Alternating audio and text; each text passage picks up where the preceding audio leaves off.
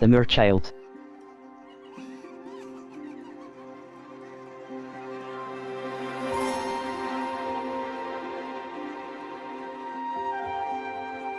Chapter 1. The Changeling.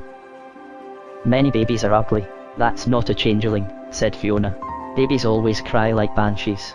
They go for months and months without ceasing. Sorka is perfectly ordinary. Her skin, green as a gremlin's, would lighten to be more fitting with her shock of white hair, or her hair would lighten. The shifting colour of her eyes will settle, too, and turn blue like mine. Fiona scooped Sorka from her truckle bed by the armpits, and hugged her close. And yours, Padraig. Their baby's eyes shone cloud, grey, moss green, and even startling lilac, but never blue. They slanted strangely, and the white showed scarcely a glimpse of white around the irises. Like the eyes of a squirrel, they are, muttered Padraig. Not from my side of the family. They lived in a little cottage where an old monk had died, at the far edge of a forest with a path dwindling into a moor. Their only neighbour lived across the dirt road, an old man who owned 3 cows always wailing moo. This just serves him right, for all the noise his cows make, said Fiona, who glared at anyone who gave a puzzled look to Sorka's persistent tantrums. She sat in a rocking chair to rock her baby. But when Sorka grew more active and got harder to control, Padraig was not as patient as Fiona. Can't you keep her from screaming? Why's she always screaming, like a bogger fluke? Be quiet and eat your dinner, Padraig, and leave Sorka alone, said Fiona. I know more about her than you do. Her tantrum has gone on long enough. Padraig paced back and forth. He shook his head. She'll be out of the truckle bed soon, and strong as my old ram. Look at her kick, there, will you? Leave off staring at her. It frets her. It's me that frets her. Padraig backed away so the baby's screams abated slightly. You see that? He shouted. It's me she can't abide. Her own father. Maybe you're too loud. Fiona shrugged. It's not my fault if she likes me better. Just shut her up. Fiona made tea of St. John's wort in her kettle, only to have it knocked out of a spoon and into her face while the baby shrieked and kicked with redoubled fury. Next, Fiona tried a spoonful of honey, not caring whether it was bad for little ones. At once silence settled like balm over the cottage, and after a few minutes their baby slept. Fiona snatched up her shawl, and ran out the door to recover her wits in the sunshine, leaving Padraig alone. Padraig sat down at last to his porridge, but kept an uneasy eye on the truckle bed. I'll watch for another wild bee swarm, he said to himself, and braid another straw skep to bring it home too. Plenty of room for 3 hives, out beyond the garden. He did not think about how, when standing close to the baby, he'd been wearing his belt with the iron buckle, or that their salt box was full. He did not even think about how the child had been easy to care for until its christening day. This had been long delayed, because Father Peter, who lived some leagues away in town, was prevented at first by illness, then by a late snowstorm, so he'd not visited until the first lambs dropped. No one forgot that christening, with the baby squirming like an eel in the priest's arms, screaming fit to deafen them all. The holy water went every which way, but whether a single drop fell on the baby's head, only God could say. Padraig did not think about these things, even though elfin creatures hated iron, salt and holy water. He only became troubled with airy dreams. One morning Padraig hadn't yet gone down to the forge for work, but was finishing his breakfast, a chunk of bread, as Fiona bent over the hearth to set the day's loaves to bake. She straightened, dusted barley flour off her hands, then sat next to Padraig on a stool. Their baby, across the single room in her truckle bed, seemed fast asleep. I must talk with you, said Fiona to Padraig. She threw off her shawl. I actually do think our baby is a changeling. The baby raised itself, and stared straight at them, with wide, tilted eyes, pure lavender. Their colour changed at once to smoky green. Then it flung itself back into the bedclothes, and began screaming again. Fiona snatched the child into her arms, looking over its struggling, twisting body at Padraig. There now, she cried. Just see. She really isn't very normal. Will you not fetch the honey, Fiona? Roared Padraig with his fingers in his ears, and himself strode across to the shelf to bring her the jug and horn spoon, so the baby shrank from him, screaming louder. Padraig backed away. It's not you, Padraig. It's the iron you have about you, said Fiona. God's mercy, woman. I am a smith. I will always have iron about me. Then she will always shrink from you. Padraig dropped onto his stool again, his gaze on his daughter, whom the honey had quieted. I cannot believe it, he muttered. Nor will any folk in this country, snapped Fiona. She held the baby close, and turned a defiant shoulder to Padraig. "Do you not want your true child back?" asked Padraig. "Maybe this one is better," said Fiona. Padraig waved her quiet with a hand.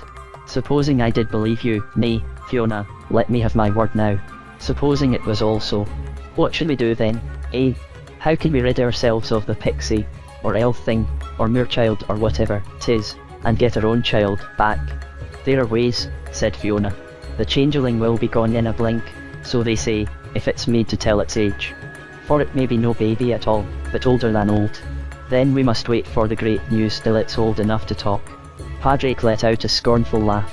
"Tell us another cure." "I've heard, but cannot swear it," continued Fiona, "that the folk will take their creature back if it's thrown into a well, or onto the fire, or sorely beaten." Padraig's gaze turned somber. "No, I'll hear no more of these cures. I doubt I could so ill-treat any creature. Not when it looks so like a child." And so Fiona rose again, and put on her shawl, then went back to the hearth. There was nothing they could do but wait for time and trouble to change their minds. Chapter 2, Sorka. The speech around Sorka was mysterious as she learnt it anew. She waved her tiny arms and legs, and as they grew longer and stronger she began to crawl, then stand, then stagger from the cot to Fiona, from Fiona to the cot, and sometimes to Padraig, of whom she was no longer terrified, only wary without knowing why. The squalling and screaming at the blacksmith's house dwindled to normal levels, and Padraig and Fiona gave thanks on their knees for the colic's end. The neighbours were relieved too, that all was back to normal, though Mary Mulchy claimed she'd seen Fiona's infant leap from the truckle bed and run straight up the wall to perch, cat-like on a rafter. A year went by, then others, and Sorka grew from an ill-favoured baby into a rather scary-looking little girl. No one dared say so, for Fiona turned like a wolver on anyone venturing a comment. But all you needed were eyes in your head to see Sorcha's dusky greenish skin had never lightened, while her wild bush of hair was paler white than ever. She was wiry and tall for her age, her slight body topped with a head that seemed large because of all that hair framing a pointy-chinned, snub-nosed face. Even Betwild Fiona admitted her child was strange. Sorka was too strong for her size, with long, needle-sharp fingers and toes, but if she spied anyone frowning at them, those fingers and toes suddenly looked as short as any child's, though no one could ever quite decide whether a change had occurred. It was otherwise with the child's eyes, variable as ever, shifting from green to smoky grey to match her moods, with glimpses of that startling lilac when she was into mischief, to mirror-like dark which was a defence against eye contact. Sorka needed little sleep, had no fear of darkness, and could see as well at midnight as at noon. Despite her frantic parents' warnings, she'd slip outdoors in the wee hours, scramble up onto the thatch, and watch the moon a while, or wander into the night. She was forever missing, and Padraig fetching her back from the woods or, oftener, from the moor. She was more at home in the wild than in the cottage. Fiona began to wonder if she should take matters into her own hands, and try one of the cures. Her best chance came late one autumn, the morning Sorka turned 6, when Padraig decreed Sorka must begin her share of the family labour. He sent her out with the other little ones to gather firewood. Fiona, gathering leaves and silverweed in the edge of the woods, secretly followed her daughter. She listened to Sorka making friends. "I know you." It was Mary's little chestnut talking. "You're the Smith's, Sorka." After a moment, "Aye, the Smith's my da." "Who's yours?" "Seamus the miller." "We've got 100 sheep. And a horse." "My da owns the mill." "I've got 4 brothers and 3 sisters." Somebody asked experimentally, "Are you a changeling?" "What's that?" asked Sorka. It was plain nobody really knew. A girl's high voice piped, "How come your hair's like a haystack?" This provoked a brief bright green glare, and Sorcha's tongue thrust out as far as it would go. Suddenly, Sorka cocked her head to the side in a bird-like manner, and her eyes focused wide on something none of the other children could see. In an unfamiliar language, she began reciting a chant, alternating between a low whisper and a loud shout. Her words seemed to possess power as the other children stepped away. In that moment, Sorka transcended a boundary no one else could deny, until abruptly, her chant came to an end. In the tangle of hawthorn around their clearing, she stood motionless within the ragged circle half a dozen children had formed around her. "Eh, what was all that?" Chestnut pointed one of his sticks at her. "I'm going to tell me da you're fooling around, not doing your chores." But Sorka could move quick as a lizard, and pinch hard where it hurt worst. Amidst Snut's cries, Sorka faded so suddenly behind a hazel clump, Fiona nearly missed the movement. wondering if Sorka would flee home, and what she would tell Padraig if she did. Fiona followed, only to see Sorka turn from the village and head across a glade of open woodland, used as winter pasture. She made directly for a shallow hollow on the far side, and Fiona eased through the shielding thickets to the hollow's bottom, where sparkled a spring-fed pond. Merely thirsty, Fiona decided, and found a peephole through which she peered. Sorka was kneeling at the pond's edge, leaning over the water like a winged thing just alighted, long fingers braced on the grassy rim, hair like a cloud floating about her head. She'd never looked less human, despite her apron and dress. "Now," said a voice in Fiona's mind. "I could do it now and it would all be over." The pond was deep, one could simply tip the creature in, push her under. In a twinkling she'd burst out with a shriek, and fly away to her elfland, and Fiona would find her own dear child back in its cot. Then the wide, tilted eyes were staring fixedly into the pond, and Fiona realised Sorka was not drinking, had not come to drink. She was trying to see her reflection, a hopeless task in water constantly stirred by the underground springs. No doubt she'd little notion what she looked like. Well, who does? Thought Fiona. The only mirror in the village, a scratched disc of polished bronze, got stolen by gypsies years ago. When the light was right, one could see one's silhouette far down on the well's surface, or get a blurry glimpse of colour and shape in the bottom of a tin pan, if one owned a pan of tin and kept it polished. Mainly, one looked at other folk, and had no reason to wonder about oneself. Sorka now had good reason, but the pond with its moving surface would never answer her questions. After a moment, Sorka lifted a hand, and pressed her hair as if trying to flatten it, sniffled angrily, then pulled a crinkly lock around to peer at it cross-eyed. Finally she sat back on her heels and gazed past Fiona's hiding place, her eyes fading to greyish mauve, face forlorn. Fiona found her thoughts in a tangle. Poor unblessed creature, it may be she has no more wish to be here than we have to have her. Does she yearn, as one of us might, for her Hienish home? Does she even remember a place where she once belonged? Did she never belong, even there? Sorka stirred, then took a long breath. She leaned over the pool once more, and this time drank deep. It would have been even easier now to tip her in before she could save herself, but Fiona could no longer imagine doing so. In a moment Sorka stood, brushed vaguely at the mud on her apron, and set off toward the woods and her cask. Fiona watched till the small figure was out of sight among the trees, then she took up the bundle of herbs she'd gathered, and walked slowly home. Fiona asked herself often, in the next few years, why she'd not acted when she could, if it would not have been kinder to do so. She got no answer, but as she observed the children and Sorka growing up with them, it all seemed oddly familiar. It was the same as their grandparents had decided, years ago, about Fiona herself.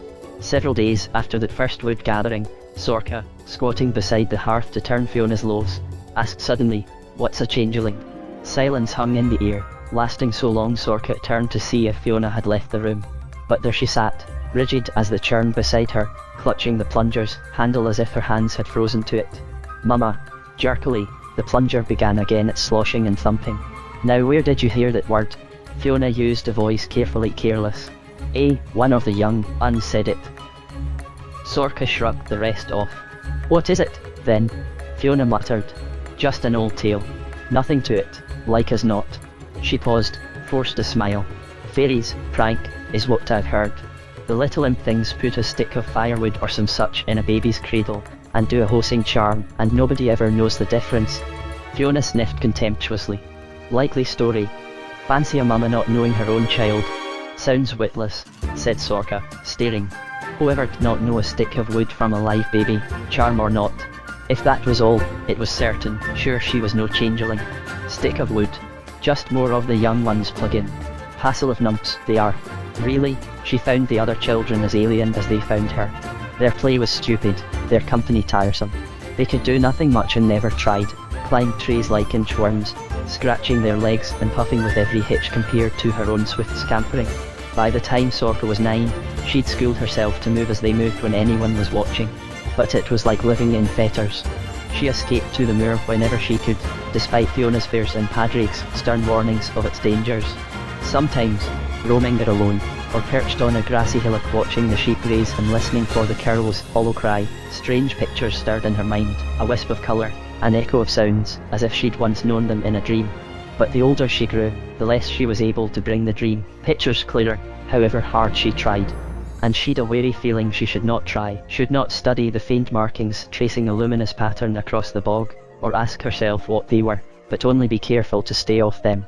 If now and then she heard cries of birds she couldn't name, she hastily shut her ears, the back of her neck prickling, and hurried down to the village and her neglected tasks, preferring Fiona's scolding to the bleak loneliness that crept over her at those sounds.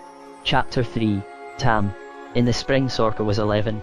The tinker Finnegan wandered through the village and up onto the moor in his hooded pony cart, with his 3 goats, his old dog Warrior, and his orphan boy Tam. Sorka ignored their cart as it rolled past. She'd already had one encounter that morning, unexpected and unwelcome. Indeed, the whole day had started out poorly. She'd neglected to turn the bread on the hearth while Fiona was at the well, and 4 of the 6 loaves burned, one worse than the others. Therefore that one, Padraig decreed when he came in from stirring up coals in his forge, should be Sorka's breakfast. Fiona had hurried to her defence, tried to hustle the burnt loaf into the fire and out of the argument, but Padraig retrieved it, lifted Sorka in his big, calloused hands, and set her firmly down in front of it at the table. "'Tis only right. Because she was careless, we eat burnt bread. She shall eat the burntest." Fiona, tight-lipped, broke the best piece off her loaf, and slid it over to Sorka. Sorka pushed it back to her with a shrug. "I was careless," she said, and began eating the burnt loaf. Then Fiona's face had stiffened, and Sorka realised, with a familiar sinking feeling, she'd again done the wrong thing.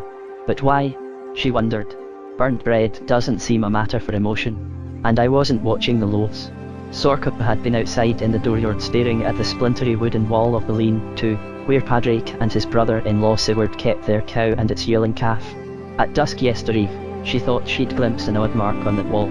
This morning she'd looked again, and there it was, faint and slightly glimmering in the early light, half lost in the wood's roughness, but there, all the same. Sorka had stood squinting at it while the loaves behind her in the kitchen burned, so the burntest was her fair portion. It was also bitter and hard as rock. She hid most of it in her apron to give to the birds, and escaped to her morning duty, which was to milk the cow and drive it to pasture in the high field. The mark was gone from the shed wall when she hurried outside, lugging the heavy wooden pail by its rope handle, pulling up her hood against the light rain. Or else she'd forgotten where to look. She stood searching the splintery surface until Fiona came to the doorway to shoo one of the hens out, and spoke to her sharply. Then she made haste into the shed. The calf was loose from its tie, standing spraddle-legged beside its mother, nuzzling her bag. "Here, then." "Stop it, ye great gawk," cried Sorka, dropping the pail and grabbing the calf around the neck, yanking its head aside. She didn't think it had been sucking, it had grown so lanky it could scarcely stoop low enough to reach the teats. But it had slipped its head yoke, which still hung from the iron bar Padraig had fixed to the opposite wall. Leading it there by its ear, Sorka reached for the yoke, and stopped mid-motion. The hook was loose from the ring. "Now, then," Sorka muttered to her captive. "If you're not the first beast I ever saw could undo its own tie." The calf bawled, and tried to shake free. Sorka tugged it into place, then gingerly hooked the chains around its neck, shivering a little, scrubbing her hands against her skirt to wipe off the smarting sting of iron. She peered closely at hook and ring. They were sound as ever. This was her cousin's doing. The cow was her task, and its calf was the charge of Morgan and Moira, twin daughters of Padraig's sister Brigid and her husband Sigurd. Sigurd and Padraig had fixed the children's duties the moment the calf was born. "So it's Morgan'll be ticked off, not me," thought Sorka, and went over to milk the cow, catching up the one-legged stool on her way. She settled the wooden pail between her knees and her head in the cow's flank as Fiona had taught her, and reached for the teats. At the first touch she knew she was too late. The calf had suckled after all, or the cow had been milked. But how could it be? The stubborn beast is just holding back. Trying to cozen me because I'm new at this, thought Sorka, who'd learned to milk only a month before. "Give over, now, Mull." She pulled at the teats. But old Mull had something to say to that, swinging her horns and aiming a kick at the pail that spilled the cupful Sorka had managed to get. Her bag was limp and empty. Nothing to do but go tell Fiona what had happened. So there was an argle-bargle, sure enough, the kind Sorka hated most, with Fiona wanting to make cheese and no milk to make it, and stalking across to Aunt Brigid's house, dragging Sorka with her to confront Morgan and Moira, and Morgan hotly defending herself and Moira wailing and Brigid saying Sorka had lied, and likely unhooked the calf herself in the night just to plague her cousins as she was always doing. At that point Fiona squared off for battle, and Sorka slipped away back to the cowshed, leaving the others to shout each other down. Loosing Moll's tie, she hurried her past the bawling calf and out of the shed. When they'd finished their brangling, Morgan and Moira would mind the calf. Meanwhile, let it bawl. Sorka prodded Moll into an indignant trot that set her empty bag swinging, up the crooked trail past the last village shed and the apple orchard, around the fringe of the wood above Moorwater. With the apple trees between her and the village, she allowed the cow to fall back to a walk and go at her own pace up the winding hillside trail to the pasture. The other village cows were there already. Rab and Chestnut, oldest sons of Seamus the miller, were just coming back through the gap in the stone wall, preparing to replace the peeled log that barred the animals' way. They dropped it and watched as Moll made much ado of stepping over it before ambling along to join her sisters. Ignoring her audience, Sorka wrestled the log into its socket, and walked on across the tilted, daisy-strewn pasture, zigzagging elusively among the grazing animals until the two boys had turned downhill and she was alone. Over the wall again, on the far side of the pasture, she pushed between the thickets, edging the foaming, noisy little brook, and jumped into it, shivering with pleasure at the shock of icy water on her bare feet. Then she waded upstream, beyond the hayfields and wasteland, past the crumbling remains of the wall that marked the end of village land, and onto the moor proper. Here she was at home, comfortable, and hard to find, as she knew from her other stolen flights. There'd be no churning today anyway, and she could gather the cows bedding on her way home. Perched on a boulder to let the gentle air dry her feet and the draggled hems of her dress and apron, she pulled in a deep breath of heather and broom, gazing out over the rough, wild terrain, and the fields and village below. It was still raining in the valley. The curtain of dark grey blurred the crooked line of roofs beyond the woods. Uphill from Sorch's Rock, where the moor lifted into its high uplands, the sunlight flamed golden in the broom flowers, the only yellow flowers she did not shrink from. Here, between heights and valley, it was something between rain and shine, a pearly May morning.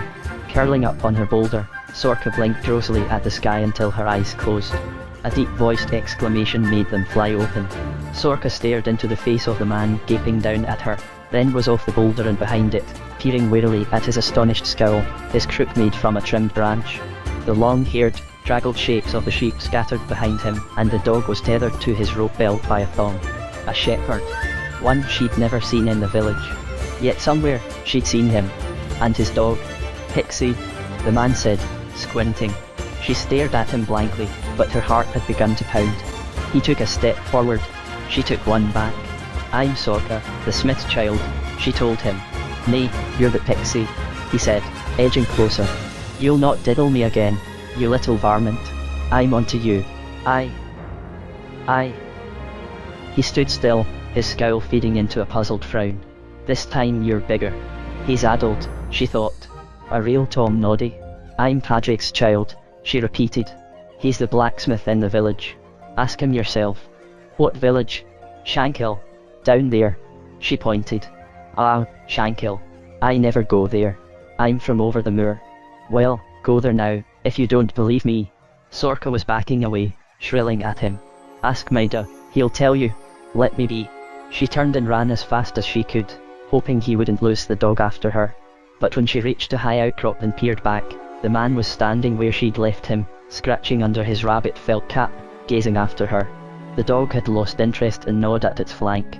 Sorka dodged behind the outcrop, and climbed on until she was out of his sight. She'd never ventured this far before, preferring to keep the village where she could see it, whether she went back before nightfall or not. But she meant to give a wide berth to the rattlehead shepherd. Pixie. Still, he scared her. I know I've seen him before. No doubt I have, when I was much smaller, as he said, in fact too young to remember much about it, when I was forever running away up to the moor. It's nothing at all to be scared of. She was on top of the world now, feeling tall as a giant with far distance all around. The sun had slipped behind thin clouds, and mist drifted around her, touching her with chill fingers. Tightening her cloak strings, she wandered on, stepping wearily now, though she didn't know why. The ground was stony and rough, covered with coarse long grass like matted hair between the clumps of broom. The grass was different, here and there, slightly shining. Glimmering streaks of it swerved around rocks and between the broom, back and forth like the rutted paths the sheep made. But these were not sheep paths. Squinting hard to keep one in sight, the glimmer kept vanishing and reappearing up ahead, and careful not to step on it, Sorka followed a slim trail into a hollow, then scrambled up the steep bank on the other side. She was brought up short by a loud blat. So close she slipped and gave a squeak of fright. She found herself confronting a large black goat that had thrust its forequarters over the lip of the hollow to stare down at her with its yellow eyes. She stared back. Sorka knew nothing of goats except that they weren't like sheep. "Get away, you," she ventured. It merely began chewing its cud, setting its beard waggling and the little bell around its neck tinkling. It didn't move. "Well, then, stay there, I'll go around," muttered Sorka, glancing down to be sure not to step on the trail she'd been following. It had vanished, or she'd lost it. Sorka started up the last steep bit, giving the goat a wide berth, only to see another goat appear against the sky beside it and stare down in its turn. This one was white, and smaller. An instant later a grey one shoved up beside the white. It was a flock, then. Maybe with a rattlehead goat herd and a dog. She'd best turn back. At that moment the goat herd appeared beside his animals, and it was only a boy not much older than herself, dressed in an assortment of rags and tatters. He was dark-haired and gangly, with bright blue eyes and a stubby nose. He didn't look rattle-headed, but funny and friendly, and nice. "Oh, 'twas you, was it?" he said in an interested tone. I wondered what they was gawking at. "Don't be afeard, they won't hurt you. Come on along." "Nay, I won't go through your flock. There's only the 3 of them." "Hey, you, devil, get along, all of you, go eat somewheres else." He bounced his stick impartially on 3 bony rumps, and the black goat pushed bossily between the others to lead the way back out of sight. The boy reached his stick down. "Grab hold, I'll give you a pull." Sorka grabbed, all but flew up the slope with the vigour of his pull, and stumbled forward until he caught her. "Sorry, you don't weigh much, do you? Here, sit down and puff a bit," he invited. She'd no need to puff, but she dropped down on one of the low boulders scattered about the moor, and he straddled another, tossing aside his stick. They examined each other, he with a curiosity as open and friendly as his face, she without once feeling she must make her fingers or toes shorter. They exchanged names. His was Tam. "What are the goats' names?" Sorka asked him. The big black and his attendant nannies were browsing on some thorn bushes a little distance away. "Devil's the black one. The little white is Angel, and the grey's just sister." "Are they yours?" "They're Finnegan's. But it's me as looks after while Warrior looks after Finnegan." "A warrior? Not a real one, just Finnegan's old dog. Is Finnegan your da?" Sorka scratched her nose. "Nay, me da's dead. Mama, too. Finnegan's the tinker. We pass this way every year or so, camp on the moor a while, move on.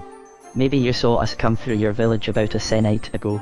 Old 2-wheel cart with a raggedy hood, pony and warrior in front, me and the goats behind." The boy grinned again, at himself, it seemed to Sorka. He'd good white teeth, with a space between a couple of side ones that lent him a rakish air. She said, "We need no tinker in Shankill. Mida does all the smithing hereabouts." "I know that. So does Finnegan. No matter. He can make boots, and shoes, and saddles, and harness, and gloves and dagger sheaths and locks and leathern boxes. But who'd hire such skills?" Sorka was round-eyed. The only horse in the village was Seamus the miller's, and it already had a saddle. The oxen worked under wooden yokes. Nobody locked anything. And who wore shoes or boots until snow flew? As for gloves and dagger sheaths and leathern boxes, she'd never heard of such fineries. "I doubt he'll find work in Shankill," she warned. "'Twon't matter to Finnegan. He'll find some way to earn a flagon of mucksta or strong cider, then he'll worry about nothing till it's empty and he's full. He'll be drunken." Sorcha's eyes grew rounder than ever. "Whenever he can be." Tam shrugged. "Got a lame leg, Finnegan has. It pains him bad. He won't talk of it. Mostly just takes it out on me and the pony," Tam added cheerfully. "Truth to tell, I'd ruther he stayed drunk. But do you have nothing to eat, when he is?" "Oh, me and Warrior see to ourselves. The dog's a good ratter, catches most of his own meals. In the towns, well, I'm a fair hand at tinkering, myself, by now. Had to pick it up, didn't I, to finish his jobs when he's boozing. On the road I can always find a day's work, and there's the goat's milk and hearth bread. Finnegan fills a hoggin with barley flour afore we leave each spring, or I don't budge." "Where do you live in winter time?" "The King's Town.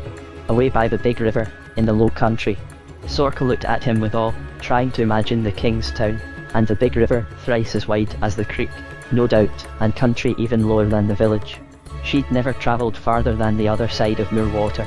Musing back over their talk, she found a puzzle. How did you know my dad's the smith? Well, they said you was the. Tam floundered a moment, went red under his tan, the young one at the smith's house. I saw you t'other day, in the village. I was filling my water bag at the well. They say you're. Didn't you know it? Sorka shrugged. What do they say? Tam kicked at a grass tussock, frowning first at it, then toward the goats, which had browsed their way over the next rise. Then he answered carelessly. Not much. Only what they say about any young, undifferent from their Rabs and Annies. They say you're eldritch. They say you're a changeling. He turned back to her, smiling, and she waited. She'd heard that much from the Rabs and Annies themselves. They say the same of me, he finished blithely. It was something too bad to tell her. What do I care? They can say what they like, she told herself. The chill mists were swirling around them suddenly, the next thing to rain. Sorka pulled up her hood and rose. I've all my tasks to do yet, she said. I'll be going. But maybe soon be climbing up again. Maybe. She smiled to show she bore him no ill will for a lie meant kindly, then started down the slope, avoiding the steep-sided hollow and the glimmering trail she could no longer see, that might not even be there.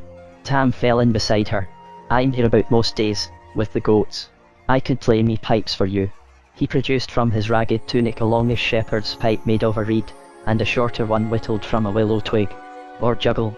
He stuffed the pipes away, snatched up a handful of pebbles and set them flying up in front of him, changing their pattern from circle to up and down to an arc over his head, while Sorka watched, astonished. Whirling about, he caught the pebbles one-handed behind his back, then strolled toward her with a grin that showed the gap at one side. But that's wizardly, she exclaimed, any insult forgotten. How can you do it? My dad taught me afore he died. And I've the long day with the goats to do nothing but practice. If you climb up again tomorrow or so, I'll show you more. I will. Sorka looked back once to wave at him where he still stood outlined against the drifting mist, idly tossing the pebbles as he watched her. Then she skipped and danced her way down from the high moor to the tilted wastelands where the bracken grew thickest. With the wooden-handled knife Padraig had made for her, she cut a pile of the fern fronds and tied them with bindweed into a bundle. Worrying it up somehow onto a boulder, she backed up to it and hitched it onto her shoulders, slanting it across her back and clinging with both hands to the bindings. Today, with Tam and his goats and his pebbles to think about, she went through the familiar motions without once losing her temper, and with the frond tips jiggling against her ear went on downhill past the low field where a few village men were weeding the long, greening strips of winter grain, and along the crooked trail around the apple orchard. Just beyond Connor's stall she came in sight of the village street, with its score or so of stone cottages and sagging sheds scattered higgledy-piggledy along it. Several log ladders leaned against the house walls, for it was the season for pulling moss off roofs and repairing thatch. But the men or their sons who should have been on the ladders were instead clustered near the well, their mallets dangling from their hands. With them were a dozen good wives, white kerchief heads huddled together, forearms tucked under their aprons. A few of the younger children played tag around them, and old man Cormac was hobbling toward them with his dog. Something was up. Their murmuring buzzed like a threatened hive. Sorka did not see Fiona's sky-blue shawl among them, but she spotted Aunt Brigid, and remembered with a disheartened rush the cow, the calf, the morning's brangle. Now it would all turn out to be her fault. Brigid would make sure of it. In the centre of the group was a stranger, a man with his back toward her, telling some tale that held the others spell-struck. Sorka glanced regretfully at the smithy and cottage, just a few steps along the rutted street. She couldn't reasonably get close enough to hear the story, though doubtless, she'd hear it on every side tomorrow. Hitching up her load, she picked her way down onto the street and across it. She enjoyed the cool, grassy mud under her feet until the buzzing of the voices ceased. Peering around the fringe of her bracken fronds, Sorka watched the group by the well stand silent, every head turned her way. Even old Cormac's dog was gawking at her. She halted, her throat closing. What could it have to do with me? She wondered. Then she saw the storyteller's face. It was the shepherd. The Tom Noddy with his pixie. He'd actually done what she said, and come to ask Padraig if he'd a child. So had he asked Padraig, or just gathered the village to set them gaping with his tomfool tale. Either way, Padraig would know how far she'd strayed today. Whirling away, Sorka stomped onto the cowshed, yanked open the door, flung her heavy bundle to the earth floor, and kicked it hard. She stood a moment flexing her hands, sore from clinging to the bindweed. Then she grabbed the wooden rake from where it leaned near the doorway, furiously cleared away Moll's old bedding, and began to spread the new. Padraig appeared in the shed doorway before she'd finished spreading the bracken in Moll's stall. Chapter 4, Horseshoe. Leave that, said Padraig. Come into the room with me. He turned away at once. Sorka hesitated, then dropped the ferns she held, and followed him out of the lean-to, into the cottage. From the dooryard she darted a glance toward the storytelling group.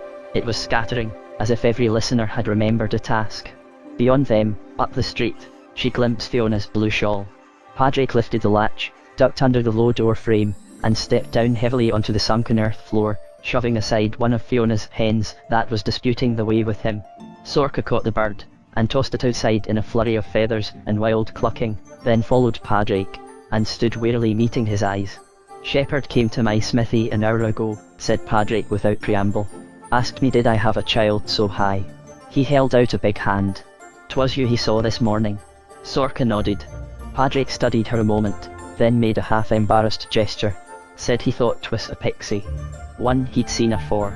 Said it to me, too, Sorka mumbled. He's some kind of Nodokins, is what I thought. He's cousin to Enya, young Hummus' wife, up the street here. Name's Cormac. Never heard he was addled. Padraig paused. Maybe not too bright. You never saw him afore, then? Sorka swallowed, tried to say, never, ended by shrugging. What's that mean? Means I dunno. I might have, when I was little, and kept running off. Can't recollect.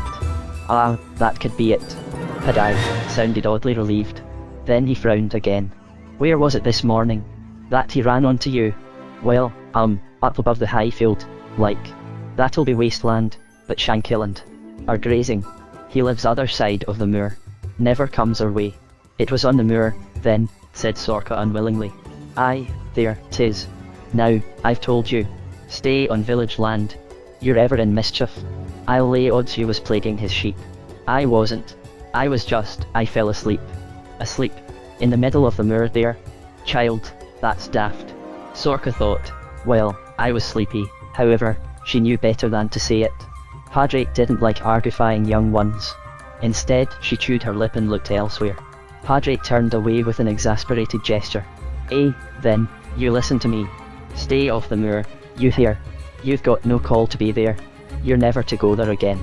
Sorka was staring at him now. Not ever, she gasped. Leastways till you're a grown maid and know what's what. Moor's a wild sort of place. No playground for snippets like you. But please, that'll do, now. No argufying. Padraig glanced toward the doorway as Fiona stepped in. Your mother'll say the same. Fiona pulled off her shawl, and hung it on its accustomed peg, asking absently, the same as what? Without waiting for an answer she added, what was the great forgathering up around the well just now? A bodid think, 'twas a conventicle. Conventicle of gabbling, same as every day, Padraig muttered. His glance at Sorka told her to keep her mouth shut. She was glad to obey. Gabbling about what? They broke up fast enough when they saw me coming. Fiona was eyeing them both. How should I know? I was at my forge. Nia's cousin Cormac was around, blethering some tale. Padraig waved the subject away. The child here was on the moor again this morning, right among Cormac's sheep. She was, 'cause he saw her there. Now, wife, I've told her to stay below the wall, and off the moor. From this minute till I say different. You're to tell her the same. His tone was stern enough to divert Fiona's attention from the wild gabblers to Sorka, who stood numb and despairing, thinking of Tam and the juggling and piping, now never to be hers. There was no use hoping Fiona would defend her this time. She'd ever fretted about the moor, scolded when Sorka ran away there, ordered her to stay below the wall. The moor was wild and dangerous. Some said there were wolves there.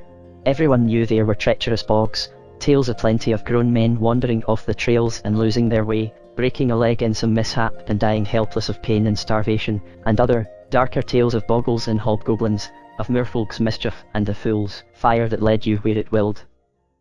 It sounded nothing like Sorcha's beloved moor, which for her was wide with freedom and unshadowed by fear. But Padraig meant what he said this time. He and Fiona changed the list of Sorcha's duties and the shape of her day. Before they finished, she was all but house-tethered. It's all that Rattlehead Shepherd's doing, thought Sorka. Mida is afeard of his tongue, that's the long and short of it. But ill luck came in threes, everyone said, and the third blow fell a few mornings later. Sorka went out to the shed to milk, and again found Moll's bag empty. Someone, or something, had once more got there ahead of her.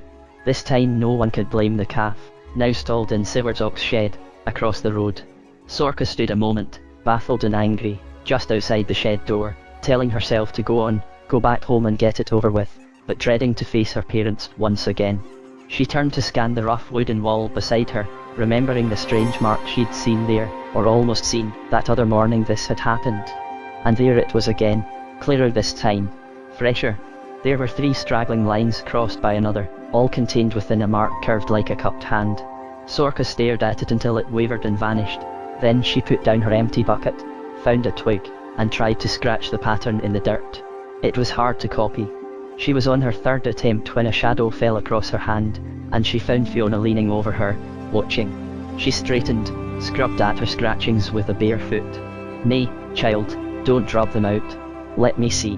Fiona put out a restraining hand, but didn't sound angry. "What is that mark?" "I dunno. I saw it." Sorcha's glance went to the shed wall, and Fiona's followed it. The mark was there again, slightly glimmering, then partly gone. "Do you see?" said Sorka. "It comes and goes like that." Fiona gazed at the wall, then at Sorka. "I see nothing," she said. But Sorka went to the wall, stood on tiptoe to put one finger on the mark itself. "Just there." I don't doubt you, child," said Fiona slowly. "But I can't see it." For a moment their eyes met, Sorcha's puzzled, Fiona's speculative. "Draw it again, on the ground there." Fiona pointed. Sorka tried her best. It was not the same, but close enough. "What is it?" she asked. "I saw it t'other time, too." "What other time?" Sorka thought. "There, now, I've gone and let it out." She braced herself for a tongue lashing, and drew a long breath. "T'other time Moll was milked afore I got here." "I see." Fiona did not seem surprised. "So that's happened again today." Sorka nodded, and waited, uncertain what was coming. Fiona said quietly, "The mark is a rune. I think it's a sign meaning a cow may be milked here, and the thief will go blameless because the blame will fall on someone else." Sorcha's eyes stretched wider and wider. The word rune echoed in her mind, filling all its spaces. It was several moments before she grasped the rest of the remark.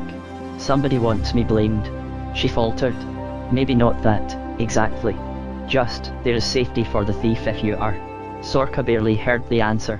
"What's a rune?" she asked. "A kind of writing. I think I know some other ones," whispered Sorka, rather frightening herself. "Or once did," she added confusedly. "I dare say, 'twas a dream. Could you draw one of the others?" "I could not," said Sorka quickly, unwilling to try or even to ask herself why she was unwilling. She cast about for some safe subject. Fiona supplied it. "Suppose we wash this mark off the wall. If you guide my hand, I will do the washing." "Will we tell father?" whispered Sorka. Fiona smiled briefly. "We will tell him the cow was milked. But I'll come with you to tell him. The washing we'll do later, when he's gone to the low field to weed the peas." So it happened. Sorka didn't know why it was so much easier to break the ill news with Fiona standing, calm and silent, behind her, but it was. It even seemed easier for Padre to take the blow, or else he was too dismayed to rage. He merely stood by the table and heard Sorka out, hands motionless on his tool belt, his big shoulders drooping. Then he sighed deeply, and went to poke up the fire. "Put away the churn, then," he said harshly. "You'll bake the loaves this morning while I'm at the weeding. Don't let them burn." "I won't," murmured Sorka, and that was the end of it. Later, when Padre had gone to the low field and the loaves were cooling, Fiona came back, carrying a small cloth-wrapped bundle. "Fetch a bowl and put a little water in it," she told Sorka. "And a pinch of salt," she added when the bowl was ready. Sorka hesitated, then found a spoon to dip the salt out of its wooden box. Salt had always stung her fingers. "Now come along," said Fiona. Sorka obeyed, carefully balancing the bowl and eyeing the little bundle still tucked under Fiona's arm. Except for old man Cormac and his dog, both dozing in a dooryard, the street was empty. From the smithy just beyond the cowshed the clang of Padraig's hammer sounded rhythmically on the still, sun-warmed air. Fiona walked straight to the shed wall, stooped down, and opened her bundle on the ground. It was full of the leaves and stems and yellow flowers of St. John's wort. Sorka skipped hastily back, slopping the water a little. "It won't hurt you, Sorka," said Fiona calmly. "You need not even touch it. Just give me the bowl, then guide my hand to the mark." She took a handful of the plant trimmings, dipped them in the salt water, and waited. Gingerly, Sorka took hold of her wrist, located the half-visible rune on the wall, and placed the hand with its dripping leaves over the center. Fiona scrubbed this way, that way, over the whole area. After a few moments, she paused. Is it gone? Nearly, Sorka told her. A bit toward that edge. She pointed, holding her finger just off the wood. Fiona dipped a fresh handful of leaves and flowers, and scrubbed again. This time nothing was left. Sorka met Fiona's questioning glance and nodded. Why can I see it and you cannot? She wanted to ask, but kept silent, fearing she might not want the answer. Then pour out the water, and take the bowl back to its shelf. Our little task is done. Fiona bundled up the crushed trimmings, and tied the cloth. She smiled her tight, brief smile at Sorka. If you dream of some other rune, will you come and show me? I will, murmured Sorka. Good. Now I'll just have a word with your dad. She turned and headed for the smithy. Sorka watched from the cottage dooryard until Fiona disappeared under the wide smithy roof, and Padraig's clanging broke off. Then she darted closer, ducking behind the tall clump of grey and gold mullein growing by the smithy wall. Padraig's deep voice rumbled. Fiona's answer floated out clearly. Nay, I wonder that we do not hang a horseshoe over the door of that shed. More rumbling, with a questioning lift at the end. Eh, well, Fiona's voice had a shrug in it. It is said to turn away bad luck. Murmurs. Then I will find some melilot tomorrow to flavour the cheese. Fiona emerged from the smithy, and went her way up the street. Sorka watched from behind the mullein clump, forgetting to move because of consternation about the horseshoe. Will that do that? She wondered. Nail iron right over the door I have to go in and out of twice a day. Iron made her shiver, made her teeth hurt her if she touched it. Her dad knew it did, they all knew. Her mum had just begun to seem so friendly, now this. There was no puzzling her out. The clanging from the smithy started up again, but at a jerky pace. Then came the clatter of Padraig's hammer landing amid his other tools. Belatedly, Sorka came to her senses, and scampered home. She was barely inside when Padraig stalked past. A moment later, the hammer blows sounded again, not ringing as they did against the anvil, but with a sombre thunk, thunk, thunk as the horseshoe was nailed above the cow byre door. Chapter 5. Bagpipes.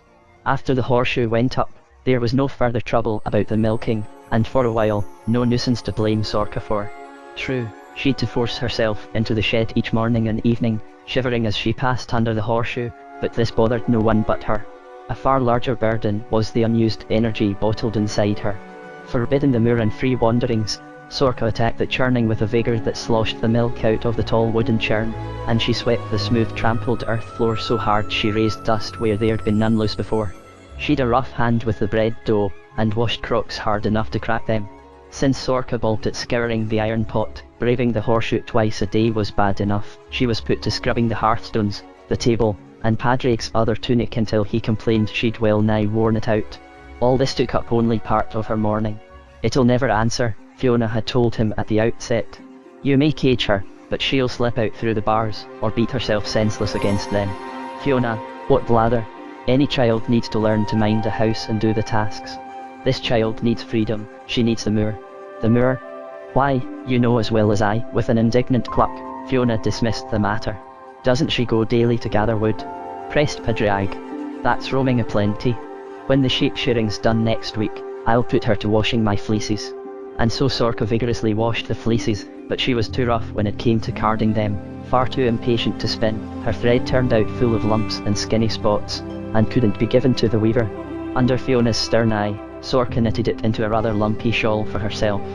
When that was done, the idleness set in again. It was not in her to sit still, or even dawdle over tasks to make them last longer. Sometimes Sorka slipped outside, and ran around and around the cottage, still obediently, at home, but at least moving, skipping, leaping. Sometimes she simply jumped up and down in the middle of the room until she collapsed in a breathless heap. Once she climbed up onto the thatch, without a ladder, and spent a satisfying hour scrambling about, pulling tufts of wild grass off the reeds, until Fiona came back from the low field and screeched to see where she was. Then she screeched at Padraig for not keeping his eyes open, whereupon Padraig bellowed that he was a smith, not a nanny, and Fiona would henceforth take that plaggy young one along to help with the weeding, and watch her herself. But there was a proper and time-honoured way to weed the grain. One used a hooked stick to separate a weed from the grain stems, a forked stick to pin it down, and the hooked one again to uproot it as one moved step by step along the row, leaving a mulch as well as a path for the reaper to follow. Sorka was not tall enough to use the weeding sticks, so she went back to the cottage. Meanwhile, May was passing, and the moor dressing itself in wildflowers, and Tam was far away on top of the world, no doubt fluting and juggling all by himself.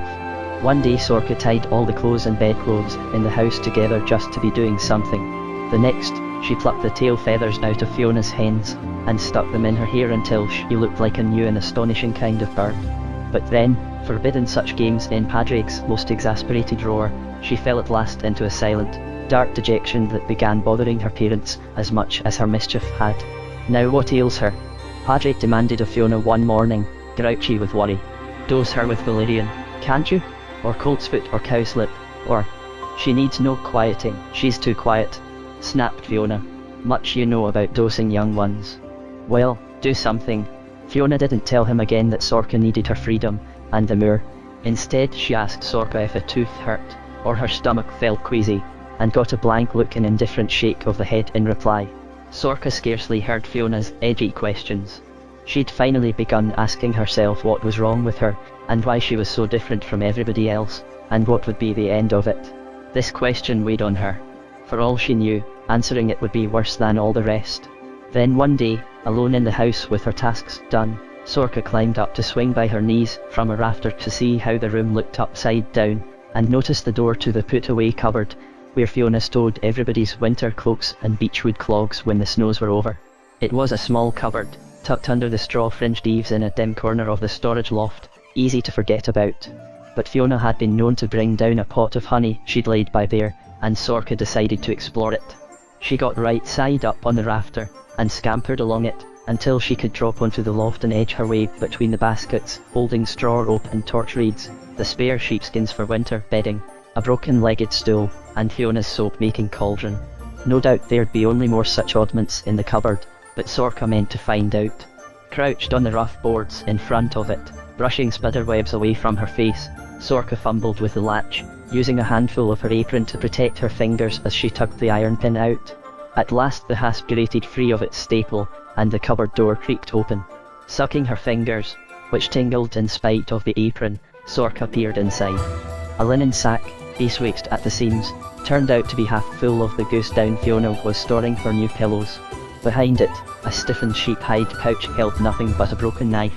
There were the winter togs, and a pot of red earth for Fiona's dyes, no honey crocks, though. In fact, nothing else, except, far back in the gloom, a dim bundle of something wrapped carefully in sheepskin, fleece side in. Sorka stretched an arm to its longest, tugged the bundle into reach, and began laying back its coverings, sneezing from the dust. Inside the fleece was some other kind of sheep hide pouch, empty and flat, but still feeling supple under an exploring finger, and on top of it, indeed, attached to it, she could see now, were several long, thin, gangly, jointed, black, nickel-trimmed, ivory-capped, tubular, tasseled. It was a set of bagpipes. Joy swept like a gale through Sorka. Breathless in bubble light, she pounced on the pipes, and scrambled backward along the loft, dragging them with her, heedless of the baskets she upset, or the clatter she made. Perched like a bird on the rafter again, with feet braced wide, she located the blow, and puffed vigorously into it until her eyes felt crossed, with little effect on the bag which hung at her side, still maddeningly slim and sleeping, though not quite flat.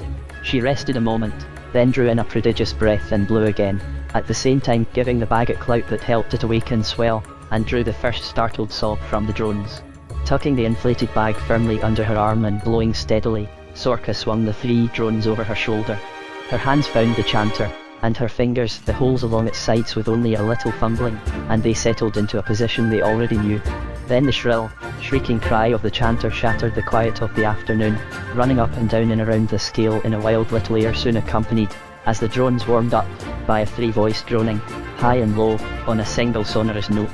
The tune hadn't ended before it swerved into another, more frenzied and clamorous than the first, which rollicked and frolicked around the little house and out over the village, with a noise to wake the dead. Padraig's was the first shocked face to appear in the doorway. He stared frantically around, then up. Stumbling into the room, he stood motionless, his wide, disbelieving gaze fixed on the rafter. At his heels, several children crowded into the open door. Behind them old Cormac blinked. Aunt Bridget craned and hopped, trying to see around Cormac. Sorcha paid no heed, only finished her rigadoon to start a pibroch of a high, piercing sweetness that had her listeners clutching their ears in pain. It was one thing to hear bagpipes wailing and groaning across the moor, in the confines of a little room. It was quite another. Padraig regained his power of speech. "Come down from there. Stop that and come down," he roared, but couldn't be heard over the racket. Several more faces appeared at the doorway, and one or two peered through the window. Sorcha was ending her pibroch when the listeners shifted in confusion, then parted to admit Fiona. Fiona hurried across the room toward Padraig, and like him, froze, staring up at the rafter. She took one long, astonished, comprehending look, then began firmly herding the visitors out of the cottage. She latched the door, and placed her own tall person in front of the window as Sorcha, giddy with excitement, began an ear-splitting fanfare. When it was finished, she paused for breath. The silence was almost as stunning as the noise had been. The first to recover, Padraig gasped, "Come down, you imp." His voice shook, and he paused to swallow. "Put those pipes back, do you hear me? And come you down from there." The glorious, wondrous, joyful afternoon shattered around Sorcha. She focused at last on his outraged face, glimpsed Fiona's dazed one beside him, and realised there was going to be another argle-bargle. Maybe the worst yet, because she knew already she was not going to obey. She didn't move, except to tighten her clutch on the pipes. The silence rang in her ears. Into it, Fiona spoke, her eyes dark with a bewilderment that, like Padraig's, seemed close to fright. "Child, how in God's earth did you learn to play the pipes?" Relaxing a bit with her own surprise, Sorcha transferred her gaze to Fiona. "Learn?" she repeated. "Aye, learn. It's plain enough you have learned, somehow or other." "Who else taught you?" Sorcha could only shake her head in confusion and growing anxiety. Again, she'd done something that seemed to her natural, but to others, strange. "Nobody taught me. But you were playing them." "I was. They were made for playing. Can you not play them yourself?" she ventured. "Aye." Fiona laughed sharply. "No more than I can breathe underwater. And it's the same for Yurda. But the pipes were here, in the put-away cupboard just yonder." Sorcha let go the chanter long enough to point an exasperated finger. Where there were pipes there was surely someone to play them. Anything else was witless. Padraig spoke heavily. "The pipes were my dad's. He was a champion piper, he was. But I'll have no young one fidgeting about with my dad's pipes, and neb leaving 'em out in the wet, or I'd never do so," Sorcha exclaimed. "Nonetheless," said Padraig, overriding her, "you'll put 'em back now where they belong, and climb down from there." Sorcha only folded her arms tighter about the pipes. This time she was not going to be scared, and she was not going to be obedient. She was going to stay on this rafter until she starved and fell off it, rather than put the pipes back in the cupboard. They didn't belong there. They belonged here, in her hands, under her arm, pressing into her left shoulder. And here they would stay. "Sorcha," roared Padraig. Fiona spoke up. "Hold your peace, husband. She's not hurting the pipes. Did you not hear how she can play? And without teaching?" She hesitated, then declared, "'Tis a gift from God." "Or from the devil," Padraig retorted. "Blather," retorted Fiona. Their eyes held a moment, then she turned away. Wearily, she added, "Let the child have them. It's the first time I've seen her smile in a fortnight. She'll make more mischief." Padraig protested. "More likely, the pipes will keep her from it." "Come, Padraig, of what use to anyone are they in that cupboard?" Outnumbered and beginning to be out-argued, Padraig clutched at a final straw. "But they're my dad's own pipes." "Aye, but Yurda can't play them, can he?" Fiona flung at him. "He's gone to his reward. That's if the good Lord saw fit to reward him for a life spent 3/4 drunken. And you can't play a penny whistle. So let be. Stick to your anvil and leave the child her tunes." "Ach, well and all," Padraig growled, glaring from one to another of them like a thwarted bear. "What's a man to do, with you females all hygiene, I wash my hands of it." He stalked to the door, and slammed out of it, still muttering. Sorcha, hugging her precious bagpipes, and feeling her whole face lift and crease in a grin of triumph, was conscious of an odd and new emotion as she fixed her gaze on Fiona. It was joy, but more. She was still trying to name it, to fathom it, when Fiona walked forward and reached up, saying, "Hand me the pipes and then come down from there." You'll be the death of me with your antics. What if you'd fallen? I won't fall, Mama, said Sorka, but she jumped down at once, brushing the dust from her petticoats, without anyone telling her, then stood searching Fiona's face, still trying to puzzle out the new feeling. She wished Fiona would give her a fiercely hard task to do, or walk into terrible danger so she could rush to the rescue. She felt a strong need to repay, but Fiona merely handed her the pipes, said, "Find a safe place to keep them. And mind you don't neglect your tasks to sit playing all day long." "I won't. I vow I won't," said Sorka fervently, and at that moment she meant every word. But it was one thing to promise, another to keep faith, with the bagpipes always tempting her to neglect her tasks, or hurry through them scamble, just to be done and free to make tunes. She kept the pipes in the truckle bed woven of straw oak that she'd slept in as an infant, pushed under the low cot she slept in now, and out of sight. But they were in her mind's eye all the same, and the tunes ran through the head, pushing and joggling to get out. She could seldom resist dropping her work to fetch out the pipes, fill the bag, and give them voice. Of all who heard them, and not one of the 87 men, women, children, and infants in the village could avoid hearing them, including old Cormac, who was half deaf. Only Bridget thought to ask a simple question: "What tunes are those?" Nobody could answer it. Chapter 6. Elf Tunes. Everyone stopped to listen. Nobody'd heard such tunes before, nothing like the traditional ones they grew up knowing that Padre Xta used to play. So where had Sorka learned them? They all wondered. When Aunt Bridget put this to Fiona, Fiona only stared a moment and said, "Likely she makes them up." Somebody brought up the Elf King's tune, said to be music so strange, wild and compelling that even the trees and stones were forced to dance.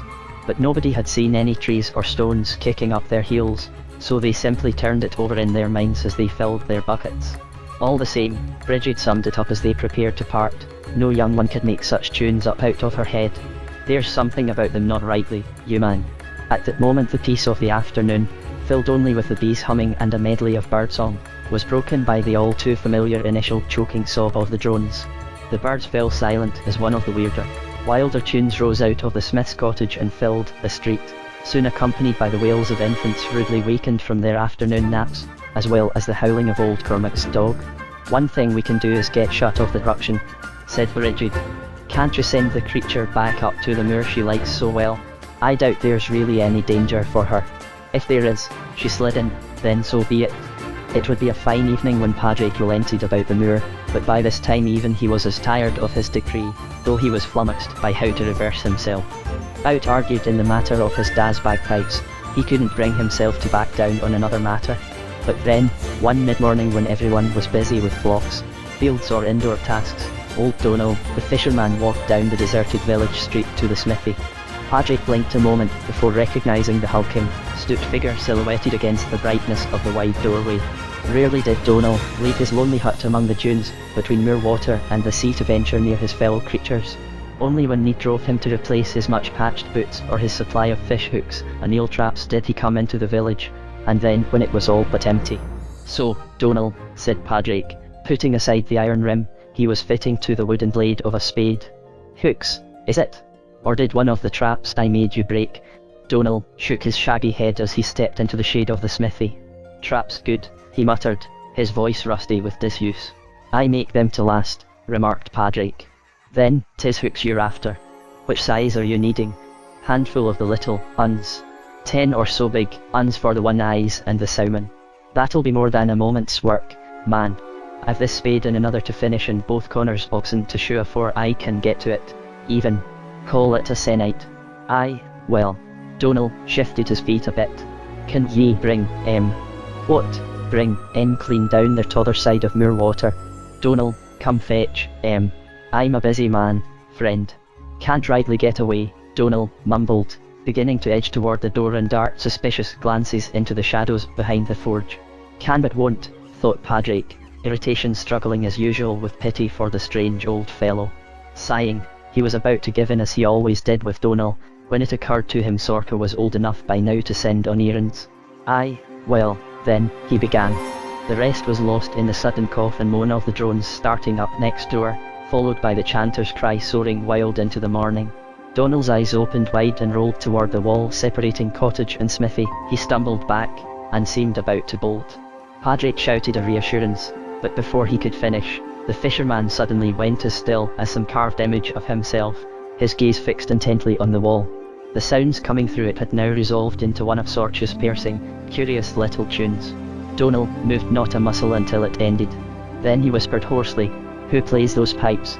"No, but my daughter," Padraig told him, trying to brush the subject away. "A child only, she knows no proper tunes." Donal gave him a strange, long look. "That's never a child of yours, Padraig. Never. No." "What are you saying, man?" growled Padraig, forced almost to roar it because another tune had started from beyond the wall.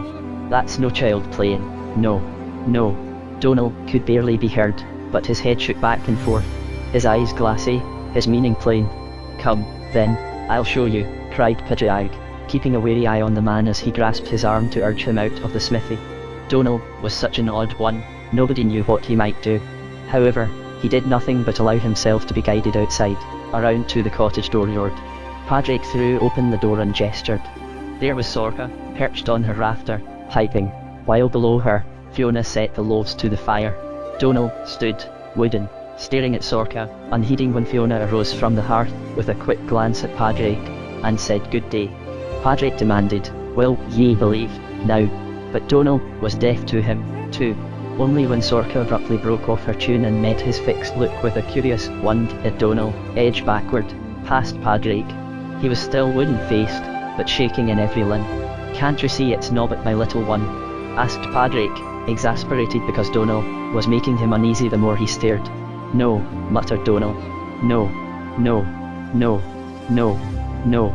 He whirled, and made off down the street, never slowing nor glancing to right or left until he plunged into the woods, out of sight.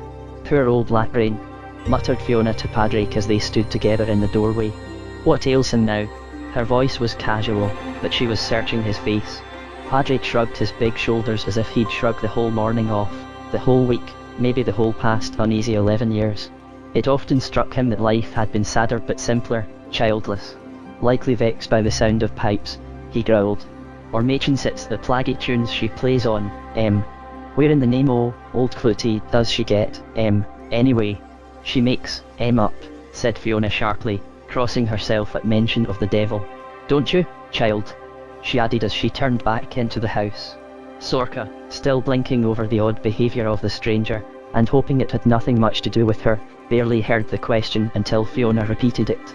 "You make the tunes up, don't you? Out of your own head?" For an impatient moment Sorcha focused on the matter. It seemed to her she'd always known those tunes. But maybe she made them up. "I dunno. Who was that man?" she asked Fiona. "Oh, nobody." Fiona busied herself with the water bucket. "Just old Donal, the fisherman. Come down now, I want you to mind the loaves." He stared at me. "Aye, well, he's a bit touched, poor man. Some say he was hexed, long ago. Come you down, I must go to the well. And put away those pipes." Reluctantly Sorcha descended, tucked the bagpipes into their trundle bed, and settled herself beside the hearth as Fiona picked up the bucket, plucked her blue shawl from its peg, and hastily left the house. Doesn't want to talk about that man, Sorcha thought, looking after her, and she grew more curious than before. Padraig had already gone back to his anvil and the spade rim, on which he was venting some of his baffled spleen with ringing hammer blows. It was now plain to him, the child and her piping had to be got out of the village, and as far out of earshot as he could manage, before he harmed her or his dad's pipes, one or the other. But he could not back down about the moor. By next noonday he'd worked out a face-saving compromise. Nowadays the cows were pastured in the wasteland above the high field, to let the grass in the lower meadows grow for hay. He thought about this. And when Fiona came as usual to bring him his ale, complaining about the bagpipes caterwauling in her ears half the day, he was ready for her. "Now, you're not to worry your poor aching head about it, wife. I'll see to everything," he told her expansively. "We'll strike a bargain with the child, that's what we'll do," he said as if he'd only just thought of it, instead of tossing and fretting half the night. "She'll take the cow each day up to the summer pasture, and do her piping there, and only there. 'Tisn't the moor, but it's next and nigh it, and she won't wake the babies from that far off." So the following day Sorcha was abruptly freed from her tether, to her delight and everybody else's profound relief. She did not ask what had brought about the change, but as she followed Moll up the winding hillside trail by the apple orchard, that first early morning, She was thinking Fiona must have had a hand in it, as she was to thank for the pipes themselves. Again Sorcha felt the new, strong urge to reciprocate, to give back joy for joy. Chapter 7. Fiona's Hut. It was easy to know what would please Fiona. Herbs grew in the wasteland that didn't thrive lower down, and strong though she was, Fiona made this climb only when she had to. Sorcha kept her eyes open as she went, noting a clump of this and patch of that, and when Moll was settled to her browsing and the bagpipes warmed enough to send their first wild, satisfying strains across the hillside, she walked and piped, still searching among the rocks and heather clumps for plants she didn't see near the village. The pipes sounded fine up here in the high misty morning, finer than in the cottage, where every node tree bounded off the walls and jarred against every other. It was halfway to noon before Sorcha finally blew herself out and was ready to go home. Then she picked samplings of everything she'd spotted, including a fistful of red and white daisies, also for Fiona, and she tied the herbs in her apron, then danced her way down. Her tasks awaited her, along with questions from Fiona to make sure she'd not slipped away to the moor. "I stayed near the cows, Mama," Sorcha assured her, holding out the little bunch of daisies as a peace offering. Fiona stared at the wilting daisies and said, "Posies, is it? I always thought them pretty." She glanced at Sorcha, and added, "Well a day, dip some water into the mug with the broken handle, they'll maybe last a day. Then put away those pipes and get to your churning, the morning's near gone. After that, run those herbs over to my hut at the wood's edge, good lass." When Sorcha had washed the butter and put away the churn, she scampered up the grassy street with her bundle of wasteland herbs to Fiona's little hut at the far end. It was the last house in the village, set apart from the weavers by a thicket of hawthorn blooming white, scenting the sunny midday air. Fiona often disappeared mysteriously to her hut to work, and neither Sorcha nor Pidriag was often invited inside to see what she did. Beyond Fiona's thatch, the street meandered off as a narrow track winding upward across a part of the moor Sorcha hadn't explored, and eventually toward the town. Sorcha stood a moment, gazing, wondering where Tam and his goats were now, before she stepped onto the flagstone doorstep. She creaked open the door. "Come in, Sorcha," called Fiona, who, mysteriously, had beaten her there. Sorcha obeyed, only briefly surprised. Her mother knew all sorts of things, and never said how she knew them, but this day, Fiona seemed to want to let Sorcha in on a secret. "Have you seen any more runes lately, child?" Fiona asked Sorcha as she stepped into her hut. Sorcha hesitated. She'd seen several since that one on the cow byre, some mystifying, others suddenly familiar, their meaning plain as a shout, though how or when she'd learnt it she couldn't guess. There was one on the mill's great wheel that meant danger, another on Farron and Guthwick's root cellar, near a loose board Guthwick let go unmended, meant something like, "Help yourself." Another she knew glimmered on the doorpost she'd just slipped past. However, for answer she merely handed Fiona her bundled up apron. "Let's see what you've got." Fiona accepted the armful. "Bless me," she exclaimed, "lady's mantle, and heart's ease, costmary. Colt's foot. Where did you find that, child? It's the best ever for a cough. And true chamomile, that'll ease old Cormac's aching knee." Fiona knew every leaf and sprig Sorcha had brought, knew their uses. Setting Sorcha to plucking the yellow and white flowers of the spidery chamomile, she tied the rest of the herbs in bunches to join others hanging from the rafters to dry. Her single room was like a shadowy little bower, aromatic with a mixture of pungent smells, and a shelf near the scoured wooden table held 4 large, mysterious books that had belonged to Brother Brendan, the wandering monk who once lived here. Sorcha was half scared of this place, but wholly fascinated. While Fiona spread the chamomile blossoms on a net to hang like an airy hammock above the hearth, Sorcha edged closer to the books, trying to imagine what secrets they held, and how one found out. They were mostly secrets set down by Brother Brendan, Fiona told her, added to by Fiona herself on the pages he'd left blank. Fiona, as usual, read her thoughts. "Would you like to see my books?" She lifted one down, untied the thongs that bound its boards, and spread it open on the table. The time-spotted vellum pages were covered with thin scratchings, which meant as little to Sorcha as those Fiona's hens made in the dust. But here and there in the corner of a page was a brownish drawing of a leaf, a flower, a whole plant, looking as natural as when growing in the woods. "Silverweed," said Sorcha in surprise, putting a finger on one of them. "Yes, Brother Brendan's hand was gifted," Fiona told her. "All his wisdom is in here, on these pages." As Sorcha touched the marks, she went on, "Writing makes pictures in the mind, like runes. He taught me to read the letters. Here, Look. This says, Silverway Daisies fever. A pinch of the air. Pour boiling water over, strain through a cloth. Drink a cupful each day. Sorka stared, astonished, at the marks. Runes meant only such simple things as keep away or here it is safe. Real writing was magic. Could I learn to read them? She asked. You could. In time. Fiona hesitated, glancing at Sorka thoughtfully. It maybe you could learn quicker than I did. I could. Why? Fiona hesitated even longer. Sorka couldn't imagine what she was thinking, but it made her sky blue eyes go darker and greyer, as if they'd clouded over. And in the end, she decided not to say it. Instead, she took a breath, beckoned Sorka close to her, and pointed at one mark in the book. Look. That is a letter, and its name is A. Trace it for me with your finger, there, on the table. Sorka did so. Fiona smiled a little, and said, Aye, so I thought. Fetch me that piece of slate yonder on the shelf. You'll find a lump of redstone in the cup beside it. An hour later, when Fiona rose and took her blue shawl from its peg and her root basket from the hearth, the slate was scrawled with red marks and Sorka knew her letters. Fiona told her so. I can read now? She asked eagerly. No. You have learned 26 letters. You've yet to learn even one word of the many they can make. Come tomorrow, and we'll make some words. Sorka watched her return the book to the shelf. She didn't want to leave the books without knowing what was in them. Are Brother Brendan's secrets all about curing people? She asked. No. He knew many other things as well. Fiona glanced at Sorka. He knew some of the runes. Sorka jumped, and met Fiona's eyes. He could see them, like me. She thought, then I would not be the only one, with relief, though tinged with a faint sense of loss. The runes always made her feel two ways at once. He could not know more than I, said Fiona. Then how? He would never tell me how he learnt about them, or who taught him what they meant. Sorka slowly tied on her crumpled apron, studying Fiona's unreadable face, feeling the secret, strong tug of attraction mixed with weariness that runes and certain bird songs and those faint, curious streaks on the moor always roused in her. But he taught you? Well a day, he taught me what he knew. But I learnt more from the gypsies.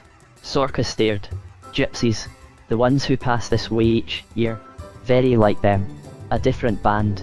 They brought me to this village, long ago. You were a gypsy? Fiona smiled, and shook her head.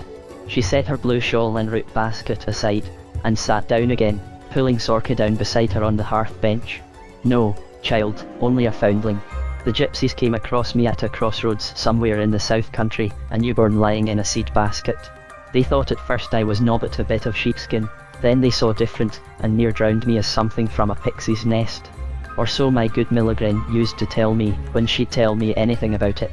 She took me in, I never knew why, and raised me with her other young ones till I was near your age. And when finally the band roamed northward, they left me here in Shankill in the dead of one midnight, asleep in my truckle bed outside the miller's gate, with the same sheepskin over me, and the seed basket beside me. When dawn came, Seamus the miller's granda, who was miller then, found me there. But my gypsies were long gone. Why did they leave you? Sorka whispered. Why'd they leave the sheepskin and the basket? Fiona shrugged. The sheepskin was like those of the sheep you see hereabouts, shaggy and long-haired, not a mat of curls like a Southland sheep. And the basket was like any Shankill man uses when he sows his fields. Perhaps they thought I belonged here. Do you think so? Asked Sorka softly. I've sometimes wondered if I belong anywhere, Fiona told her. After a moment tangled with more feelings she couldn't name, Sorka whispered, I, too. Leastwise, if I do, I think it's not Shankill. But she asked herself, yet how can it be, when I've never been anywhere else? Or she meant to, but realised she'd spoken aloud, asking Fiona, too.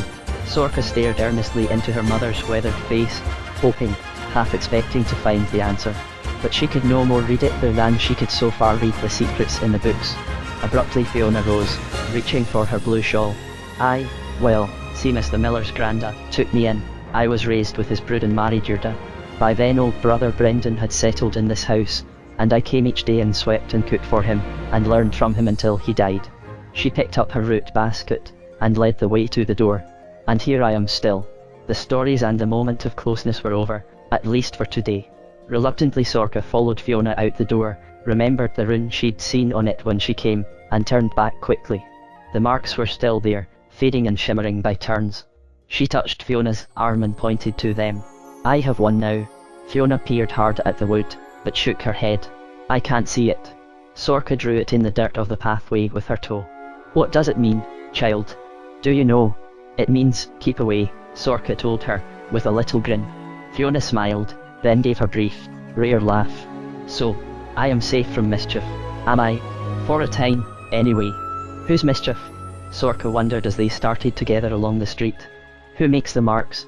Why do I know them, some of them, and what they mean? The questions roused familiar restlessness, confused feelings of yearning and loss that had plagued her since she could remember. The only cure was the pipes, and playing them long and loud. When they reached the blacksmith's cottage, Sorka skipped in, leaving Fiona to press on with her quest for roots and mushrooms. A new spun skein lay on the table, half hiding the bunch of red and white daisies, still slightly drooping, in their mug. Sorka eyed the flowers, dissatisfied by either them or her strange longing. She tugged the old trundle bed from under her cot, and snatched out the bagpipes. The sun was but halfway down toward the great shoulder of the hills. A moment later, Sorka slithered down the far side of an apple tree, hitched the pipes to her shoulder, and hurried on up the path toward the wasteland, and the moor beyond. Forbidden or not, she was going straight there. Maybe if she didn't tell anybody, nobody would ask, or care, how far she strayed. Except Fiona. Fiona always asked. Perhaps Fiona knew everything, but perhaps she would lie to Fiona, or just not answer. It no longer mattered. She'd to go back to the moor. She could no longer stay away from the only place she'd ever felt she belonged. Part 2 Chapter 8 The Little Man. When Sorka was willing to mind, which was most of the time, she was biddable as any child. When she'd decided to balk, nothing could move her. Fiona might scold, Padraig might thunder and even raise his great blacksmith's hand, though he could never bring himself to strike her. She remained passive, her eyes mirrored dark, her pointed face sad. But once her household tasks were done, Sorka waited only till Fiona glanced away, then she was gone. Short of tying her to the doorpost, they could no longer keep her off the moor. Let her be, Padraig, Fiona said, one day, finding Padraig in frustrated tears. I've told you, she'll come to no harm on the moor. She should do as she's bid, cried Padraig. She does so, in everything but this. 'Tis the moor itself you fear, is it not? When Padraig didn't answer, Fiona took off her blue shawl, laid her bundle of sweet Sicily on the table, and said coaxingly, Come calm yourself. I'll brew us a cup, and we'll sit a while. Sorka will come back, but she cannot help going, and you'd best make your peace with it. Padraig's shoulders drooped, and he didn't answer, only pushed the kettle over the fire on its iron arm. Fiona crumbled dried mint into a pot, and they didn't mention the matter again. After the day, Padraig did not forbid Sorka to go where she would, and turned his mind back to his smithing, which he knew something about. It was a vast relief for Sorka, high among the mists and bogs and wild, stony reaches of the moor. She was never sure which part of it she liked best, the steep brown, gilded, heather-shadowed slopes always solid underfoot, or the sometimes steeper bogs, spiced with danger. After a dry spell, a bog was merely a mat of thready, springy moss you could bound across as if your feet had sprouted wings. In wet weather, which was scarier, but exciting, you had to pick your way across a bog, wary of tall tussocks of sedge and cotton grass that marked the wettest spots, where a misstep could set you sinking and struggling into its sucking depths. But the glimmering tracks Sorka often saw there always traced a safe pathway, though she was careful never to put a foot directly on that glimmer. The tracks crisscrossed the dry moor, too. Now and then she fancied she saw something, or someone, scurrying along them, too small to be a man, too more skilled to be a lost child, a shape moving too erratically to focus on. But if she managed a closer look, it always turned out to be a moorhen, after all, or the flitting shadow of a raven, wheeling overhead, or nothing but fancy. She'd soon found Tam and the goats again, by climbing as high as she could and listening for the mellow, fluttering sound of shepherd's pipes and tinkle of devil's bell. So, you've come back at last, Tam exclaimed the day she first showed herself, a bit hesitantly, around the shoulder of the big rock he was leaning against. I reckoned you'd changed your mind and didn't like us after all. His eyes widened as she stepped into full view. What's that you've got? It's never bagpipes. Can you play, I can, Sorka told him, grinning at his surprise, tucking the bag under her arm. Will we play together? We will. But this reed's got too soft a voice, I'd best use me wee screamer. Tam tucked away his long reed pipe, and got out the small one hollowed from a finger-thick twig. So give us a tune. I'll find if I can tootle along, oh, you. Sorka huffed and puffed the bag full, turning hot-faced with the effort, then gave it the little clout with her fist that produced its preliminary coughing wail, and she launched into one of the liveliest of her strange tunes. Tam listened a moment, mouth ajar, lifted his little pipe to his lips, but then lowered it again and sat bemused till she'd finished. "I'll never learn that, just tootling along," he told her. "Who taught it to you? Isn't er the Elf King?" "Nobody taught me," Sorka retorted, her bright day suddenly dimming. "You making game of me?" "I'm not, then," he said promptly. "That's a magic music if ever I heard any. And I suspicion I have heard some, now and again, out here on this moor." He looked away, over the waste of rocks and heather and towering cloud pillars, his 3 goats nibbling in the foreground, and far behind them a grey, narrow curtain of rain brushing the horizon. Following his gaze, Sorka could see only her familiar playground, where she need not guard her tongue or mind her ways. Perhaps that was magic, in a way, but not in the way Tam meant. She said, "You tootle a bit, then, and I'll seek and I follow." Tam was willing, and after a few blunderings, Sorka caught his rhythm and began playing along, over and under his Pippi's shrill melody like a bramble vine twining a sapling. Next, her bagpipes became a tree, a sonorous, solemn drone song with the chanter wailing, and Tam twined it with brambly whistlings. Well pleased with themselves, they stopped to get their breath and follow the goats over a rise. From here they could see, nestled in the next hollow, the tinker's 2-wheeled cart with its raggedy hood, and next to it a reed hut of the sort shepherds build, with an ox skin roofing the space between. The pony grazed at its tether a distance away, the old dog drove by a cart wheel. "Finnegan is there?" asked Sorka. "He is making the shoes and boots and leathern things. Sleeping it off, more likely." Sorka rolled her eyes at Tam. Tam laughed at her, showing the gap at the side of his grin. "Eh, well, that's Finnegan. He mended a leathern bucket for an old fisher t'other day, and got paid in Muxter, so what else could he do but set to and drink it up? He's been worse lately," Tam added, his smile fading. "It's his leg, I reckon. Pains him somethin' fierce nowadays. So he drinks hisself blind. One day he'll stumble into a bog and that's the last anybody'll see of him. I told him so, t'other day. Right to his face, I did." "Say," asked Sorka, wide-eyed. "Eh, just growled at me." Tam glanced away, shrugging. "Said the bog sounded right restful. Said he'd make shift to find one and step in." "Aye, sure. Then what'd me and the pony and goats and all, warrior do with ourselves, I wonder?" Sorka had no answer, but Tam didn't seem to expect one. "What's he look like, Finnegan?" she asked, finding her mental image becoming too odd to be convincing. "Just a whiskery, rough-looking fella," said Tam in surprise. "Limps, you know, leans on the crutch he made for hisself. I'll show you. Tomorrow, next day, he'll be back in his senses. Come up and I'll take you to see him." But a day or two later, when Sorka climbed to the goats' grazing place, she'd a different question on her mind. She and Tam piped a few tunes together, then the mist turned to rain and they had to pull up their hoods and huddle in the lee of an outcrop until it stopped. It seemed a good time to talk. "You know a fisherman called Donal?" she asked Tam. Tam glanced at her oddly. "Not rightly, no. Not myself. But Finnegan does a job for him now and again. 'Twas Donal paid him in Muxtel last week." He paused, scanning her face. "Of course I've heard tell of him. Haven't you?" Instead of answering, Sorka asked another question. "What you heard tell of him? Same as you, likely. He's a lack-witted old hermit, like. They do say he turned up out of nowhere one winter, long ago, wandering the moor without even a cloak on. Folks say he'd likely followed the fool's fire, lost his way. Never been right in his head since. Harmless, though." Tam shrugged, added curiously, "What put you in mind of him, then?" I dunno," Sorka murmured. She did know, well enough, but just now she was busy comparing what Tam had told her with the little she'd already heard. "He came to our cottage, once when I was piping. Stood there gapping at me, then took off down the street like the bucka were after him.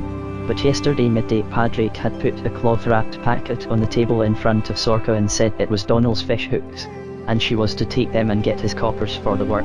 She'd jumped up quickly, but Fiona frowned at him and added, "If you're not afeard." "Whatever would I be afeard of?" she'd asked blankly. So then she'd gone a long walk down through the woods to Moorwater and around the reedy shore, to Donal's little stone house and cow byre set back among the dunes on the other side. She'd been glad to go, curious about the Nodderkins, resolved to ask him straight out if he'd been hexed. But she'd never got next or nigh him, His dog came out and barked at her before she'd set foot in his dooryard, and instead of hushing it, he just yelled over its racket for her to put the fish hooks in the mug beside the manger and find the coppers there. On her way to the byre, she'd look back to find him out of his door, holding the dog now, but staring after her. Indeed, he'd waved her on, shaking his shaggy head and bellowing, "No, no, I want nothing to do with the likes o' you." Now here was Tam's story sounding quite different. "Will we go see Finnegan today?" she asked after a moment. Tam gave her a teasing grin. "He knows no more of that fisherman than I do. I never said, didn't need to. Come along, he's as sober as he ever gets. Ask him all you've a mind to. He loves to talk, when he's in the mood." Finnegan was a whiskery, rough-looking fellow, as Tam had told her, and at first seemed nothing more. He sat hunched at his workbench under the tattered ox-hide stretched between cart hood and hut thatch, a big-shouldered, thin-shanked, middle-aged man in a worn leathern tunic, with his left leg extended stiffly before him. Grey-streaked, his wiry hair and a deep furrow carved each cheek, but there was vigour in the bloodshot glance he threw at Sorka as they approached. Finnegan's hands paused on the soft boot he was patching, then went on of themselves, as his eyes lingered on Sorka. What he thought of her she could not tell. Her own gaze kept returning to the crutch lying beside him, a stout limb of beech fitted with a leather-padded crosspiece, both dark with use. The old dog, Warrior, struggled up from his place by the cartwheel and padded stiffly forward to greet and sniff them both. Tam ruffled the dog's ears, and it sat down heavily on his foot. "I brought me friend from the village," Tam told Finnegan. "Her name's Sorka. Padraig the smith's young one," Finnegan said in a husky, rattly voice that sounded as if mice had been at it. He cleared his throat, harumphed a time or two. "Heard of you? I have." "Aye, well, she's heard o' you, too, and nothing good, I'll wager," Tam retorted. "Tell her what you know of that fisherman you had the muckster off of, if you know more'n I do." The bloodshot eyes turned to him briefly. "And what do you know?" "Not much. Followed the bog lights, didn't he? And turned up witless." Instead of answering, Finnegan fell to studying the bagpipes Sorka carried slung across her back. "Can yet play those proper?"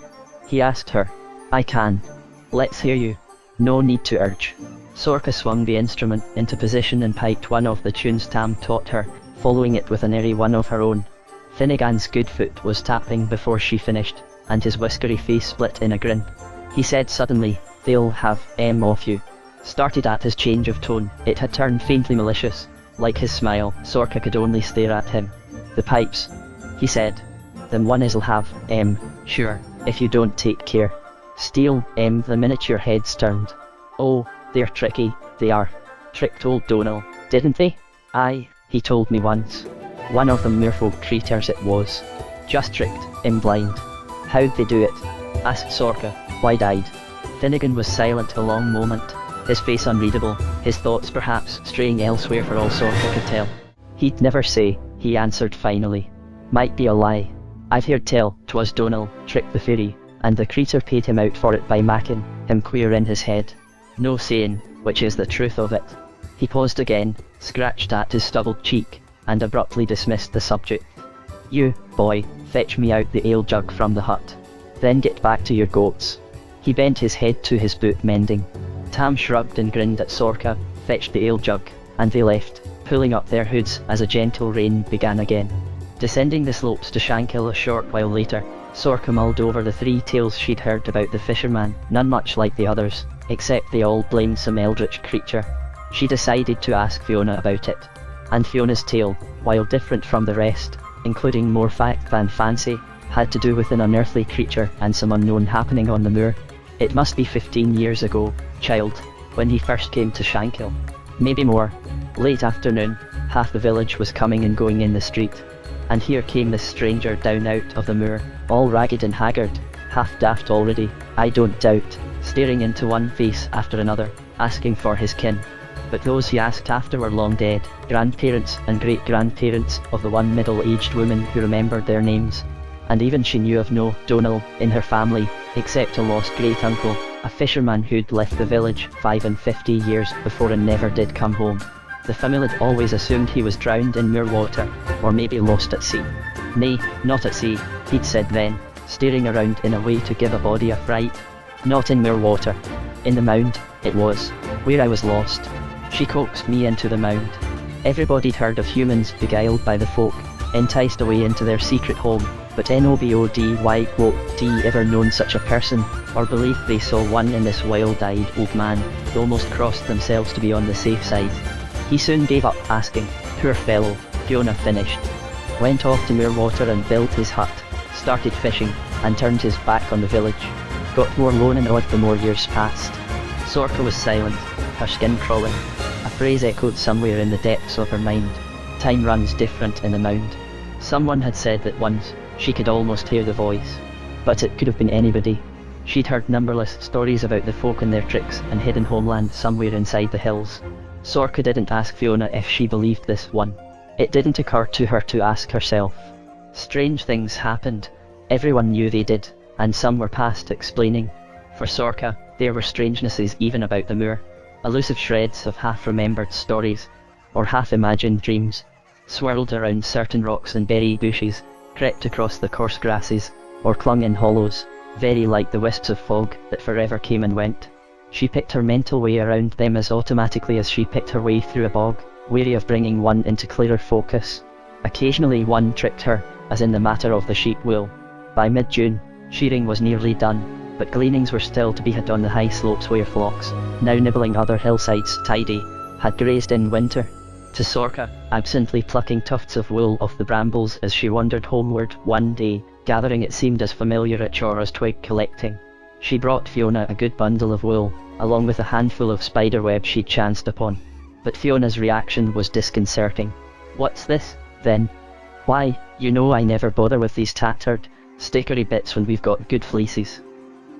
"Eh, well, it's all right, child," she added hastily after a glance at Sorka.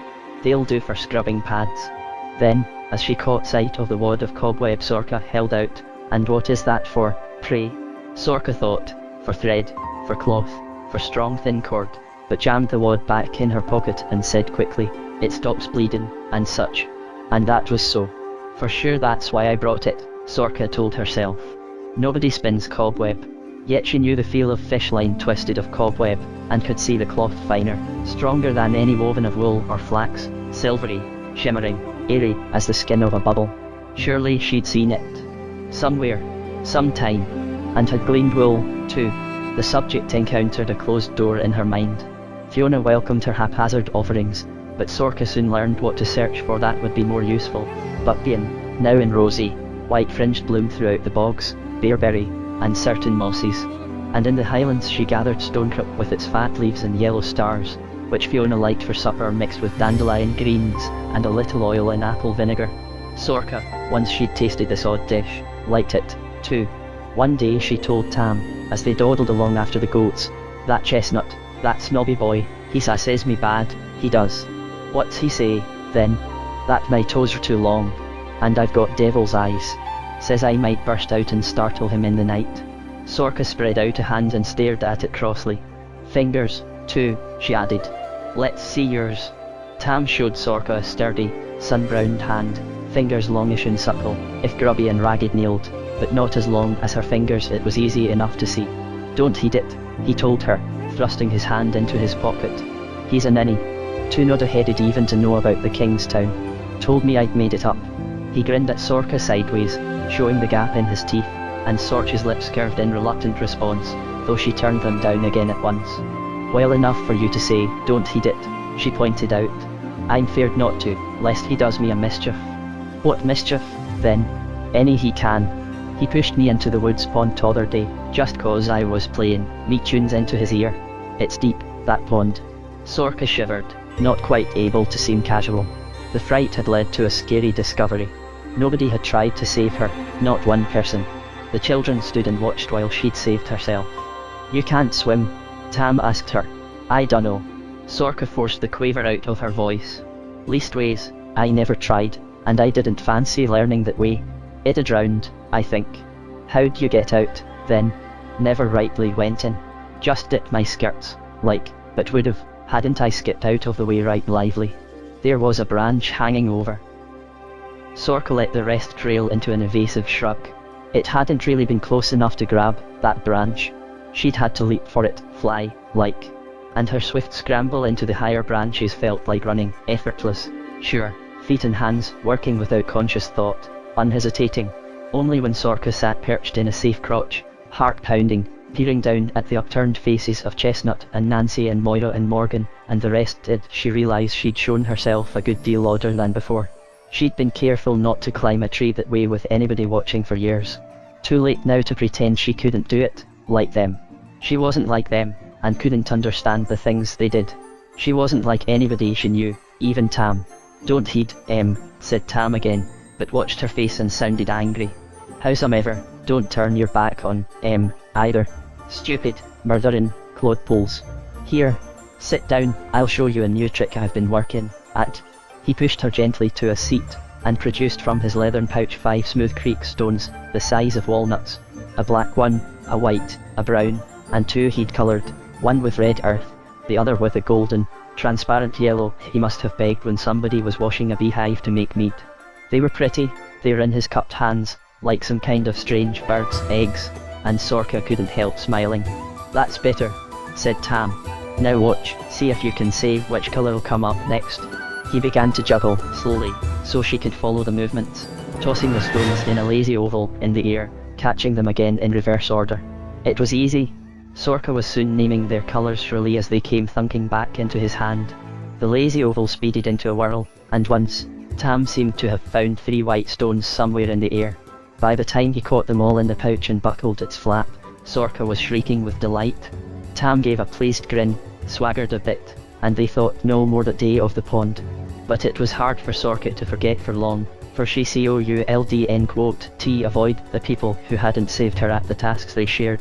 Until she could escape to the moor, everyday pinpricks of malice repeated. Tam got angrier than Sorka did about how stuck up the others were being. Don't you hate for treating you like that? He demanded one day when Sorka appeared with a note on her back that said, kick me. She shrugged. I don't really understand about hate, she said. She often felt scowly, sometimes sore and lonely, mostly bored to screaming with the others' tireless, stupid ways, but that was all. What's it feel like, hate? She asked Tam after a moment. It was all right to ask Tam things like that, since he never got surprised at her not knowing. But this time he didn't seem to know how to answer. Well, mean, like, he said finally. You want to hurt somebody a purpose, or plan out something wicked that'll make, sorry. Can't rightly explain it, I guess. He hesitated, then his face cleared. Here, I've got it. It's all the way to other end of your feelings from love. Clean upside down from love. Sorka studied him a minute. Hate didn't sound like any way she felt, but maybe it described how the stuck-up ones were acting. As for love, wondered Sorka, is it like wanting to do something for Mam because of the bagpipes? Likely she didn't understand about love, either. It was just one of the ways she was different. Tam alone never made her feel it, didn't even seem to care. What's the good fitting in with a bunch of stuck-up folks? He'd say, here, you know what Devil did last night? And he'd be off on a tale of the black goat's ways that made them both forget hers. But today he was inclined to brood, to take her more seriously than she did. A body'd think their mams and dads would teach better, he grumbled. I suppose they never pull these pranks where the grown-ups can see, though. Sometimes they do, Sorka admitted, thinking of the hair-pulling Morgan and Moira got up to, screaming with fake laughter and saying Sorcha's hair was only a sheep's wool glued on her head. Aunt Bridget only watched sidewise with a twitching smile, till Sorka fought free of them, then she'd tell her children mildly not to tease, and Sorka, crossly, to mend her ways or Padraig, would hear how she kicked and pinched. I think the mams and dads don't mind, Sorka told Tam bluntly. Well, I mind, Tam growled, but there was nothing he could do about it, either. The goats had found a patch of thorn bush, and happily stretched their necks and even stood on hind legs to reach the tenderest twigs. It seemed a good time to rest a bit, and look out over the wild, high world. Tam dropped down on a sun-warmed stone, leaned his stick against it, fished out his long reed pipe, and began a mellow, fluttering tune. Sorka sat down near him. She'd not brought her bagpipes, having fled straight from the pasture and teasing, but she was content to listen and let the music mend the morning's jagged edges. In truth, morning was half gone, as she saw by a squinting glance at the sun. She'd be late with the firewood, with the churning, with the loads of bracken needed to underlie the stacks of new cut hay and keep them dry and mouse-free. Late with everything, and she was sure to get scoldings from Fiona and roarings from Padre, who was always grouchy when he'd to quit smithing to go haying, and then there'd be no chance to slip away with Fiona to the books. Sorcha sighed, and the day settled heavily upon her. Go now, to my tasks and the children, or stay, and be late and scolded, floated through her mind. It was no decision, really. She'd stay. You a-hungered? Asked Tam, putting his flute away. I've some cheese in me pouch, and yon's a moorberry bush. I'll pick us some in me cap. Sorcha sprang up to help. When the cap was full of berries, she produced her own midday bite, 2 of Fiona's flat loaves, from her apron pocket, and she swapped Tam one for a chunk of his tough yellow cheese. They returned to their stones, and sat companionably eating, Tam telling one of his tales about the Kingstown, which she never knew whether to believe or not. Sorcha was half listening, half watching one of the scampering, small figures, or shadows, or whatever they were, that she glimpsed occasionally on the flickering paths. This one wasn't following a path, but lurking just yonder, behind the moorberry bush, a flash of red among the leaves. Next instant, a small, red-capped figure darted swift as a lizard up onto the rock beside Tam, and there it sat, in plain sight, scarce an arm's length away. Not quite in plain sight. It was like looking into clear water. The far edge of the rock and clump of broom behind were both waveringly visible through its shape. But Sorcha could see the shape, too, no shadow, no mere fancy. It was a little man.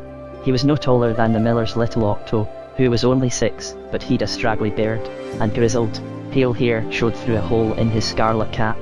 The longer Sorcha stared, the plainer she saw him, but he seemed not to know it as he watched Tam, and whenever Tam set his cheese down on the rock to eat berries or break a chunk off his loaf, the little man's hand flashed out, long-fingered and deft it was, and snatched up the cheese and took a mouthful before setting it back.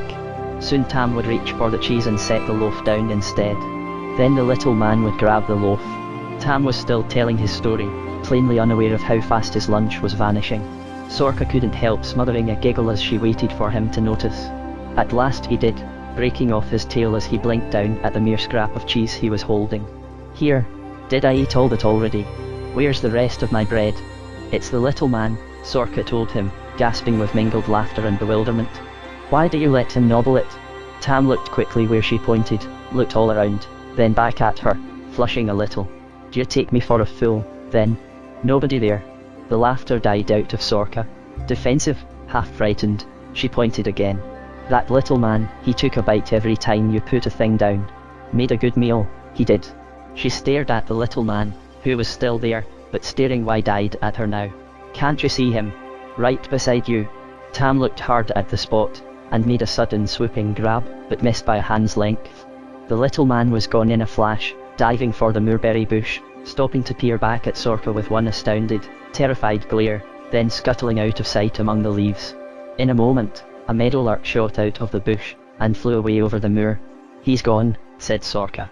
She'd Tam's full attention. I saw a bird fly. She started to nod, then stopped in confusion. She'd had an idea the bird was the little man, but now she thought of it, that was nonsense. Sorcha hurried to look behind the bush, and came slowly back. Don't see him now. I never saw nobody. Just the bird, said Tam. Sorcha stared at him, half indignant. Well, he was right there. Eating your midday. Where's your bread and cheese if you don't believe me? Nay, I believe you, said Tam gently. I reckon you saw him for true. Bread and cheese both gone, right enough, afore I got more in half. I'll lay it was funny to watch, he added good-naturedly, as Sorcha struggled with a grin. I only wish I'd seen him, or could have caught him. Caught him. The idea wiped the grin away. What would you have done to him? Nobbut looked him over. He'd taken no harm from me, I don't grudge a bit of bread. Tam eyed Sorcha speculatively. I'll tell why, something. Could have been one of them ones. Them ones. Emian, merfolk. Heart thudding, Sorcha searched Tam's face, torn between excitement and alarm.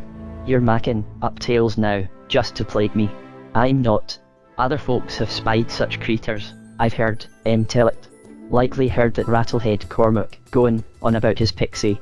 Sorcha swallowed hard, trying to sort out her emotions. If there's merfolk about here, bet they'd never let him see or me, either. Why not? Why should they? Never show theirselves at all, do they? Lesson they want a favour done, or if a body's done, a good turn already. That's what I've always heard. You did the little man a good turn, keeping your mouth shut. Tam laughed, and after a moment she laughed, too. Here, then, he added curiously. What did he look like? Sorka was beginning to believe Tam had truly seen nobody but the bird. She frowned. I dunno. Come on, coaxed Tam. He was little. How little? No taller than my shoulder, seemed so, anyways. Dark complected, like a gypsy. But his beard and bits of hair near as light as flax tow. Brown eyes, then. Or blue. That flummoxed her. Not blue. She was sure of that. Or rightly brown, either, she added less certainly. More. Well. Grainy lavender. Sorka met a startled gaze from Tam and said hastily, I dunno. They changed, like. Tam was silent, sitting still as a rock, looking at her with an expression she couldn't read. He seemed stunned, dead serious all at once, almost sad. Thinks I'm gulling him, she thought. Taking him for a fool. Anxiously, she explained, seemed to me they changed, anyways. Likely they didn't, though. After a moment Tam smiled. It seemed an effort, but the odd expression began to fade. I reckon they could have changed colours, or anything else, if 'twas a folk creature. Well, I didn't mark his eyes special. Only the gypsy skin and fair hair. Or maybe 'twas grey. You reckon it was a gypsy? An old one. Runty. A gypsy'd swipe your cheese, right enough. Gypsies haven't come through Shankill yet this year. Might have come today. And they're all thieving rascals, Mida says. Aye, maybe. But I never ran across one I couldn't see. Sorka made no comment. She'd seen the little man. Seen his odd-coloured eyes, the hole in his cap. Tam simply hadn't been looking. Or maybe it was like the runes, which she could see and Fiona could not. There was no explaining some things. No sense trying. But it was hard to believe she'd caught a glimpse of one of the moorfolk. Everybody knew you had to be special, some way, to do that. And if she was, she couldn't think how. Abruptly she stood, ending the subject. I'm away to my tasks, now. Fearful late. And she was already on her swift way down the slope as Tam called after her, in his normal, cheerful voice, come back tomorrow, and bring your pipes. Chapter 9, The Bees. Just 1 week later, the gypsies came to Shankill, arriving mid-morning, an excitement of decorated, hooded wagons, long-maned horses, dark-eyed men and women, and their tangle-haired, light-fingered children, all jingling with bells and hung with tattered bright ribbons, offering everything from tin mending and copper work to reading the future in a body's palm. For a few hours they were all over the village, bartering whatever they had for flour and honey and dried peas, hanks of wool, or bladders of lard. The children, gypsy and villager, ran shrieking from one end of the street to the other, or taught one another dances and games. By mid-afternoon, the wagons were leaving, winding up onto the moor beyond Fiona's hut, on the track to the town some leagues away. Sorka nearly missed the whole entrancing spectacle. However, she encountered odd things herself that morning, a deal more unsettling than gypsies. The morning began with a bit of luck. First the milking went well. Sorka emptied her pail into the churn, then refilled it with water, and lugged it into the long back garden, while Fiona took the larger bucket to the well. They needed much water lately since it was reaping time for flax. Padre cut the crop some days before, and Fiona combed out the linseeds to make into poultices and calf brew. The stalks lay spread in a sun-warmed, water-filled stone trough beside the garden, soaking to loosen hidden fibres from their woody bark. Sorka replenished their bath, shook her wooden pail to get the last drops, then stood looking about at the morning, sniffing rosemary-scented air. The rosemary grew at the garden's farthest end, near Padre's bee skeps, for the bees loved it, too. As Sorka glanced that way, her attention sharpened. Just there by the big skep, a small, dark, vibrating cloud, growing larger every second, was hanging outside the slit door. The cloud rose, and a stream of bees streaked from the hive, and traced great circles in the air. At last, thought Sorka. Near a month after the other two, the bees in the big hive were swarming. Padre must be told, and quickly, so he could drop everything to get the new skep ready. What luck! Sorka sped back down the garden, still clinging to her pail, leaping over the carrot rows and cabbages. What great luck I chanced to be here, to see which direction they flew. She could follow the swarm, mark where it settled, and keep watch till Padre exchanged the new skep for the old, then scented it temptingly with herbs, and came to capture his bees again. They'd worked together other years. It was a kind of game, hard one but exciting. Duh. she yelled, before he could possibly have heard her over the noise he was making at the anvil. A glance over her shoulder showed her the great circles drawing in, the stream of bees thickening into a mass. They'd be off in another instant. Duh! She shrieked, plunging around the corner of the cottage, still scanning the air over the thatch. Padre thrust an alarmed face out the smithy doorway just as she caught sight of the telltale dark cloud, bobbing away through the sunny morning. Sorka pointed, still yelling, and was already on her way as Padre cried, "Keep in your eye. Drum on the pail. I'll find you, never fear." By then Sorka was cutting through Seward and Brigid's garden, sidestepping the cabbages by instinct, keeping her gaze still fast on the swarm. It flew erratically, soaring till it was no more than fist size, then dropping and recoiling and sideslipping in a slow, searching flight, but heading, all the same, for the wood. She dodged thickets and stumbled over roots, the pail banging against her legs by the time the wavering bee cloud, now contracting into a pulsing clot, dipped below the nearest treetop and disappeared. The deep humming guided Sorka to the spot where the swarm had come to rest. It hung now from a branch, like a quivering, oversized plum, to await the mysterious signal that would guide its flight to a new home. Padraig, who might have been a bee himself, so wise he was to their ways, had told Sorka scouts flew out, searched for a likely place, and brought word back, though he took care to get there first. Meanwhile, Sorka knew what to do.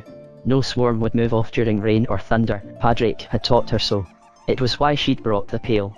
She found a stick, and began beating her thunder drum, scanning the nearby tree trunks for the fungus everyone called puckafers.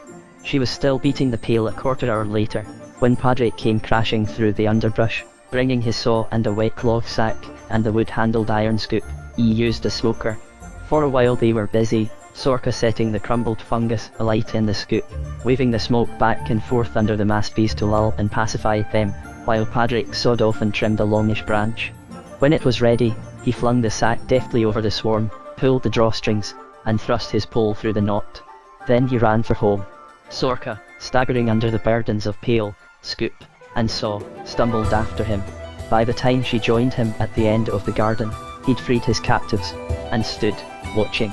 Smoke-drowsy bees were everywhere, bumbling into one another, but never straying far from the big, heavy-looking queen, who crouched sleepily on the landing shelf of the new skep while half a dozen regular-sized bees darted in and out of the slit door. Making sure the place was done up to suit her pernickety highness, Padraig grumbled, as if he didn't know more about skep building than they about honey. Soon enough, the bees stayed inside, and the queen crawled through the slit door after them. Instantly the whole swarm followed in a swift, dark stream. In another minute, not a beak could be seen. "There now," gasped Sorka, letting her breath out and dropping her burdens with a clang. "Safe and settled for another 12 months, said Padraig with satisfaction. As they stood, sagging after their strenuous efforts, Fiona appeared around the corner of the house, shaded her eyes, then came hurrying, holding up her skirts. "So that's where you both made off to. Got them all, did you?" "We did.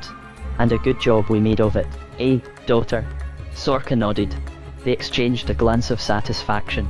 Padraig tossed the cut branch onto the woodpile. "All because the little one, here, came screeching for me, and kept an eye on where they went." Sorka, flexing her stiff fingers, swelled a bit at the praise. Padraig was smiling with none of the brooding perplexity that often shadowed his eyes when he looked at her. "Well, I did wonder," remarked Fiona, "when I came from the well and saw the milk still there in the chum, and Moll still in the byre." A glance at the sun confirmed it. Sorka was late with everything, but Padraig was feeling expansive. "Eh, now, wife, might it be you could chum the butter this one day? Take the cow, little one, and be off with you. You've earned a bit of play." So that was the best luck of all, and Sorka lost no time getting Moll to her pasture and herself, and her bagpipes to the moor. Tam and the goats were not in sight. Sorka dropped down on a mossy rock near their favourite thorn bushes, glad enough to rest her legs after the climb, and soak up the warm June sunshine. The air smelled spicily of the marigolds studding the nearby bog.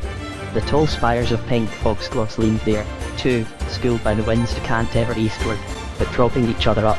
Mixed with them were the purply red thistles that the goats preferred even to thorns. The fancy of goats for prickly things was a right caution, Sorka told herself. But it made certain this was a good place to wait for Tam.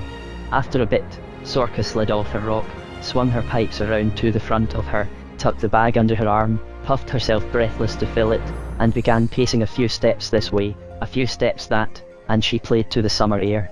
First came a thistle and thorn tune, all full of quick, sharp notes, then a softer marigold melody, then a queer old song she knew about the sun, which always sounded airy-like even to her, and made her shiver. Sorka cheered herself up with a thrumming, buzzing bee song, and that was enough piping for a while. She let the bag collapse with a dying yowl, and stretched out on her mossy rock to get her breath. The day was warm, windless, and still as peace itself, except for birdsong. She drifted effortlessly to sleep. It was the bag, moving stealthily under her loosely flung arm, that woke her. Instinctively, she clutched at it, blinked the world into focus, then she sat upright, hugging bag and pipes as she gazed wide-eyed at what first seemed a dozen spindling little red-capped children gathered around her rock. But they weren't children. Wiry thin they were, with clever little faces older than her own.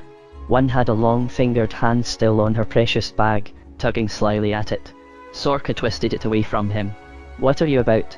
Let be," she cried. They all went still as rooted things, their eyes weary, their odd forms seeming to waver and go transparent, like objects seen across an open flame, though Sorka could still see them plain enough. There were only 5 of them, after all, one surely the same bearded mannequin who'd nobbled Tam's lunch, the others younger, their pale hair floating from beneath scarlet caps. It was hard to tell man from maid. They were all clad alike in earthy, shifting green, blending like lizard skin with the moor around them. One stripling still had a hand on her bagpipes. Again Sorka jerked them away. "There, didn't I tell you?" muttered the greybeard, not to her, but she heard him, right enough. "Tell, what?" she demanded. 5 pairs of smoky green eyes focused on her so intensely she could almost feel their beams. Belatedly, she realized he'd spoken in some language she didn't know. But it was plain what he meant from the way he said it. He asked her something in the same tongue. This time, it was gibberish. When Sorka only shrugged, he repeated it in ordinary human speech. "I said, do you understand our talk?" "No." She threw a quick, warning scowl at the stripling, whose hand was again creeping toward the bag. "You see us, though," the greybeard commented. "That's what I told, saw me t'other day. And you see us now." "I can," she replied. Gathering her courage, she added, "Are you merfolk?" He ignored the question, instead demanding, "Which eye you see us out of?" Sorka knew better than to answer that. She'd heard tales of the folk and their tricks. Whichever eye, she told him, he'd strike that eye blind. And for certain she wasn't about to say, both. "Got eyes in the top of me head, like," she retorted, staring him down. To her surprise, he grinned, and his own eyes went bright lavender. All the eyes turned lavender. A ripple of laughter went around the group. They began to chatter in their other language, heads together, glancing at her from time to time, their expressions shifting from curious to wary to speculative, their eyes from lavender to green to dark. Sorka caught words she thought she'd heard before. They surfaced here and there, like trout in a stream, lost again in an instant. But one sounded a clear note in her mind, a bell with so familiar a ring it set her chasing through her memory, quite in vain. The word was Ashling, and she found no meaning for it at all. The bag stirred stealthily in Sorcha's loosened grasp, and she snatched it to safety, the word flying out of her mind. "Let be, you sneak fingers," she snapped at the troublemaker, who merely grinned a little, and kept his gaze on her face and long fingers ready. "How'st you know our tunes?" he asked her. "They're my tunes. I make 'em up. Not the sun song. Not the others, neither." I heard you pippin'." "No, all, you do. They're ours." "Who says?" retorted Sorka. "Strudel," he told her softly. Again, the bell sounded in her mind, clear and somehow frightening. She'd no idea why. "Be off with why, now," she yelled at him, tears starting to her eyes. "All of you, leave me be." Abruptly, she scrambled down from the rock, hugging her bagpipes tight, scattering little people. She shrieked after them until all the 5 last of the troublemaking stripling had darted away across the bog, or flown skyward, looking for all the world like crows. When she was sure they were gone, she sank down again on her boulder, breathing hard, struggling with confused feelings and longing for Tam to come. Instead came a rasping, ragged voice behind her, and she whirled to see Finnegan, the tinker, raise his untidy head from behind an outcrop. "Told you, didn't I? They'll have, yet, those pipes, oh, yourn. They never give up." "You saw, too," gasped Sorka, in a way relieved, because if Finnegan could see them, for certain she'd not gone queer in the head. "Saw, creep up on you when you was sleeping." With such difficulty Sorka wished she dared to help him. Finnegan struggled to his feet, and stood a moment, panting, braced between the outcrop and his crutch, the grooves in his cheeks deepening in a slightly mocking smile. They was after them, Pipes. I knew they would be. Oh, I've heard about their tricks. I have. Then you woke up, and ping, they was gone. But you kept on tacking like they was there. Slowly, he hitched himself toward her. You see, right enough. Here, which way'd they go? I dunno, said Sorka. She backed away.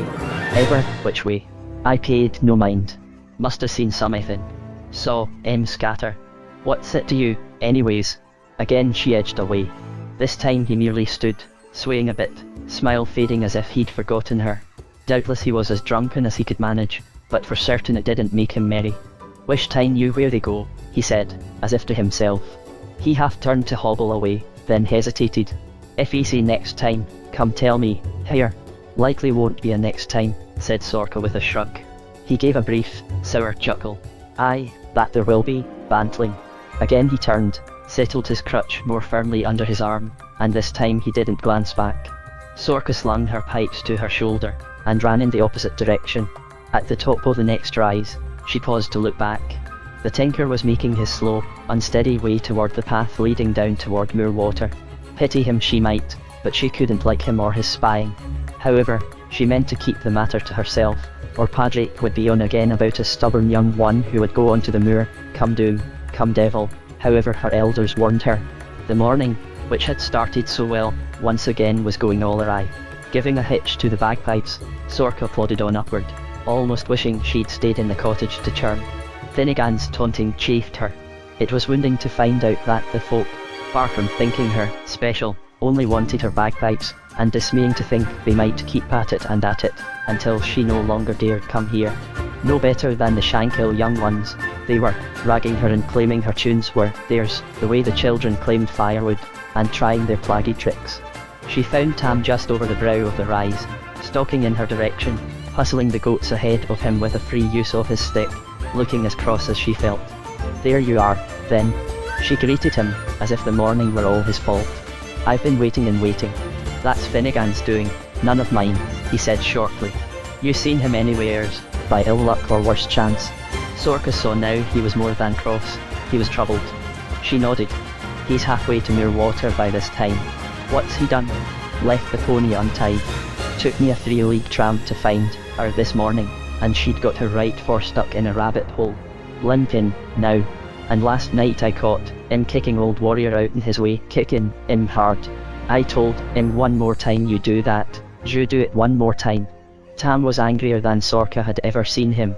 Indeed, she'd never seen him angry at all, only vexed, sometimes, at one of the goats who wouldn't mind, or at some other of Finnegan's ways. What would you do to him? She ventured. Leave him. Tam's chin jutted. He gave a swing to his stick that beheaded several daisies. Might have done it afore this, but for the animals. Never could figure what to do about them. Or him, either, now. He swung the stick again, but absently, and his scowl was easing. He gave Sorka a flick of a smile.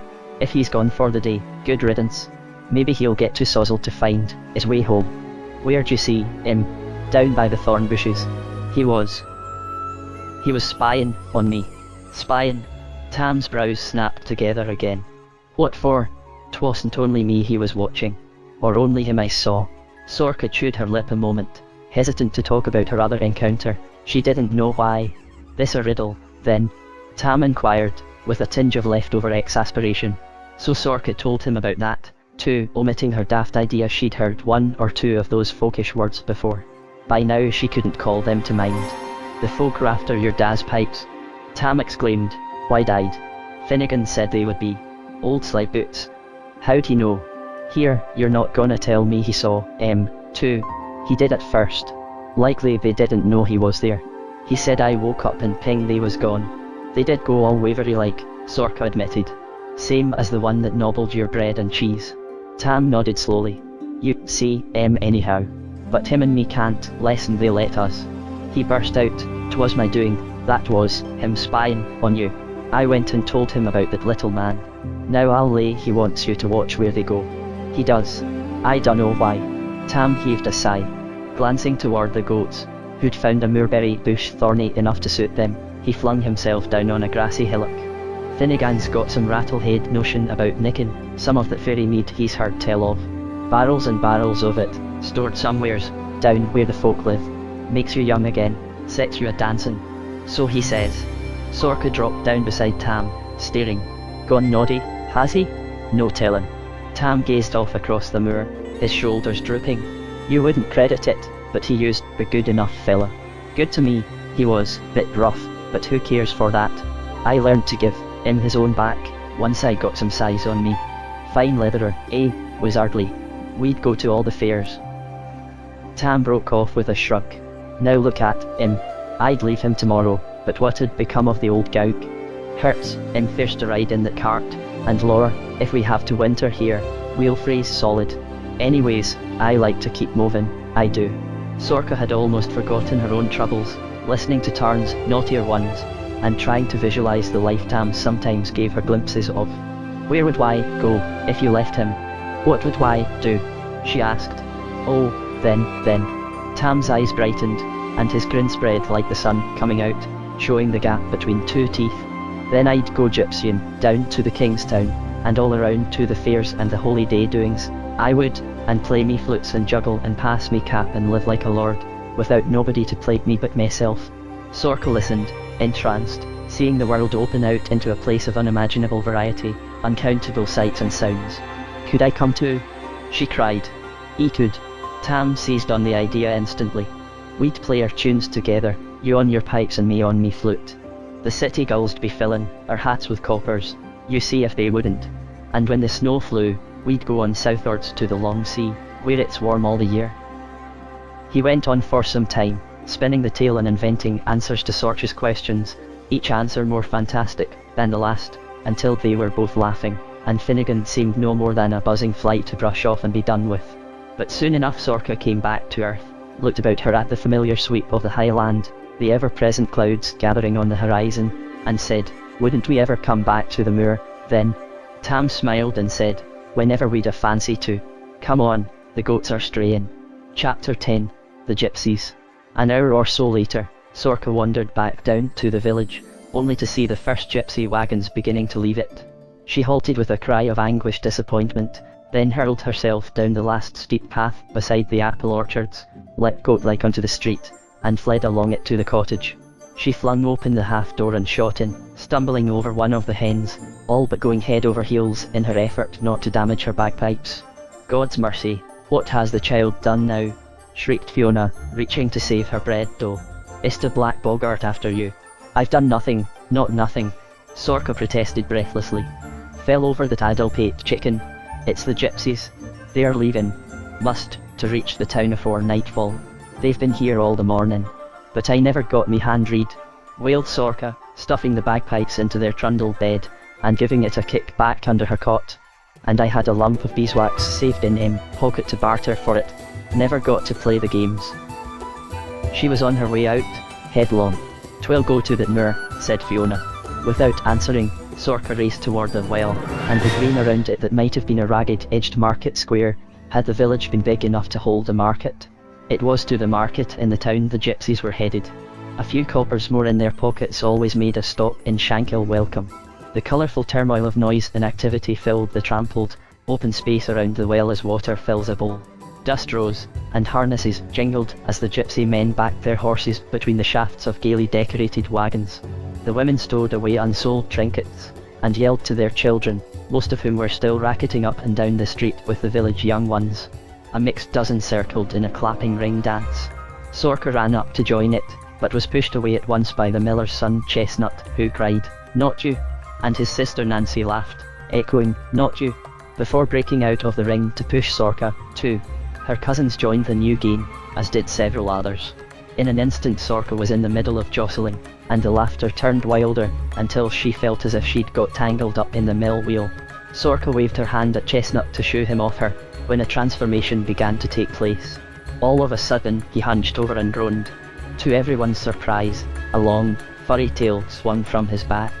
It was brown and fuzzy, just like a monkey's, and grew longer with each second. He was met with horrified stares and gasps of shock. "I'm sure I've gone mad," he cried, until he noticed Sorka grinning at him. Chestnut raised his fists, and set on her like a chimpanzee. A large, thin hand reached in and pulled Sorka out of the ring, and held her against a solid body in voluminous skirts, while a woman's voice berated the village children in an incomprehensible language, so they backed away and scattered. The gypsy children stared a moment at Sorka, still gulping for her breath. Then they too drifted away, toward the wagons. Chest heaving, Sorka twisted to look up into the dark, stern face of a gypsy woman, who released her, steadied her a moment, straightened her clothing, then said, "Hurt? You?" Sorka shook her head, though one cheekbone felt larger than the other. She'd bit her tongue, and both arms throbbed. She managed to gasp out her thanks. The woman smiled faintly, nodded, and gave a final twitch to Sorcha's apron. She was a tall, handsome woman, but not as old as Fiona, with a scarlet kerchief half covering her smooth black hair. Sorcha's gaze clung to her. "Go play now," said the woman, but didn't seem surprised when Sorka cast a darkling glance after Chestnut and his friends, and shook her head again. "Buy ribbon. Bangle," the gypsy suggested, gesturing toward a nearby hooded wagon, though it was plain she didn't expect to make a sale. Sorka, however, grasped at an opportunity. "Well, why, read my hand." She thrust out a palm to show what she meant, reaching with the other into her apron pocket to offer the lump of beeswax. The woman laughed, nodded, took the beeswax, and led Sorka to the wagon, where an old man and a young one were preparing to hitch up. A low stool sat beside the wagon's steps. Sorka guessed the woman had been sitting there when the rough housing began. The woman resumed her seat, then took Sorcha's hand, and turned it palm up. "Good fortune already, eh?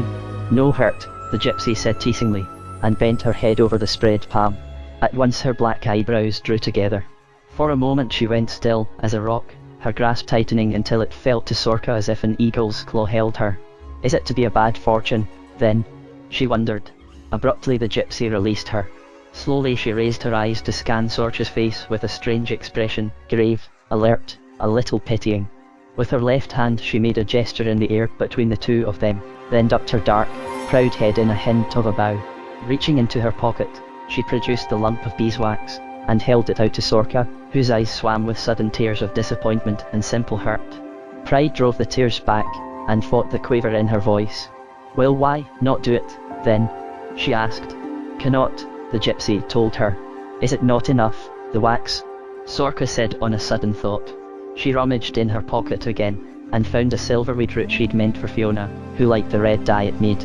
"Will you have this, too? Now, little one."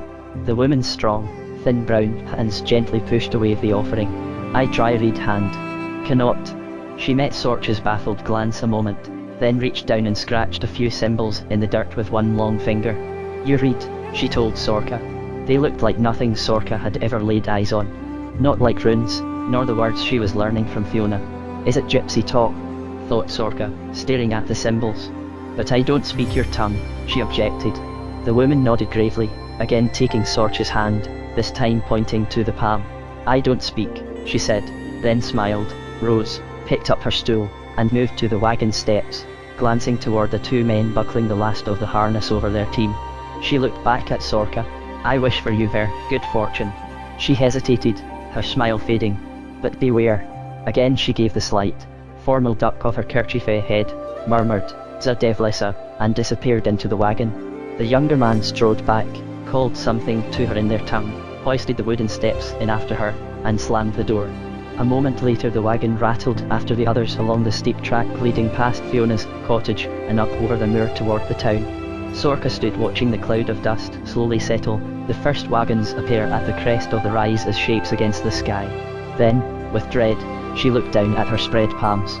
They looked as they'd always looked, smooth and pale brown, with a fine crease encircling each thumb and a wavery line, rippled like a tiny brook, crossing under the fingers. That was all there was to see. Sorka swallowed, and hid both hands under her apron. She'd never looked closely at anybody else's palms, but there must be something odd about hers. After a moment, she headed up the street in the wake of the wagons. Their dust still tickled her nostrils when she knocked on Fiona's door, and at the "come in," Sorka lifted the latch. Her mother moved about her single room, putting away little clay pots of unguents, resealing a cow's horn that held some tincture or other, gathering dried roots into a wooden box. "I've been dosing the gypsies," she remarked. They have cures aplenty of their own, but they like to learn mine, too. She glanced at Sorka with her brief, one-sided smile, then her eyes sharpened. And what ails you? Nothing, said Sorka quickly, pulling the silverweed root from her pocket. I brought you this. My thanks. Fiona accepted the root, still eyeing her. You've been on the moor, then? Missed all the hubbub and fairy-fairy. And you wanted your fortune read. 'Twas no matter. Sorka shied away from the subject. Fiona was silent a moment, then sat on her hearth stool and drew Sorka to her. And how comes it your cheek is bruised and swelling? Was that a bee? Tried to join the circle game. With the gypsy young uns and tothers. But Chestnut, well, all of She broke off. A gypsy woman made stop. Fiona gazed at Sorka, and for a moment thought her own thoughts, unreadable in her face.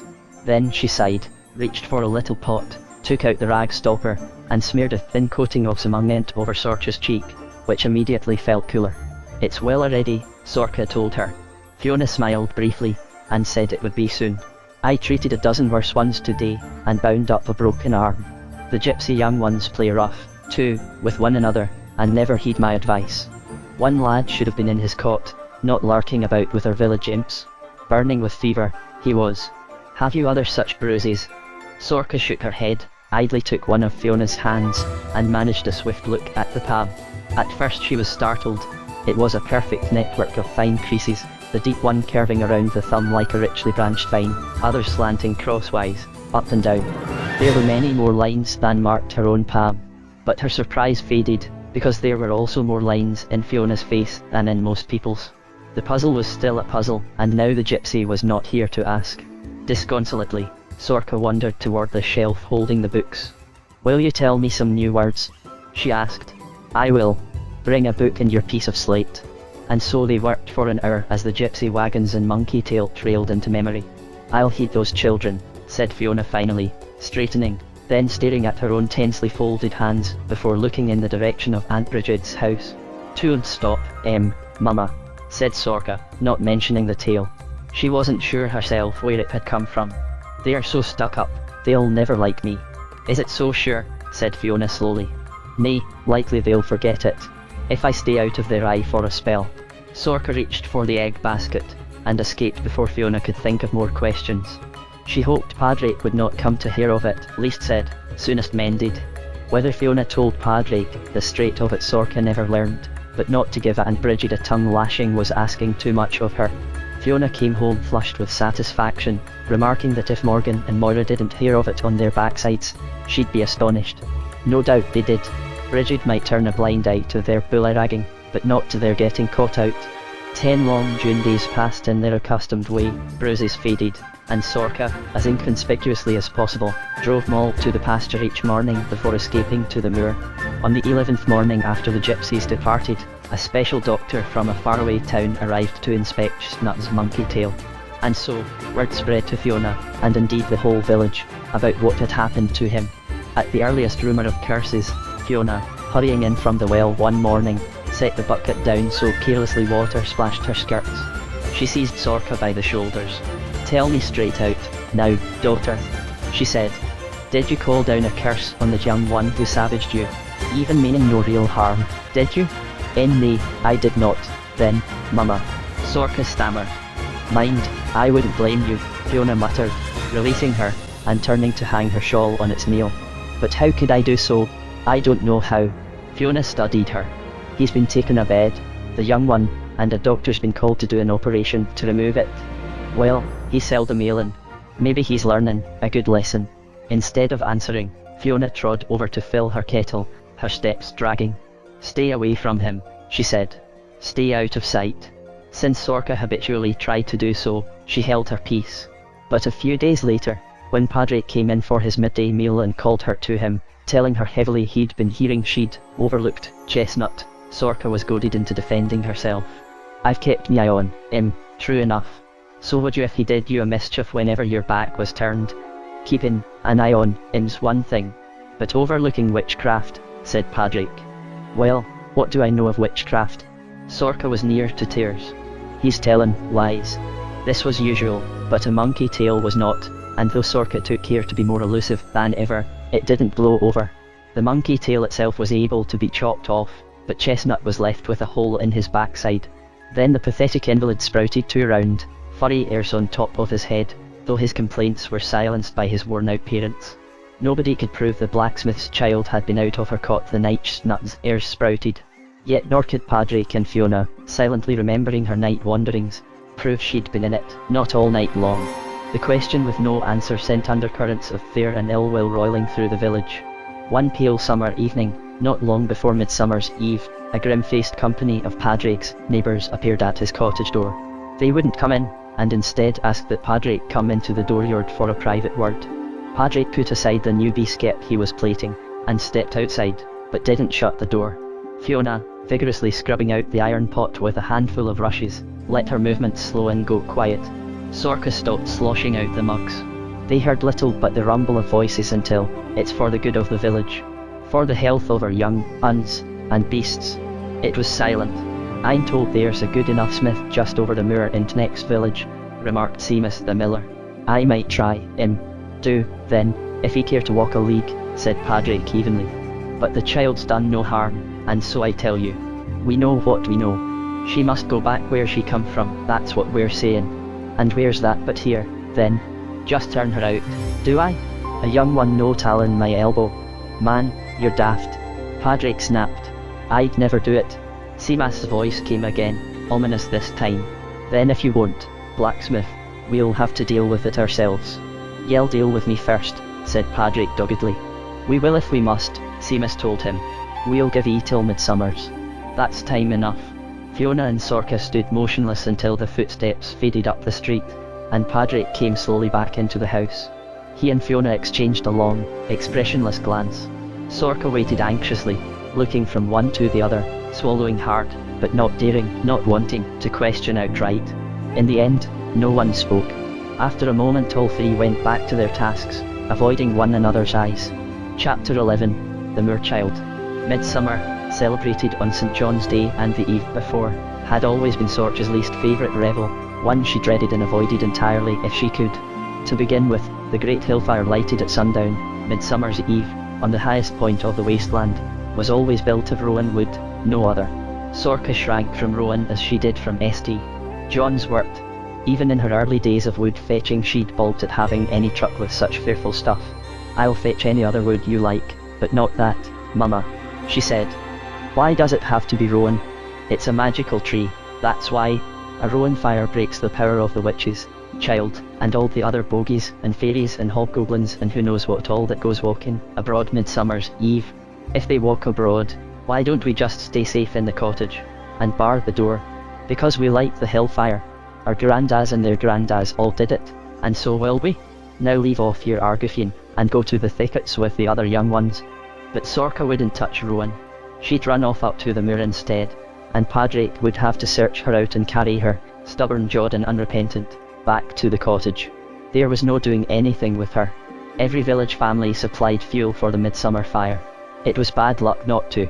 So Fiona fetched the rowan each year, and endured the smiles and eyebrows raising exchanged by her neighbours not quite behind her back. Besides rowan, St. John's wort was everywhere for the 2 whole days of midsummer, garlands of it, woven in with yarrow and orpine and corn marigold, hanging on door lintels, or around the necks of farm beasts. Not around Moll's neck, or she'd have stayed in the byre, unmilked, unless Fiona took over one more of Sorcha's rightful tasks. But yellow flowers were everywhere else as June neared its end, and every year Sorka threaded her way through the dangers, longing for midsummer to be done. This year, the familiar dread was but part of the heavy, nameless foreboding of something hanging over her, which persisted even though the monkey tail was past, and Chestnut back to pestering her. Chestnut she ignored. She'd endured his snobbishness all her life. What was new and frightening was the grown-ups' grim attention, their voices dropping to mutterings as she passed. Not mere young ones' mischief brewing. The village was uniting against her. It had turned against Fiona and Padraig, too. Several householders had taken their smithing to the village over the moor. Padraig's anvil was sometimes silent all the morning, and he more silent still.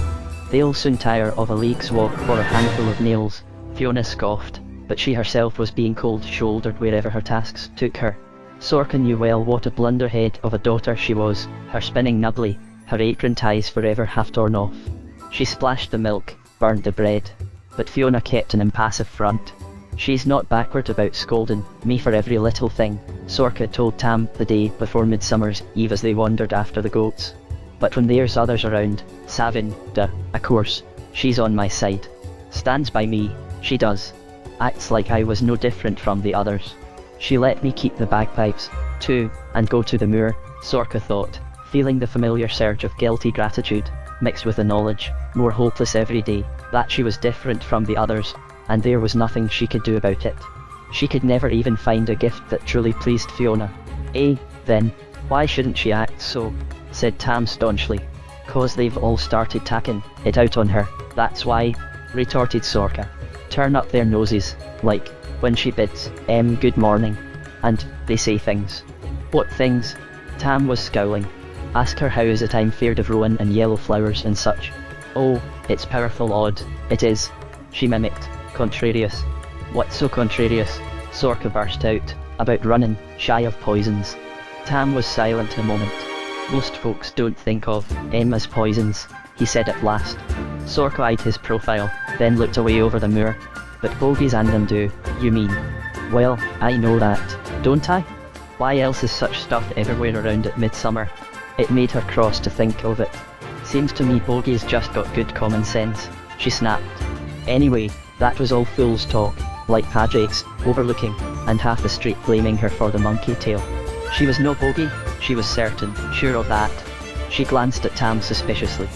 Here, you won't be hanging, St. John's worked on the goats. Tam's still face relaxed into his sidewise grin as he glanced at her. Nay, they'd likely eat it. Sorcha smiled back, and after a moment of gathering nerve, she said, Do you think I'm a bogie? Or a witch or such? Don't be a noddy. How could I think such a thing? Well, what do you think? Tam was silent much longer, chewing his lip, his snub-nosed, good-natured profile troubled. It's something too bad to tell me, she thought, as she'd once before. But when he turned to face her, his blue eyes met hers squarely. I suspicion you might be folk, he said. For a moment Sorcha could only gape at him. It was so unexpected, so nonsensical, such a silly thing to say.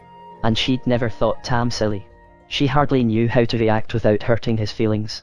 In the end she forced a bogus little laugh that embarrassed her. Better than suspicioning I'm a witch, I guess.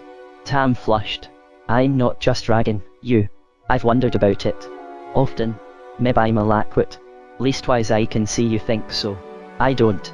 Sorcha touched his hand in brief apology. It's only... Seems a tomfool kind of notion. It's not, then. Don't they hang around you? Let you see, Can't you see, whether they let you or not? For an arrested moment Sorcha considered this, but then remembered the runes, the paths. She'd always been able to see things. Everybody can do something special, can't they? She asked. You can juggle. She shrugged. The folk just want me pipes. But, abruptly, Tam changed his tack. Your eyes change colour, too. Warrant you didn't know that? So do yours, she retorted. Indeed, right now, as always when he was serious, their bright blue had darkened to indigo. She laughed at his astonished expression. Warrant you never knew that? His slow grin acknowledged it. She went on wryly, if I was anything to do with them. Catch me living in Shankill. I'd live in that mound, or whatever 'tis, wouldn't I? Eating honey all day long, no gossips to plague me. Tam made no answer, but after a moment he shrugged, and gave up the argument. So it was a tomfool notion. You asked me, so I just said it. I doubt it's what they're saying, down to the village, Sorcha told him. Behind Mama's back, Daz, too. They'll be saying, whatever 'tis to their faces soon, I reckon. Then I'll know. Tam's own expression turned grim as he studied her. I know one thing already, he said. You ought to stay away from all them rattle-tongs, especially that horrid chestnut. Keep out of sight, leastways till midsummer's over. Come up here to the moor. Goats and Mel look after you. So he'd heard what the rattle-tongs were saying. Something too bad to tell her, she thought, eyes moving to the goats, who'd found a thistle patch. Tam took out his shepherd's pipe. Come on, we need cheering up. And so Sorcha swung the bagpipes around to the front of her, and they filled the air with tunes. But for once, Tam's uncritical friendship, even the piping, failed to clear her mind of troubles or growing fear. Plainly there was reason for fear. Both Tam and Fiona had told her to keep out of sight. Only wish I could, she thought. For a moment Sorka longed for Tam's notion to be more than fancy. Ever so lucky, those moorfolk. Kept out of sight whenever they chose. That put her in mind of a tale she'd always heard about Midsummer's Eve. Maybe it was true. Maybe, since the folk let her see them, she could coax one to do a good turn. She left Tam presently, and headed downward, but didn't go home. As soon as Tam and the goats were hidden behind the moor's crest, she turned across the slope and picked her way through the summer dry bogs, to the patch of thorn bushes, where Finnegan had spied on her a fortnight or so ago. To make sure he wouldn't spy today, she peered behind every bramble bush before settling herself on the same mossy rock she'd chosen before. Detaching the chanter, Sorka piped a brief, meandering tune without filling the bag to bring in the strident chorus of the drones. The sound would carry, but not far. She wanted to reach only one pair of ears she suspected were nearby. The tune finished, and she lay back and closed her eyes. Very soon the bag moved stealthily beneath her hand. In an instant, Sorka was upright, grabbing a thin wrist. She held it tight, peering into the narrow, startled face of one of them. The same one always after her pipes. "Leave go," he said uneasily, trying to twist free. "When a pig can fly," she retorted. "Well, I won't nobble, this time. You've caught me out. Nor next time, neither. I'll take care of me pipes, right enough. That's not what I'm after." The little man quit struggling, and said curiously, "What are you after?" Sorka started to answer, then on a sudden thought pulled him closer and peered at the palm of his hand. It was pale brown and smooth like hers. Indeed, smoother, without even a curved crease around the thumb. But the wavery, rippling brook line crossing below the long fingers was strongly marked, the only line she'd not seen among the many on Fiona's palm. Could that mean anything? She wondered. Likely nothing. Should have looked at Tam's, she thought. The hand she held twisted free. The little man eluded her grab, but lingered just out of reach, eyeing her with a bright green, curiosity-filled gaze. Sorka peered back, speculating, puzzling. "What are you after?" he asked again. She to make an effort to remember. "Oh, aye. Fernseed," she told him. "I've heard tell it'll make ye go invisible, so nobody knows you're there." His wide, mobile mouth turned up at one corner with amusement, and down at the other with mischief. "Fernseed, is it? Eh, well, if you was to go out on the moor and find a fern patch, stroke of midnight, mind, Midsummer's Eve, you could get some. If you're quick." "Aye, and the folk be quicker," scoffed Sorka. "I know that well enough. But you could get me some." He laughed outright, a thin, trilling like an odd birdca. "And why would I want to do that?" "'Cause I'll let you play me pipes." The little man was suddenly attentive, his eyes narrowed to lavender slits. "Do you mean right now?" He was already reaching for the bag. Sorka pulled it away. "I don't. Do you think I'm a whittling?" "I mean after you bring the seed." He eyed her measuringly. "How long I have, for?" "You can't have, at all. You can play the chanter. I'll hold the bag." He turned away scornfully. "That's no bargain." "Well, you'd be off with, in a minute, and I'd never see, again." As his grin admitted it, she leaned toward him, coaxing. "You could get me just a pinch of fern seed. 'Twon't take much. So why do you want it, anyways?" She hesitated, then told him. "I need to hide." To her surprise, his narrow face abruptly looked uneasy. "Who from, this time?" he said. As she stared at him, uncomprehending, a piercing whistle sounded from somewhere farther up the slope, followed by an angry, bird-like twittering. As the little man's glance flashed toward it, Sorka grabbed his wrist again, not an instant too soon. "Let go, he'll skin me alive," he whispered, struggling. "Who will?" "Root. Can't you hear, him?" The name streaked across Sorcha's memory like a shooting star, then vanished into the general dark. "Leave me go," begged her captive again. "Will you bring the fern seed?" There's no such thing, you ought to know that. We don't use such, we just wink out." "He never could do it," he added with an exasperated tug. He glanced at her face and grew more temperish. "When you was one of us, don't you remember nothing, at all? When you was one of us." He was gone before she realised she'd lost him. It had ceased to matter. She'd forgotten what she'd wanted of him, and no longer cared. "When you was one of us, I think you might be folk." Sorka sat, oblivious of the day around her, scattered words picking away at the locks of memory. "Wink out. Root. He never could do it." Slowly the shadows of the thorn bushes lengthened over the moor's woven grasses. Then clouds gathered to blur their edges and the birds fell silent. Yet she sat on, still as the rock she perched on, her mind reverberating with fragments of speech, echoes of voices. Clumsy youngling. Aisling. Aisling of the mist.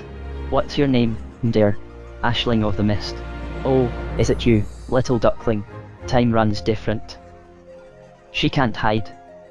Stop macking, a bother. Help me, time runs different. In the mound. In the mound. The door that had been locked was creaking open, and memories came back in jolts and lumps and finally floods. A cold patter of raindrops roused her. She focused on the fast dimming moor around her, slid stiffly from her rock, pulled her cloak to cover the pipes, and fumbled her hood up. For a moment she stood, feeling upside down, groping for where to go and what to do next. The answer came without real thought. She headed down the slope dazedly, then ever more urgently, giving a wide berth to the great pile of rowan wood, high as a cottage roof by now, looming ready for tomorrow's sundown on the wasteland's highest knoll. She crossed the hillside well above the village street, now all but running. And all the time her mind was a tangle of half-heard voices, half-glimpsed figures, half-puzzling knowledge. Sorka descended to the street at the far end, slipping hastily through the thicket of hawthorn that screened Fiona's little hut. Without waiting to knock, she pushed open the door and stumbled in.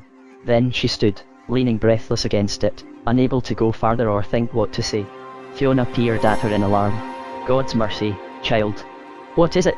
She stood, pushing her stool aside without looking at it. Sorka. Am I folk, then? Sorka blurted, in a voice sounding unlike her own. Did you know it? Slowly Fiona's face cleared. The frown of alarm gave way to something like deep relief. For a moment she stood as if gathering herself. Then she went to Sorka, gently took her damp cloak, and drew her to the bench where they'd often sat together over the books. I have always suspected it, she said. The runes. That, and other things I noticed very early. Perhaps before you can remember. I'm beginning to remember. I'm trying to, now. I never did, afore. Maybe I tried not to. I think I was scared. I, said Fiona.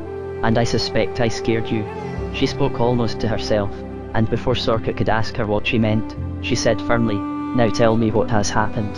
Sorka obeyed, or tried to, but she started tail end too, with the little man's, don't you remember, then jumped back to Tam's tomfool notion, then she'd to explain who Tam was, and about the little man. And suddenly she knew who that little man was. He was old Strudel, who used to take the younglings out on the moor some nights, when they guarded the red-horned folk cows. Sorka. Go on, child, prompted Fiona. You begin to remember. I'm still at it, Sorka quavered, and pulled in a deep breath, dizzy and unsettled, not sure whether to be frightened or elated, or what would happen next. There were so many puzzles. She burst out with the most baffling. If I'm folk, how's it come I live here, in Shankill, and not in the mound or whatever 'tis? Did I used to? I think I did. Do you so? Said Fiona softly. She hesitated, took Sorcha's hand, and held it in a firm, sustaining grasp. Have the neighbours ever called you a changeling? Sorcha blinked, and drew her hand away. It was no kind of answer she'd expected. Eh, haven't they then? Call me imp, too, and flibberjig, I've heard, cause they want me to hear. Well, that's nothing, they call their own young uns that, if they've vexed enough. When they call you that, I think they mean it. I think it's true. After a still moment Sorcha whispered, What's a changeling, then? I thought it was some block of wood, like, stuck in a baby's cot, instead of the, she broke off. Instead of the baby. Sorcha could do nothing but swallow, and it was hard to do that. A real live baby, stolen away forever. Mama and Dad's real baby. Fiona went on, it's not always a block of wood or a straw mannequin. Sometimes, it said, they leave one of their own in exchange. Why ever would they do that? Sorcha whispered. Fiona shrugged. Some think they covet the human babies because they are familiar. Others say they are ridding the troop of their old and feeble, or the misbegotten. Sorcha gazed at Fiona in silence, feeling herself sink into knowledge from which fog was clearing. And then the door to memories swung open. Chapter 12, Memories.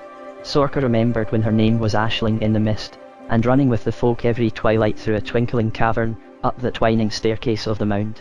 After a moment at the top, they'd burst through the portal behind the great boulder onto the moor evening after evening. Sometimes they'd scamper down into the wood at the moor's edge to gather twigs for firewood, or along the lake's fringes below that, to cut reeds for bundling into torches. Mostly they stayed on the high moor, collecting thistle silk for the spinners back in the mound, and tufts of wool left here and there by the humans browsing sheep.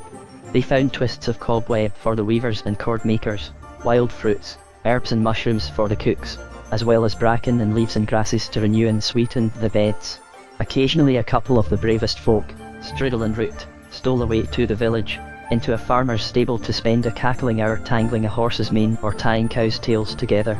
Strudel boasted of venturing into the farmhouse itself to tickle the sleeping humans with ice-cold hands, but nobody believed him. Only the elders dared such pranks.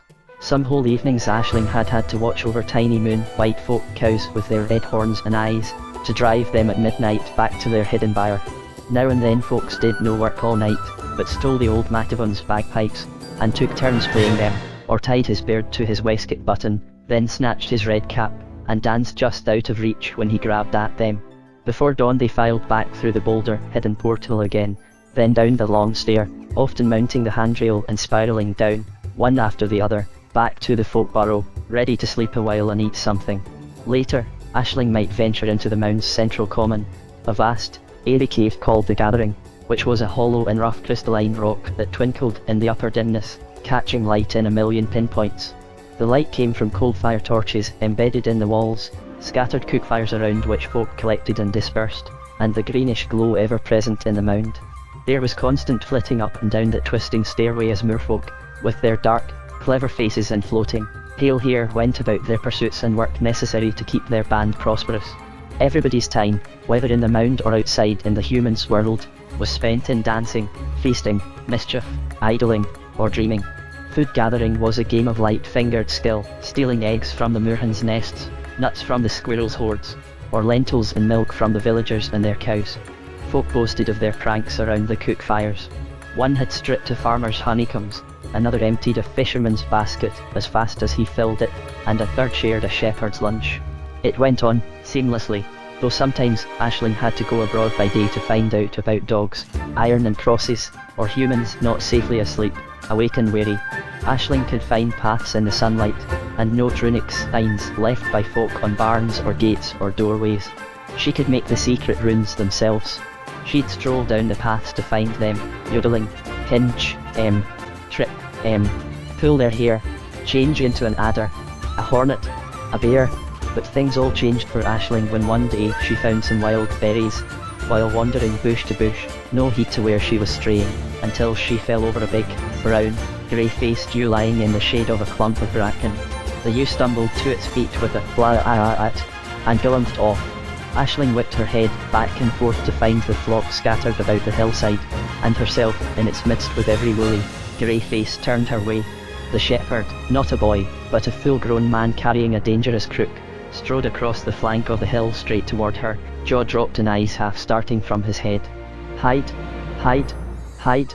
shrilled a voice in the secret folk tongue that made humans gawk about, trying to spot the unknown bird. Ailing's eyes rested on the place, where a dozen folk playing a ring game near the crest had vanished, though a number of crows with a chicken or two mixed in pecked in the same spot among the grasses. Root slithered like a red-capped lizard up an outcrop, with Strudel, already rock-coloured, right behind. With the shepherd's eyes full on her, Aisling herself dared only shrink a bit, and go bluish like the shadows under the bracken as she waited for the stupid shepherd to blink.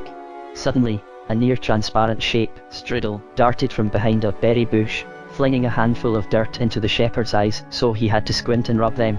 Aisling gulped in breath to wink out, held it hard, and left the flimsy shelter of the bracken to dash in invisible safety across the open space toward Root's bush.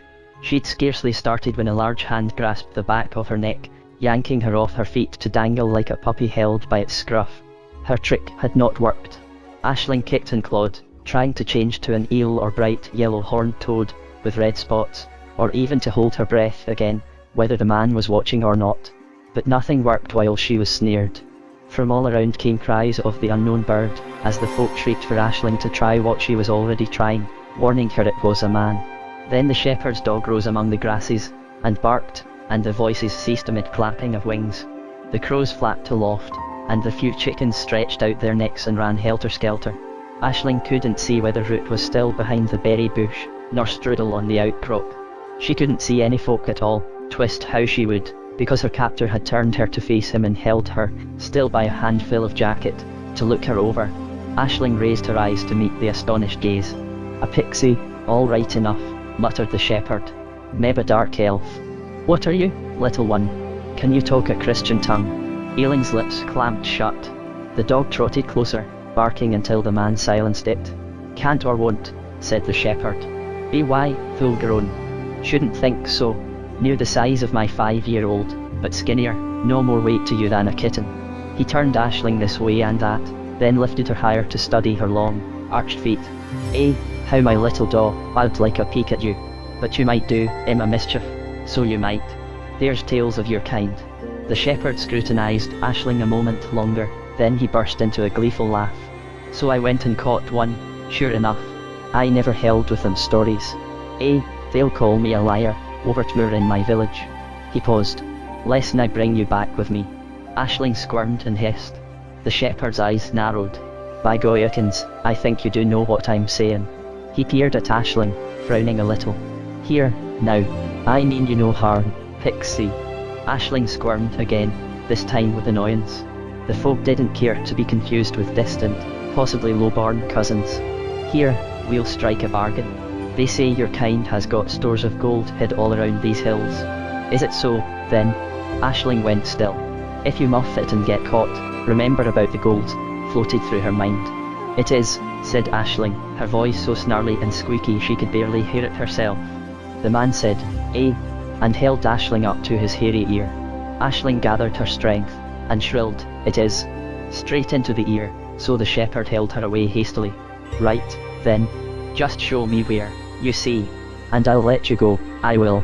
Aisling knew what to do next, but the dog, a terrible, bluish, shaggy creature with bright, intent eyes, sat just below her, with a tongue long as her forearm lolling out between his wicked teeth. "I'm afeard of him," squeaked Aisling. "Ah, never you mind about Trusty, he'll do as he's bidden, naught else. Here, off with you, boy, round up your stragglers." The shepherd waved his crook, and the dog loped away as if the gesture had flung him. "Now, no tricks, little un, where's the treasure hid? Let me loose and I'll take you there." The shepherd laughed. "Think I'm an Oddikins? You'd be off before I could blink. Just tell me straight." "Well, gold's down in the woods yonder, buried. You find the 5th tree west of the Red Fox's hole. Then you walk a snake length south, and find old Tulligard's sign on a fallen log, lessen the moss has covered it. Then you go where it says, and... Here, hold on. Where's this Red Fox's hole? How'll I find that?" Aisling shrugged as well as she could for one suspended in midair. "I know where 'tis. You'll have to hunt." "Nay, then. You'll have to show me," the shepherd retorted. He gave Aisling a hitch, and shifted his grasp to her middle, tucking the folk under his arm like a parcel as he strode down toward the woods. There wasn't any fox's hole, red or otherwise, but Aisling pointed to something, and the shepherd took her word for it. Then they struggled along what she told him was a snake's length south, which led him through nettles and brambles straight up to a dense thicket, with not a fallen log in sight. "Here," he balked, to Ailing's relief, who was sore and breathless from the jolting. The shepherd held her up again and glowered at her. "Think me a muggins, do you? I'll go no farther. You tell me straight now, or I'll give you to me dog." "It's just yonder," said Aisling hastily, pointing at random, "twixt the roots of that big oak. You'll have to dig. You'll dig, pixie." The shepherd stalked to the oak, and swung her down among the ancient roots, keeping a fast hold on her jacket. Gladly Aisling burrowed into the soft mould of earth and last year's leaves, and in a moment twisted toward him, offering a little handful of golden coins with dirt still clinging to them. The shepherd's eyes bulged. Slowly, he took them, letting his crook fall. He bit one. "By'm faith they're real," he whispered. "By jings, and I never believed it." "Plenty more," Aisling told him. "Here, move aside, pixie." "Let me there," said the shepherd, suddenly brisk. "I can dig faster nor you." He swept Aisling away, and fell to work. Aisling didn't tarry to watch. One jubilant leap and she was among the branches, already leaf colour. Next moment she was safe in a high crotch, hugging the mossy trunk, fading to grey-green to match it, or trying to do so. Aisling peered anxiously at her doubled up legs and her fingers. Yes, grey-green as moss, as lichen. It was all right, she knew how. Before was some kind of mistake, that would never happen again. From here and there in neighbouring trees came bird-like giggles, in which she joined with relief and delight, her heart still pounding, but her self-esteem swelling like a bubble. She'd served that great gourmet turn, she had. Now she'd have something to boast of. "Clumsy youngling," said a caustic voice from a branch above, so the bubble burst. Aisling looked up into Strudel's disdainful countenance. "I did it right," Aisling protested. "The gold trick, aye. Everything else wrong. Slow. Bad. Risky. You never went out at all." Before Aisling could argue, there came an outraged bellow from the tree's foot, followed by "Pixie! Here, where'd you get to? Ah! That hosing creature! I mighta known." Aisling glanced down through the leaves at the shepherd's head and burly shoulders. The gold would have turned back into leaf mould by now, but she no longer relished the joke. Stonily, she watched as the shepherd turned this way and that, calling Aisling several words she'd never heard before. Then the shepherd stomped off up the hill to his sheep. "Back to the mound," ordered Strudel. "At midday." "But we barely, you mean all of us." "But we'll learn, we're only beginners."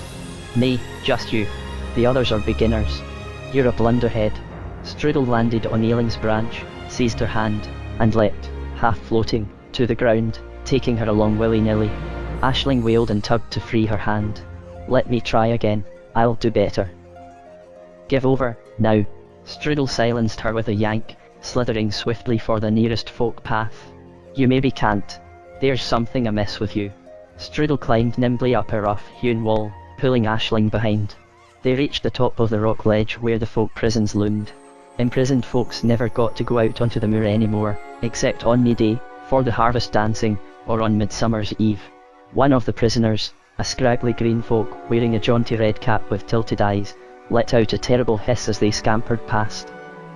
He was silenced by a crack of a whip on his arm, which Strudel held fast. Strudel spoke with the jailer folk, and made Aisling sound a blunderhead, indeed. But Aisling couldn't find any lie. "You can't wink out," growled the prison guard. "Aye, I can," spat Aisling. Leastways, she'd believed she could. She'd played at it, along with the other younglings, catching her breath, holding it until she had to cackle and let go. Nobody ever told her she hadn't gone. Nobody had ever told her she had. "Maybe Aisling muddled it," said Strudel in a squeaky voice. "No way to muddle it," said the jailer. "You can do it or you can't. Let's see you try." Aisling growled. Right now. She gasped in a big breath and held it hard, eyes squeezed shut. "See that?" remarked Trute. "And you can tell she's trying." Aisling deflated with a rush. "Try a shape change." "I'll change to a dragon, then you'll be sorry," growled Aisling. She tried, but she'd never yet managed a real shape change, only small alterations in her own shape and colour. She'd always thought she'd grow into it, like. Plainly she was wrong. The jailer chewed meditatively on the tip of his beard, gazing past Aisling, into some thought of his own. He wore a red jewel on a chain around his neck. It glowed like a drop of blood against his worn green waistcoat. He spoke suddenly to Strudel. "Do you recollect? It was a time ago. Somebody coaxed one o' them into the mound. Great taurin, fellow with hair like a horse's mane." Strudel gave a curt nod. "I recollect. Not sure who coaxed him in, but I've kept an eye on the little ones combing out in the nursery." He glanced at Aisling. "It's no surprise."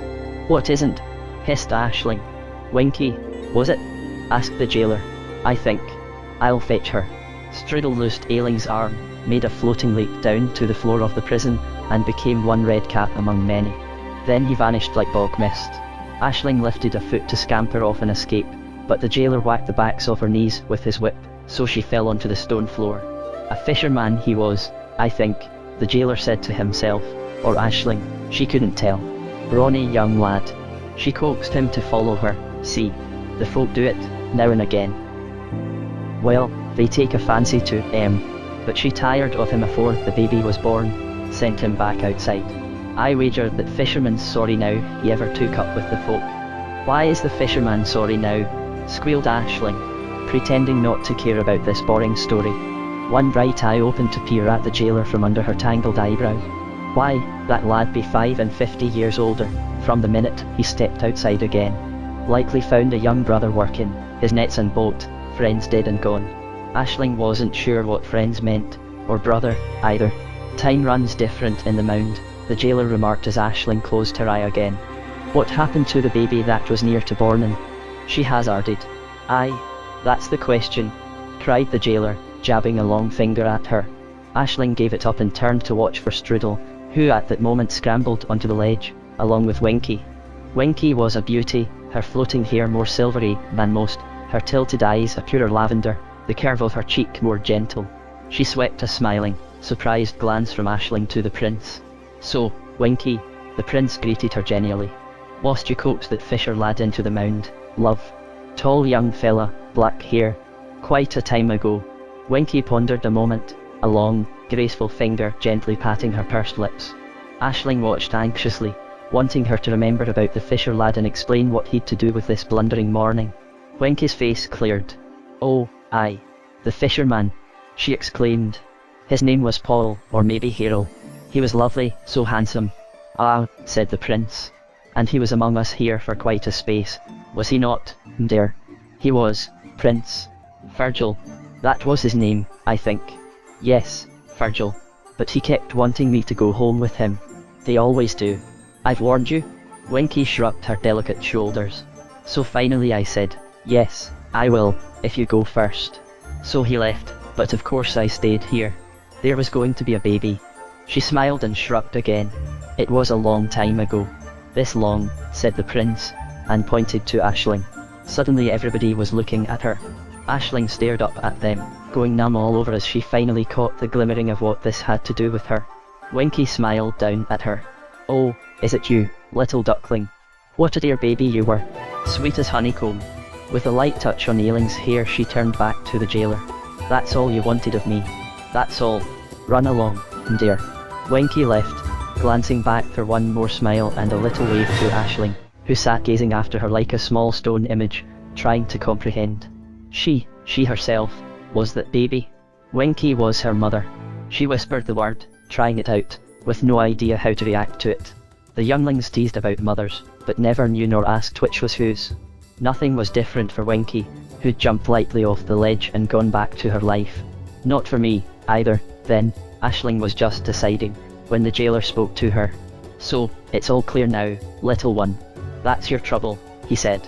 Father's that fisher lad. Father? Ailing's muddled thoughts had gone no further than mother. Fathers were never even teased about. They barely existed. Why is that a trouble?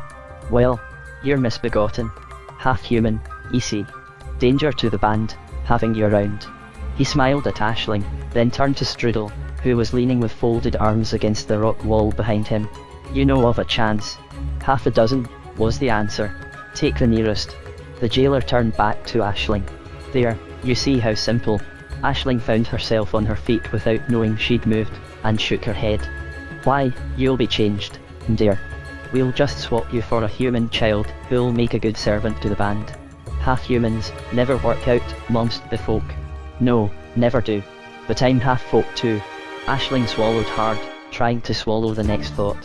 What if I never work out amongst the humans? The jailer, musing, seemed not to hear the question. Aye, you're neither one thing nor yet quite t'other, he agreed. Pity, but there 'tis. Aisling stared at him and suddenly found her tongue. I won't go. I don't want to be changed. I want to stay here. I don't like humans. I won't be one. I don't know how. Please don't make me. Now. The jailer frowned. It's what we always do. Stop macking, a bother, said Strudel, straightening from the wall and ambling toward her. But I'm scared. What'll it feel like? Why can't I? Strudel already had hold of her arm. It's settled. Come along. Aisling pulled back, throwing a last despairing look at the jailer, who scowled after her. Won't hurt. I promise. Won't even know it till there you are. But where?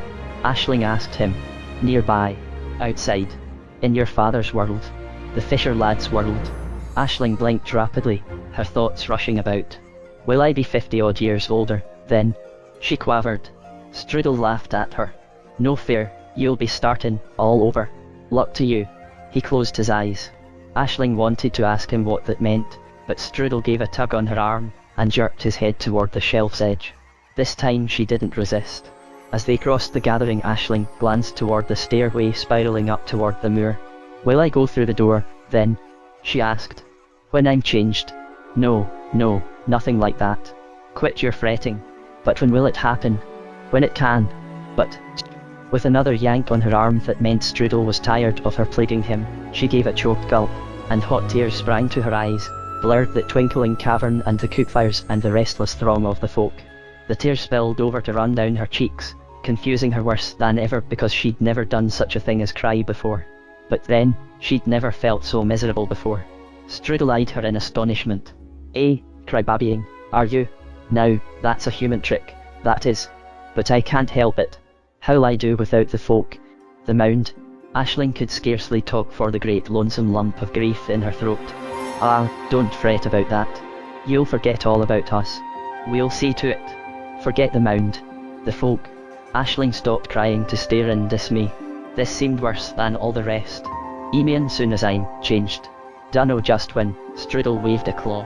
"Soon enough, I dissay. Now step along." In another moment he waved her through the earthen door. "Just go to bed. Leave the worritin' to us." He strode away. Aisling watched Strudel thread through the crowd, then turned into the vaulted main cavern. She found it unexpectedly full of folk, collected in little knots of 3 or 4, hands or elbows touching, all looking at her. They'd heard, then. "Help me," she whispered. After a moment someone said, "Can't," and shrugged. Everybody else shrugged, too. Their unblinking, shiny eyes watched her, curious but unequated. They were as unconcerned as the jailer himself. Aisling had a flash of recognition that she was different from them, half human. It must be human, this tearing apart she felt when they felt nothing. Yet she knew if anyone else were to be changed, she too would likely stare curiously, but not really care, so long as she still had the mound and the band. Half folk, too. Neither one thing nor yet quite t'other. She turned away, wandered out into the corridor, and stood looking at nothing. Then she walked into the food room, sat by herself at a long table, ate porridge she never tasted, and went to bed as Strudel had ordered. But inside, she'd begun to rage and scream. She awoke raging and screaming in the truckle bed. Ailsing shivered with cold, fright, and confusion in a low-ceilinged smoky room full of threatening smells and noises. A door banged open, and an icy wind rushed in before the man forced it shut. Through the opening she glimpsed snow and icicles.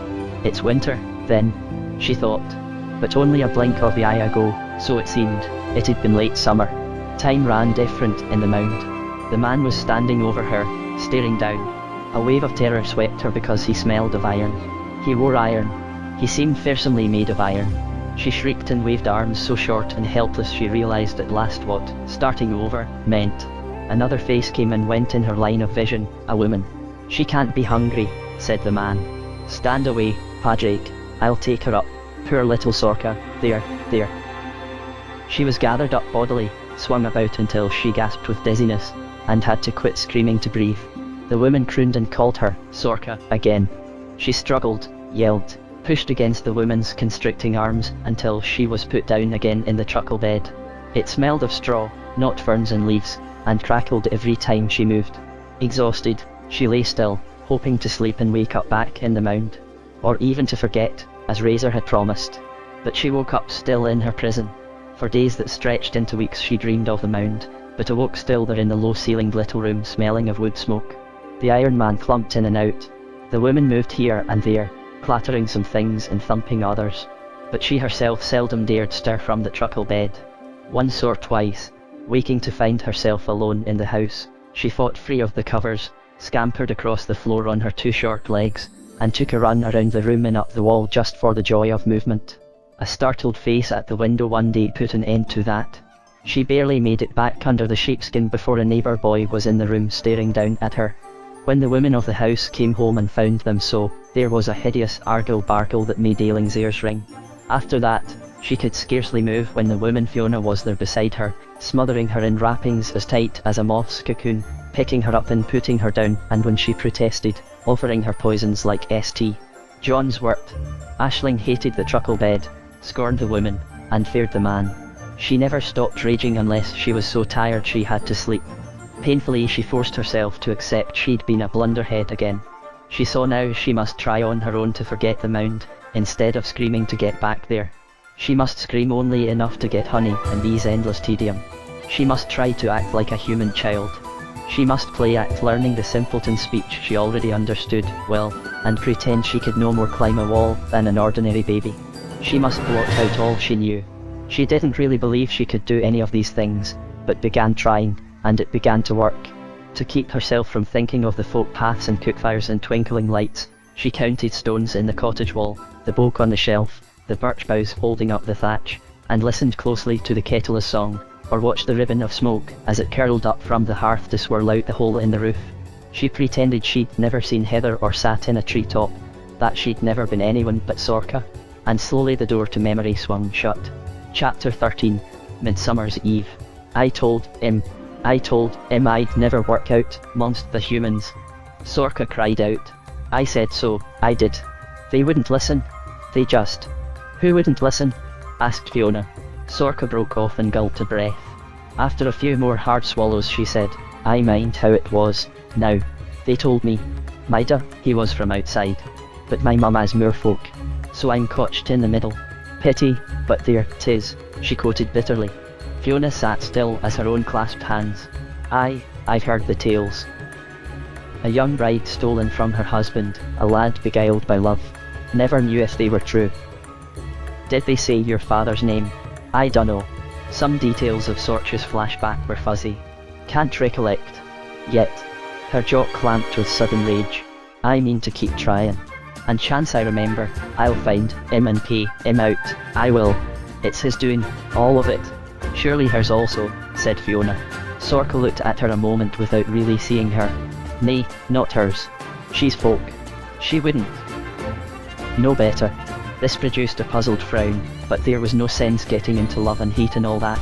It was too hard to explain. Besides, there was a question she'd to ask. Does Da know about me then? He tried to tell me, long ago, but I wouldn't listen, at first. Can't blame you, can I? Once you believed it, you'd want your own baby back. And there I'd be. Sorka stood, hitched the bagpipes onto her shoulder, picked up her coat. I'd best tell Da now, though. Wait, stay a minute. Wait, child, no use waiting, is there? I'll never work out. I suspicion he'll believe it this time, lesson he knows already. Blindly Sorka turned toward the door, flung it open. Wait, shall I go with you? Nay, I best go alone. Closing Fiona's door behind her, Sorka noticed the familiar rune still glimmering there. It was twice familiar now. She could read it without guessing. Dusk neared. The rain had stopped, but except for one long golden slit across the west, clouds still darkened the sky and draped like a wet purple blanket over the moor's looming slopes. In the low slanting light, the grassy patches along the meandering village street glowed vivid green. Sorka paused for a wary glance toward the smithy and home. The street was oddly deserted. Nobody at the well, nobody talking in doorways, not a child in sight. Old Cormac's dog stretched itself near the old man's usual bench, yawning, then hobbling away. Must be the rain drove everybody inside, Sorka told herself. Relieved of the usual need to slip home unnoticed, she paid no further heed to the track her feet followed from long habit. Her thoughts were on unknown paths ahead. No guessing what her da would say or feel. Might be glad it was over. Anyway, the telling had to be done. But what then? Can't stay here, she thought. Never did work out, never will. People taking their smithing away from da, now, king and queening it over mama. Just gets worse and worse. Can't go back where I came from, wouldn't work out there either. He said. Likely they wouldn't have me. Again rage and misery swept over her. Paul, or maybe Hero. If I could just recollect his name, she thought, that wicked jobber now, wouldn't I make him sorry? Wager he's sorry now he ever took up with the folk, 50 years older the minute he stepped outside. Her anger sagged as she remembered that by now Paul or Hero or whoever was likely dead and gone. Well, she thought. First the telling. Then what? Get out of Shankill. Away from mama and rid of me afore they are made to get rid of me themselves. I'll run away. But where? Never been any place else except the mound. Her thoughts went to Tam. He said to come up to the moor. Goats and Mel look after you. He would, too, and never let on he knew where I was hiding. But what about the Finnegan? Likely blabbed any secret for a jug of mucksta. Not Tam, then. There was a hoarse shout, so close and fierce it all but stopped her heart.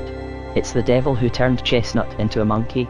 A handful of sand, or something stinging, hit her full in the face. Another peppered her neck and arm. Abruptly Sorka was surrounded by figures swarming out of nowhere, yelling and rushing at her, shaking yellow flowers, waving iron spades, poking her with them no matter how she dodged. The iron seared wherever it touched, and the caustic pollen set her choking and coughing. There was another blast of sand. No, it was salt they were throwing. She could tell because it stung like angry bees. Then a big cross made of rowan came at her, looming. Folk were afeard of the cross, since in the great conflict between God and Lucifer, they'd refused to take sides. For this, they weren't wicked enough to fall into hell, but not good enough to sit in heaven. I'm no devil. Sobbing with fear, Sorka shrank away, beating at the weapons, poisons, and enemies. She turned and leapt, almost flew, toward the nearest house wall and ran up it, her cloak sliding away, the bagpipes jouncing about on her back, to dive into the rough straw of the thatch. Shaking uncontrollably, turning hot then icy cold and stinging all over, Sorka scrambled frantically higher until she could go no farther. There she clung, hugging the rough straw pinnacle, blood beating like a drum in her ears. Below her, spades poked up, voices shrieked, and the big cross swayed. Blurred with tears and panic, contorted faces swam below her. Sorka peered down at them, shivering. Is this hate? That Tam tried to make me understand. She blinked hard to clear her vision. The scene finally righted itself, and Sorka got her bearings. There, close by, was her own cottage roof, and mall spire. This was the smithy thatch she was huddled on. She'd nearly made it home, but they'd all been hiding, waiting. They'd treat her like an animal. Now what? She wondered. Quick, I must get harder to see, then slide down t'other side. Disappear, like. Do a shape change, or a colour change, or go dim like. Sorka tried her desperate best, though she knew she never could do it. She squinted down at her arms, wrapped around the weathered, dirty grey straw of the pinnacle, and gulped with relief to find them going dirty grey, too. A bit too greenish. She'd always found green easiest to achieve, but near enough to the thatch colour. Her bare legs and feet, huddled up nearly under her, also faded to greenish grey. Now to shrink as small and thin as possible, and sit still as a lump of earth or hank of that straw. But I must keep the eyes moving, to watch for tricks. The howling din below her faded into a gasping silence, as if every throat had sucked in air at once. But they were still staring. It's me dress, me apron, she thought, her frail hope of escape tumbling into nothing. No good, they can still see that white on rusty red. I've lost the cloak. Worse, the stuck-up ones gaped up at her now as if she were some kind of hairy scary thing, which made her shrink and hurt inside as well as out, and feel shamed without knowing what she'd done. Look at the creature, a hushed voice said. There was a small flurry of movement, as a dozen hands came up to sign rapid crosses. Eh, there we are, then, whispered a third. Sorka could see them plain enough in the low slanting light, make out the upturned faces with their wide, staring eyes and affrighted expressions, all just alike. Aunt Bridget and Seward and the miller and the potter and the weaver and their wives, and even old Cormac, a score or more, and in the doorway, penned in by them like captured prisoners, Padraig and Fiona, pale as spectres, staring, too. Do you believe me now? Came a hideous voice. Chestnut was pointing a shaking finger. Do you see what I've been a-telling you all this time? Does it look like a child now, that creature? Well, does it? There was a confused chorus of ayes and nays, and a shifting as those in front burrowed into the middle, looking over their shoulders, and those in the middle backed up. It can't hex us once we're rid of it, yelled Chestnut, though he was backing up too. Aye, rid of it, came panicky echoes. Suddenly Padraig's deep roar cut across the gabble. Enough, he bellowed. His voice was shaking. I've had enough, I have. He took a rough step forward, pushing his way, towering over the lot of them and looking broad as his own house. Begone from my dooryard, all of ye, with your screeching, and your weapons. Ye've proved what ye set out to prove, now clear off. Seamus stood his ground. Ye know well that's not the end of it, blacksmith. There's somat must be done. Not by you and your niddering, brain, mob. You'd have us leave it look, would why? Well, I say it's time to make our own luck. I say, ye'll leave it to me and mine. Padraig roared. There was a moment of silent struggle, the two men face to face. Then the rearmost edges of the crowd began to melt away, hands flickered across chests, shawls pulled over heads, and a few figures sidled up the darkening street. Seamus spoke again, his voice portentous as a rumbling of thunder. "See to it, then. Ye've got till tomorrow's sundown. Then we'll be bade to do what Christian men must do." With a last expressionless glance towards Sorka, he headed up the street toward the mill. Silently the huddled people edged apart in ones and twos, turning their eyes from the rooftop only at the last minute, and they went their ways. Only when the final faint thump of a closing door sounded through the dusk did Sorka draw a shuddering long breath, revert with a rush to her usual shape and colour, and look down at Padraig and Fiona. No need to tell anyone anything now. They were still standing in the dooryard, gazing up at her. Fiona's expression, one Sorka had no trouble recognising. She too was sinking down, into long-denied knowledge from which fog had been mercilessly cleared. Padraig was weeping. He was looking straight at her, his eyes glittering with tears and his broad, rough-hewn face twisting grotesquely. Abruptly he moved close under the fringe of thatch and held up his arms to her. "Come down," he said in a strange, thick voice. "Slide down, little one. I'll catch you." Sorka tried to obey, but it was hard to unclench her fingers from the pinnacle, and painfully hard to unwrap her arms from it and make the rest of her body move.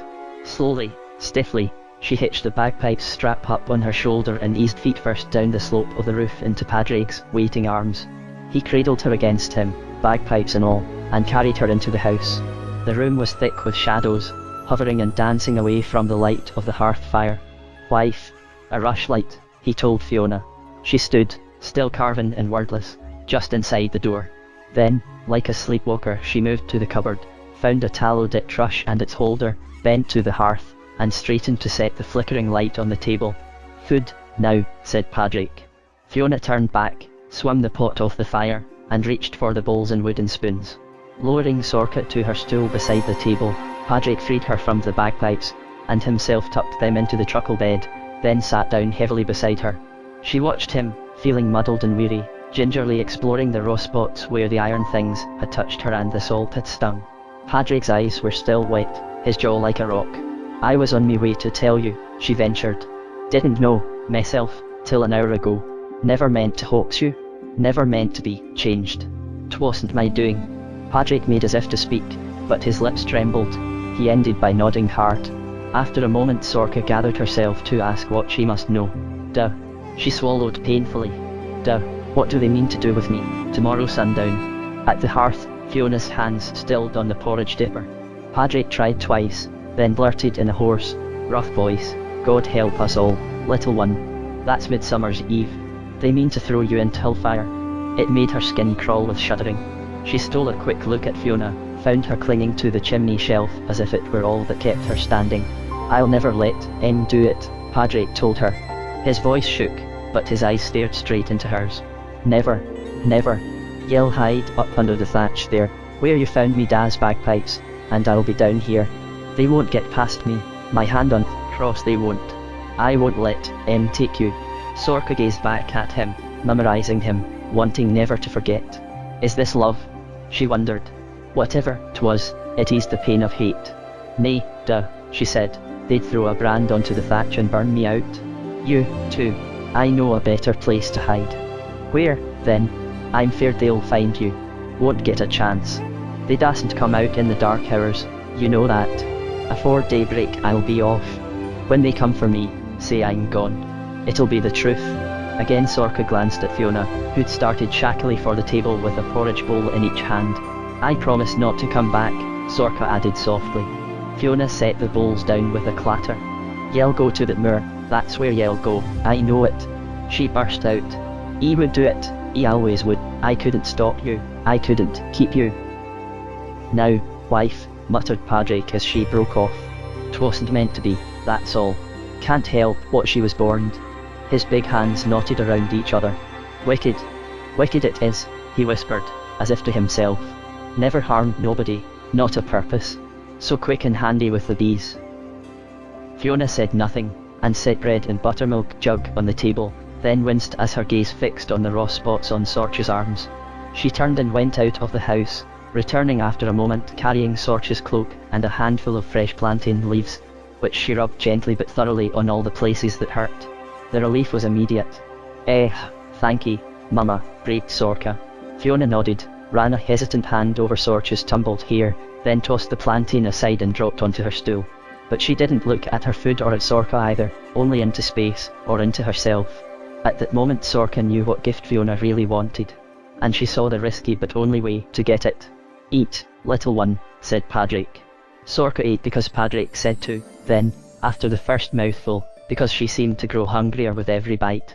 Weariness eased, and energy seeped back. Sorcha felt much stronger when she'd eaten all she could hold, and drained her mug. It began to seem possible to get through the rest of the night. Chapter 13. Donal, she slept a few hours, came wide awake before moon up, and crept quietly from her cot as she'd done so many nights in the past. Then she struggled into her dress and apron, and took her muddied cloak. Making her way to the hearth partly by the glow of banked embers, partly by feel, she groped for the bowl where Fiona always saved leftover bread for the hens, but it was empty. She touched her way across the shelf to the water bucket to get a drink, and encountered an unexpected sort of bundle. Her fingers soon identified her own lumpy shawl, knitted of the yarn she'd been such a blunderhead at spinning. Inside it were 2 of yesterday's flat loaves, and a chunk of hard cheese, the woolen stockings she wore in winter under her clogs, and her wooden spoon that Padraig had whittled for her when she was first old enough to hold it. Sorcha looked across the dark room to the corner where Fiona and Padraig lay in their cupboard bed. All was still and silent. Unnaturally so, not a single soft snore, no whispery crackling of the straw tick as Fiona, always restless, turned over. Not even the sound of breathing came from the corner. They were not sleeping, likely hadn't slept at all. But their wordless farewells had been said. Better so, she thought. She put on the cloak, picked up her bundle, then felt her way back to her cot and pulled out the truckle bed. She stood a moment, biting her lip. It felt like thieving, and from too. But it couldn't be helped. She disentangled the bagpipes from their coverlet, silently eased a strap over her shoulder, and as silently left the house. Outdoors, she'd always been able to see as well at night as by day. A waning moon, thin-edged, rose as she climbed the familiar path beside the apple orchard. By the time she reached the wasteland, it was sailing clear of the moor's shoulder, outlining the dark, sinister shape of the great pile of rowan wood waiting there. Sorcha hurried past with crawling skin, circling as far away from it as she could manage. A moment later she scrambled over the crumbling stone wall and was on the moor. She felt safer there but walked on, steadily at first, but with ever-dwindling purpose. This was as far, almost, as she'd planned. But what comes next? She halted beside an outcropping at the top of a rise, and stood a moment scanning the half-cleared sky, the moon and stars, winking in and out among the moving tatters of cloud, the dark moor with its darker shadows. By their look, and the feel of the chill, damp air, which smelled of rocks and heather, she judged it was still 2 hours and more till dawn. Sorcha dropped her bundle, eased the bagpipes onto a rock and sat down beside them. Tam, she thought. No use waking him at this hour. Last night's ugly tale will keep. Should I tell him what I mean to do? Or do it first and tell him afterwards, if there is an afterwards? Can I do it at all? She knew only that she meant to try.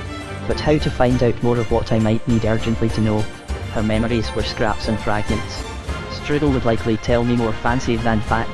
He'd think it a good prank to hoax me. And there's no one else to ask. Aye, there's one other, she thought bitterly. Or might have been, once, that Paul, or maybe Hero. As always, the light, silvery voice in her memory broke off just there. Paul, or maybe Hero.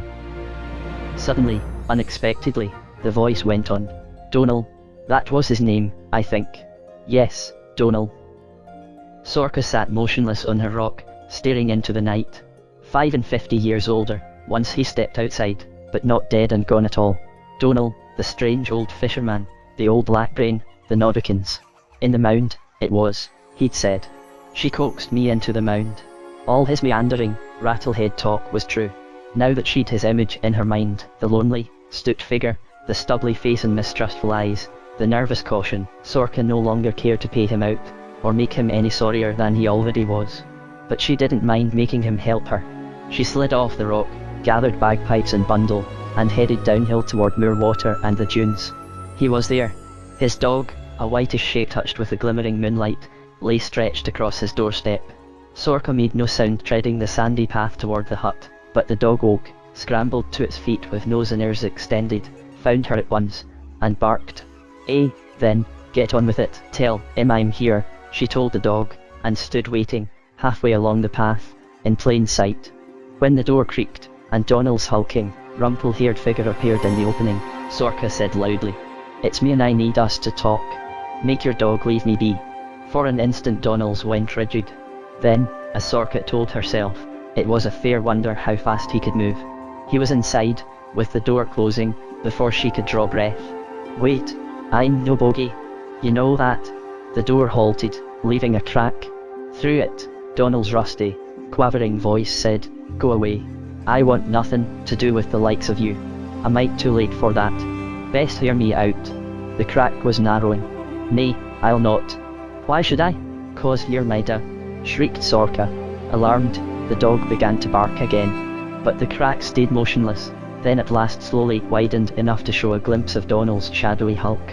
The dog glanced up at him, whined, gave another indecisive bark or two, and fell silent. Sorka said, "Wager you suspicioned it yourself, the day you heard me pippin' those tunes and got a look at me. Well, now I know it, it's your doing I'm here at all. And I need help, so let me in." The shadow in the doorway seemed to droop even more. Then the door slowly swung wide. Donald stepped out, mumbled something to his dog, and watched her walk past him into the room. His room was half the size of Padraig and Fiona's, and twice as untidy.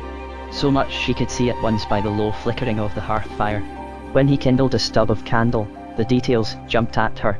A frayed bed made of coiled straw rope with his old cloak tumbled on it, a crusted pot and wooden trencher, a water bucket on a sagging bench, a stool, a mug, a row of capped clay jugs, likely muckster, against one wall, a tangle of nets and fish traps along another, and melting mutton tallow.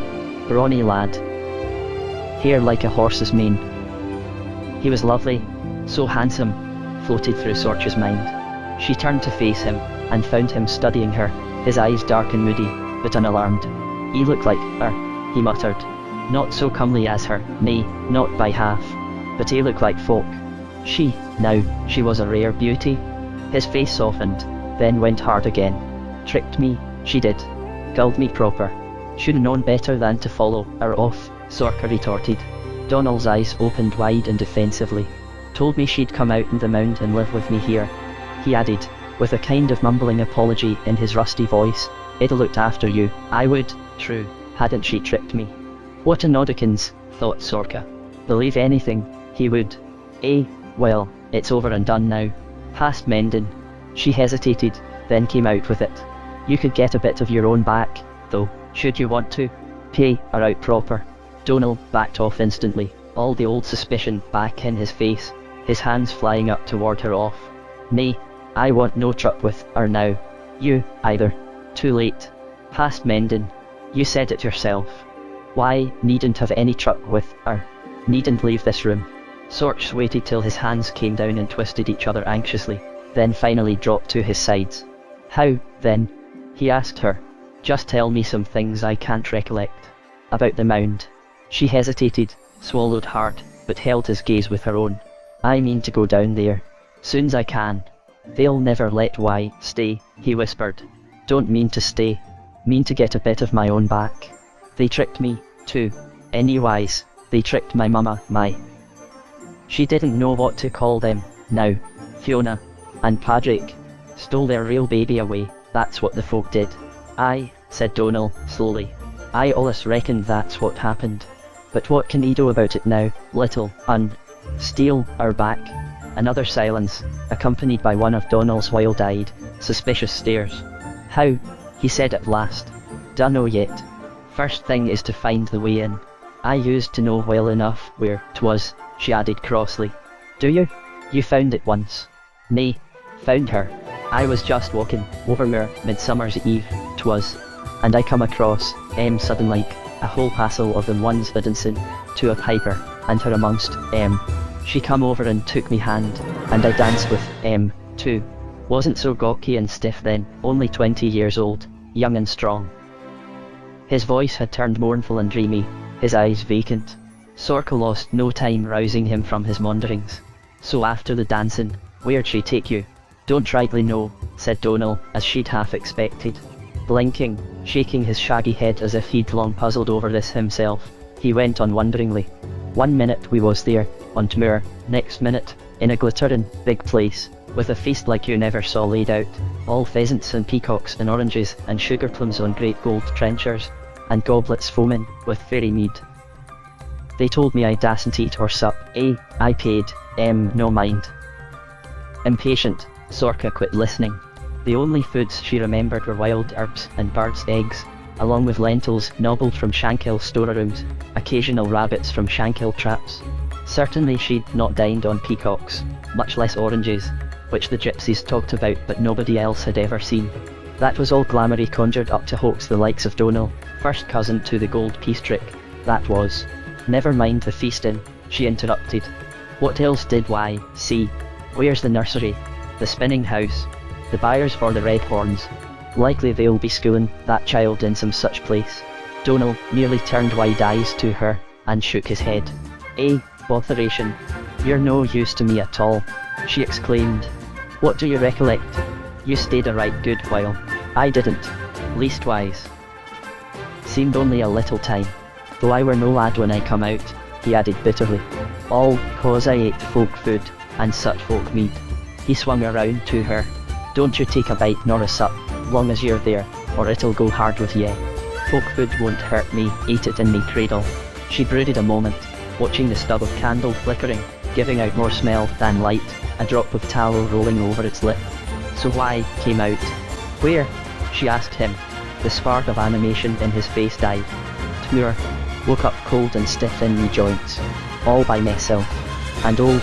He turned away, shrugging, bitterness in every line of his sagging shoulders. Dunno just where.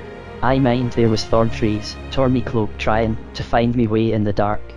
Thorn trees. I might have guessed, thought Sorka. Now it was she who let the silence stretch out, while she made a wrenching peace with what she'd known all along must happen. She was roused by Donal's dog, whining questioningly at the door, and adding a loud scrabble of toenails for emphasis. Quiet, now, Donal growled at it, and the noise subsided. Sorka sighed. I'll have to find the place on me own. You're not much good to me. She looked him over once more, thinking of Padraig. Not much of a either, I'm bound to say. He took the judgment humbly, twisting his knobby hands together and nodding. Help you if I could, little he muttered. Well, Ekin. You will, too, hear me. He eyed her uneasily, but bobbed his head. Sorka hesitated a last moment, then set her jaw and eased the bagpipes off of her shoulder. As she detached the chanter, she scanned the little room for a safe, clean spot. There was none. Untying her shawl-covered bundle, she took out her spare petticoat, wrapped it around the bag and drones, and set them carefully in a corner. The chanter she tucked into her bundle. Now, hark to what I tell you, she commanded. Her voice shook a little, but she fixed her father with a steady gaze. Here's what's gonna happen. A few minutes later she left the hut, watched but not hindered by the dog, who stood, like Donal, shivering in the pre-dawn chill until she was past the bower and out of their sight. She climbed over the dunes and around the edge of the woods, crossed the oak-dotted pasture above that, and found the remote clearing in the hazel thickets where the spring bubbled into the pond. No village children here now, to push her in. The place was lonely and safe, ringed in shadow, with a few stars glinting in the water. Sorka dropped her bundle, and herself on a mossy patch of bank beside it, took out the chanter, and very softly began to play every wild tune she knew, and every airy, secret one, and a few quavering, questioning, keening ones she'd never known until now. She played until the dawn brightened almost into daylight. Then with a last, lingering note, she let the first birdsong take over the music-making. Curling upon the moss, she slept an hour, the chanter clasped tight and safe against her. Chapter 14. The Mound. When Sorka woke, the dew was vanishing in the morning sun. Slowly she tucked the chanter back into her bundle, left the clearing, and started for the moor to find Tam and tell him the story of the night, and say goodbye. She was climbing the hill's shoulder, sheltering the tinker's reed hut and hooded cart when the goats appeared against the sky as on the day she first saw them. Behind them was Tam, who stopped dead at sight of her, then rushed down the slope in reckless leaps. You're here. Thank the good Lord. I was on me way to the smithy, goats and all, she broke in, with a wary glance toward the brow of the hill behind him. Where's Finnegan? Dead to the world, yonder in the hut. Tam gave a jerk of his head in that direction. Sleeping, off the muckster he dragged back from Shankill yesterday, spent half the nights willing, and telling me tales. Tam eyed her sidewise, his offhand tone at odds with his worried frown.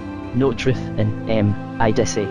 Truth enough. She'd not noticed Finnegan's face last night among those staring up as she clung to the roof thatch pinnacle, but he might have heard talk of it, doubtless blown out of all likeness to fact by then, with witches and bogarts swarming thick as bees. I'd best tell you the straight of it, she said. That naughty idea of yours, 'twas near on the mark after all. I been remembering. Tam's face tightened, but not with surprise. He dropped down on the grass, prepared to listen. Sitting beside him, with the goats idling and nibbling below, Sorka told the tale of yesterday. Tam's gaze never left her face, the tension in his own gradually hardening into a sort of stubborn calm. As Sorka fell silent, he took a deep breath, muttered, "Hi, I knew it, I knew." Abruptly, he said, "You did right. To run away. Good riddance to the lot of, I say. Good riddance to me, you mean. Here, you needn't fret, I'll look after you. Nay, I will. We'll go clean away, you'n me, to the Kingstown, like we planned it once, and play our music and juggle at the fairs." Sorka let him go in a minute, to cheer her, but when he paused for breath, she said gently, "Won't work, Tam. Who'd look after the goats, and the pony, and old warrior, and Finnegan?" He can look after himself," Tam muttered, but he was scowling at the thready mosses between his feet, plainly facing facts along with her. The cart was Finnegan's, like all the rest. Without it, the two of them would be heading for the Kingstown on foot and penniless, leaving the animals to Finnegan's uncertain care. If they turned thief, they left Finnegan to the northern winter and his pain. Anyway, added Sorka. She took a long breath and told Tam the rest of her night's doings. Only once did he break in, to exclaim, "Donal." Now who'd ever thought it? But when he heard her plan to steal back the child, his mouth dropped open. "Don't be daft. Ye need to get clean away. Them stuck up one is'll find out ye're still on the moor, then they'll be after ye. Meb not today. They're afeard of the moor on Midsummer's Eve." Sorka set her jaw. "Anyways, I mean to get Mama's child." Tam was silent, elbows on his knees, staring out over the moor. Then he said abruptly, "Well, if ye're set on it, I'm going, along you, into that mound." "Nay, you can't." Sorka turned to him in alarm. "Weren't you listening? What happens to me won't matter, likely nothing. But he might never get out. Or it might be 50 years gone by and you'd wake up cold and stiff and old." She could hear Donal's bitter voice in her ears, and shivered to think of such happening to Tam. "I'll take me chances," he said, unmoved. "Well, you won't," she retorted. "I don't need a great gowk of a boy to look after, as well as myself. Be plenty to think of just findin' that child. I dessay, dunno where they'll put her, that's what's pluggin' me. Or how to sneak her out without the jailer seeing. Or whether she'll come quiet," said Tam. Sorka looked at him in dismay. Trouble from the child itself had never occurred to her. "Will she be as big as you? Or a baby still?" asked Tam. "Or summers in between, like?" "I dunno," Sorka admitted. "Ye'll need me to carry her, I reckon," Tam said in a matter-of-fact tone. "Or drag her. Or give that jailer a thumb or two on the noggin if he tries to stop us." Stop it. You're talking, flat idol." Sorka scarcely knew whether to laugh or cry. "Touch him and he'd likely turn you to a hop toad. Or something worse. You'll not go in the mound. I dasn't let you." "Mound, is it?" A new voice, hoarse and ragged, spoke behind them. They whirled to see Finnegan swaying unsteadily on the lip of the rise, red-eyed. "You goin' in the mound, bantling? Say, I'll come along, get me a taste o' that fairy meat. Here, be off with ye," Tam exclaimed, leaping up and starting for him, with a glance at Sorka of mingled embarrassment and dismay. Finnegan gave a laugh that turned to a gasp of pain as he staggered backward onto his bad leg. He would have gone sprawling if Tam hadn't caught him. "Have a care. Where's your crutch?" the boy muttered, easing him down on a hummock, and after a brief search recovering the crutch a few yards away. "Gone witless, have ye? Let you in there and you'd never get out." What did I be missing?" Finnegan mumbled absently. His laughter had vanished, and he sat with drawn face, gingerly straightening the bad leg. Tam stood frowning down at him, then put the crutch where he could reach it. "You're not to go blabbing down to Shankill about seeing us," he said sharply. "Seeing her?" He jerked his head towards Sorka. "Not to nobody. You hear? You mind your tongue," Finnegan rasped, without glancing at him. His gaze was on Sorka, his expression now far away and weary. I mean why, no ill, bantling. Go your way, he said. Bracing his crutch, he heaved himself around to prop his shoulders against an outcrop, leaned back, and closed his eyes. Sorka looked at Tam, who beckoned her with a jerk of his head. They moved quietly away, driving the goats on before them. Tam glanced back once, frowning, but said only, "He'll bide there till his legs eased over the worst of it, then he'll go on to the hut." Sorka wished she could be sure of that, and sure he'd stay there. Wished he hadn't turned up at all. But it was no good fretting. Likely catch his death if it rains much, she commented with an eye on one of the cloud banks gathering as usual in the west. No more rain those goats would. Tam's tone was absent, but his snub-nosed profile had a bleak expression, and after a moment he said, "Legs gettin' worse, I think. Dunno how he's gonna fare when we have to head south." South to the King's Town, Sorka thought, trying in vain to envision such a place, or any place different from this one she knew. Tam spoke again, briskly. "Leastways he won't be going down any mound. But I'm going. You'd best make peace with it." It was no use arguing, so Sorka merely said to herself, "We'll see." In truth she didn't know what it was they'd see, or how she could stop Tam doing as he chose. But she dreaded what might happen to him. Her memories of the mound were dim and muddled, strain as she would to call them up sharp and clear. She knew the gathering would be full of goings and comings, and it always was. A couple of strangers would cause no stir. Easy enough, especially on midsummers, for a human or two to stray in, beguiled by folk or their own missins. Getting out safe was a different matter. That took help, folk help. Sorka didn't think being half folk would be enough. Tam's thoughts must have been something like hers. "Where is the door?" he asked her suddenly. "Can you get us in? And once we're in there, how?" His voice trailed off. Sorka mustered a confident tone. "Never you mind. Got a plan, I have." She set her jaw, bravery suddenly wailing like drones inside her, and she smiled at Tam when he asked more questions. "I'm gonna call one o' them. You're to hide somewhere and stay out of sight. You mind me, no matter what you hear." Tam halted and faced her. "What'll I hear, then?" "Nothin' but me, driven, a bargain," she said with a sigh. So when they reached the hollow with the thorn trees, Tam hid while Sorka took the chanter out of her bundle and began playing. The sound had never failed yet to bring Strudel around pestering. Today he was tardy. Sorka had all but given him up when he was suddenly there beside her, laughing, snatching at the chanter. Sorka wrested it away from him, and caught his wrist. "Here, hold on a minute, we need to talk." "Not now, not today, I'm busy." "Busy?" she thought. Busy plug in somebody else. But he was tugging at his imprisoned wrist, plainly with half his mind on getting free and the other half skittering away towards something up on the next rise. "Stand still. What ails you?" she demanded. "Ails me?" He seemed astonished. "It's the day. Everybody's out and playing.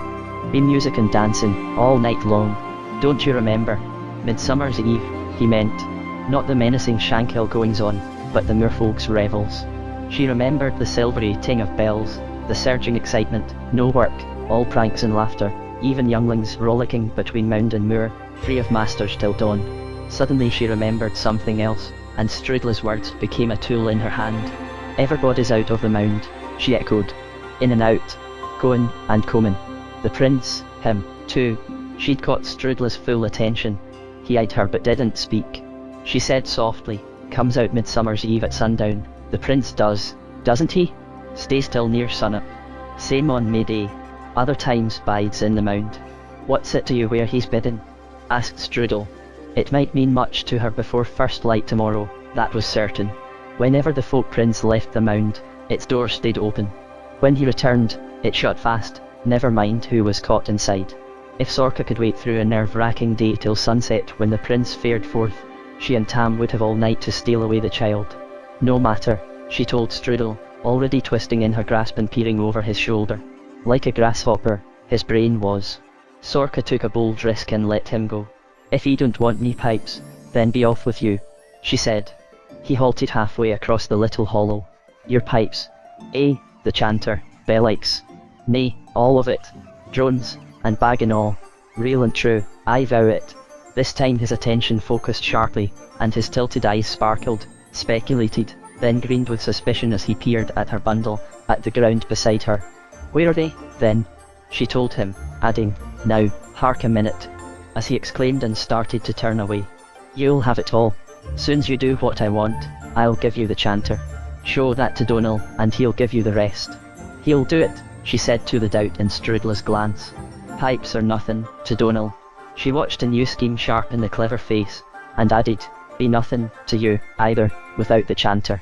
Deliberately, with Strudela's eyes following every move, she slipped the chanter into her shawl, tied the bundle around her waist, and clamped her elbow over it. Strudel struggled visibly in her trap, but finally he shot her a sulky look and said, so what must I do, then? Letting out the breath she'd been holding, Sorcha told him, lead her to the door, be her guide inside, give warning before the prince returned, get her back up the stair with the child. Strudel was full of objections. It might take too long. He'd miss the revels. He dasn't help sneak any child out, root half his hide. Guess I remembered you all wrong, Sorcha taunted. Used to be the boldest. Feared of nothing. Dare anything, you would, or said you would. Strudel was silent. Then his wide, curled grin began to dawn. The lavender mischief gleamed in his eyes. Well, he said, and she'd won. The rest was easy to agree on, its outcome hard to predict. The worst of it, to Sorcha's mind, was the all-day wait. But wait they must, for it was safer. Then and they'd go, the three of them. 3 of us. Strudel broke in. You and me, friend. Tam, the tinker's boy. She half turned, raised her voice. Tam, come on out. Slowly Tam rose from behind a thicket, plainly bursting with protest at her bargain, but minding his role to keep quiet. Strudel at once winked out. Transparent and wavery as smoke, he backed away, scowling and eyeing Tam sidewise. Sorcha, tired of his cavilling, demanded, now what? You've seen a boy afore, I reckon. Never reckoned having one go along of us into the mound. Nor did I, but he's going, less I can think how to stop him, which I haven't done yet. And you're mackin', sure he gets out afore the prince comes back. You hear me? Safe, and not a day older when he went in. Strudel heard her in silence, his expression enigmatic, his glance slightly malicious. Die here, she insisted, sharp with anxiety. Safe out before sunup. Swear it. But he would promise nothing, say nothing except, let nary a bite nor a sup pass his lips. Then, Tam waited with clamped jaw, eyes fixed on a place he apparently believed the voice to be coming from, though Strudel was a tether's length off to the left. Leave off pluggin', and let him see you, snapped Sorcha, yanking at his arm. Why should I? Strudel protested, but the shaking had ruined his wink out, and he was there in plain sight, sulking. Cause he best know you again. Once Tam had got a good look she loosed Strudel, and stood away. Go along with you now. We'll be here afore sundown, behind yonder thicket. Mind you're here, too. Strudel dived at once around the moorberry bushes and an instant later, away scampered a grey-green lizard, swift up a lichen streaked rock face to join a dozen other half-glimpsed figures on the hillside, amid a burst of twittering in the old tongue. Sorcha watched with deep misgiving. Might forget all about us. Hope he does, said Tam resentfully. Sorcha turned quickly, to find him scowling. How could he do it, Sorcha? Let the little rogue have your pipes. Only thing I've got to barter. Only thing he wants. But how'll you get on without, We might have found that door on our own, you might have. Sorcha shook her head. Nay, Prince can hide it. He's full o' tricks. It'll be worth Daz's pipes to trick him for a change. Colon wager, he won't like it, Tam warned. I'm wagerin', he'll never know who did it. Come on, stop your fretting, she added, with a glance toward the village. Let's take the goats farther up. Tam sighed, but said no more, and they left the hollow, moving higher up the moor's shoulder, then higher yet, at Sorcha's restless urging, till they were well out of sight of Shankill. Yet she kept glancing back, unable to feel safe from the pile of rowan wood at the boundary, which loomed in her mind like a pair of giant eyes fixed on her, unblinkingly. She told herself no villager would venture onto the moor midsummer's eve, but she continued to glance back. Pulling up their hoods against a gust of wet wind, they took shelter under a gorse clump to let the rain pass. Tam broke a brooding silence. One day, somehow or t'other, I'll get me hands on a set of bagpipes for you. See if I don't. He gave a kick that sent some pebbles rattling downhill and added, Here, I'll find a reed this day and whittle you a little pipe like mine. Then we can still play together, whenever we like. That'll be fine, murmured Sorcha, but she couldn't imagine when or where they'd do that, or picture anything at all beyond sunup tomorrow. There seemed a lifetime of hours still to get through before it was even sundown tonight. Then, it seemed almost too soon after all. It was late afternoon, and time to leave the safety of the high moor. They descended first to the tinker's hut, to tend and secure the animals for the night, since Tam had no faith Finnegan would do it. In fact, there was no sign of him. Gone already. Tam growled as he fetched water for the goats. Couldn't wait to get down Hillfire and all that free ale, sick, sore as he is. They both glanced in the village's direction, hidden below the moor slope. No sign of Finnegan hobbling down toward it, either. Uneasily, Sorka scanned the empty hillside, then, shivering at the thought of the Rowan Wood Tower, waiting for the torch, she turned away hurriedly. Tam lingered for a last silent look at the worn hooded cart and the patient beasts. Maybe, thought Sorka, wondering if he'd ever see them again. Don't go with me, Tam, she begged. Best stay outside, where you belong. He merely said, nary a bite nor a sup. I'll mind that, and led the way uphill for their last climb of the day. There was still a hand's breadth of golden sky between earth and sun when they reached the thorn tree hollow and wriggled into the concealing thicket. A few wind-rivelled clouds turned slowly scarlet as the light over the moor dimmed. To Sorka it seemed time and sun both stopped, even the bird calls quieted. Then the sun's rim touched the earth's edge. First came a faint sound of bells, next of excited voices, growing rapidly louder and nearer. Then a burst of chattering and music played helter-skelter on pipes and reeds and fiddles, the tunes all crisscrossing and near drowned out with laughter and thin shouting, and from behind a big boulder thrusting up through the grasses moorfolk streamed until the hollow was filled with jostling, green-clad figures. In the midst of them came the prince, jouncing on a straw-woven litter carried shoulder-high by a dozen of his capering subjects. Sorka knew him at once, the beaky profile, the beard that waggled as he sang, the red jewel hanging around his neck, glowing like a drop of blood in the sun's low rays. His white hair thrust out like a thistle top from under his scarlet cap, and his long fingers beat the measure of whatever tune he was chanting. He glanced neither right nor left, and was swiftly borne past her hiding place toward the moor's crest, where he became one bobbing silhouette among many against the round gold sun. Now, gasped Sorka, and struggled free of twigs and thorns, then peered about for Strudel, and saw him running out from behind the big boulder and across the hollow after the others. She caught him before he got there, and shook him to make him remember, then turned to beckon to Tam, finding him beside her. Clinging to Strudel, she started back toward the boulder and saw the open door. By the instant of sundown, when below at the moor's edge the hillfire leapt into a tower of flame from the villagers' torches, the three of them were halfway down the twisting stair. 10 heartbeats after they disappeared from sight. Finnegan too, breathless, struggled up the hollow's opposite lip, and hobbled across it around the boulder. He blinked a dismayed instant from the narrow opening to his crutch, then flung away the crutch, and squeezed in his turn through the door. It was warm in the shadowy gloom of the stairwell, and smelled of earth and roots. Reckless of footing on the twisting, crooked steps, Sorka hurried after Strudel, one hand clutching his shoulder, the other Tam's coarse woven sleeve. Half-glimpsed figures jostled past them, some crowding upward, a few rushing down, trailing snatches of chatter. A cool draught wafted up, like a breath across snow, and a dim greenish glow flickered over the rough walls of the shaft ahead. The earthy odour gave way to a chill smell of stone, and the nearby gigglings and twitterings faded into an echoing confusion of many voices floating up from below. A few more turns of the stair and they were at the bottom, ducking out of a lopsided opening into a vast, green-lit space. It was the gathering. Sorka had known it'd be alive with folk and their voices, no matter how many were outside dancing on the moor, or swarming up and down the stairs. What she'd not expected was to be half stunned by the chaos of laughter and music and dashing about.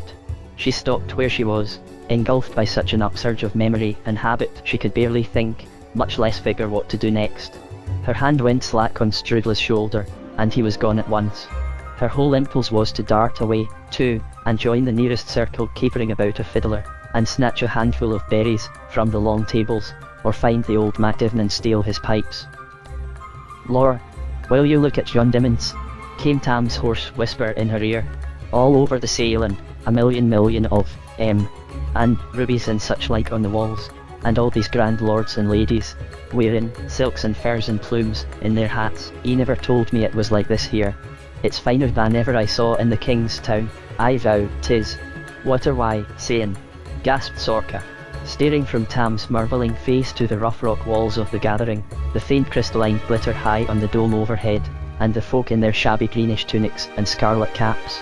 "It's the glamoury," she exclaimed, giving his sleeve a sharp tug. "Don't heed it.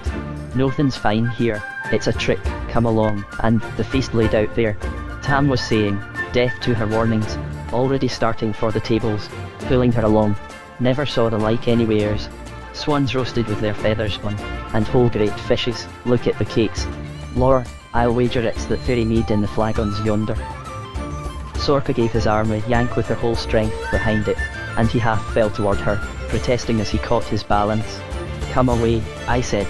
She shrieked at him. "There's no swans and fishes there, it's duck and sorrel boiled with turnips, or some such, and moorberries, and bog water." "Come away, Tam, but there's oranges, I'll just have a taste." "Ye'll taste nothing, ye mustn't. Not a bite nor a sup, don't ye remember?" Sorka pled with him, and at last he looked at her and seemed to recollect himself. I mind now, nary a bite nor a sup. Here, let's get out in this place, away from them tables. But I dunno where to go." The need to cope with Tam had jarred Sorka momentarily from the pull of her old life. "I must stay free of it until we've found the child," she told herself. "Don't think how it used to be. Not yet.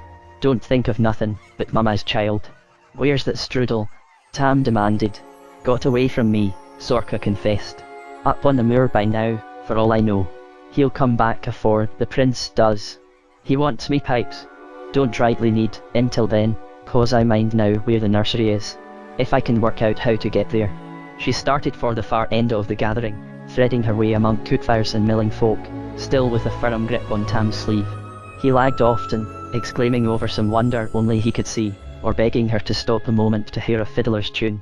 She merely insisted, I dasn't, and tugged him on. It was hard enough to keep her mind on what she was doing. Distractions clutched at her from every direction. A familiar live figure with floating hair darted past, stopped abruptly, and turned to stare at her.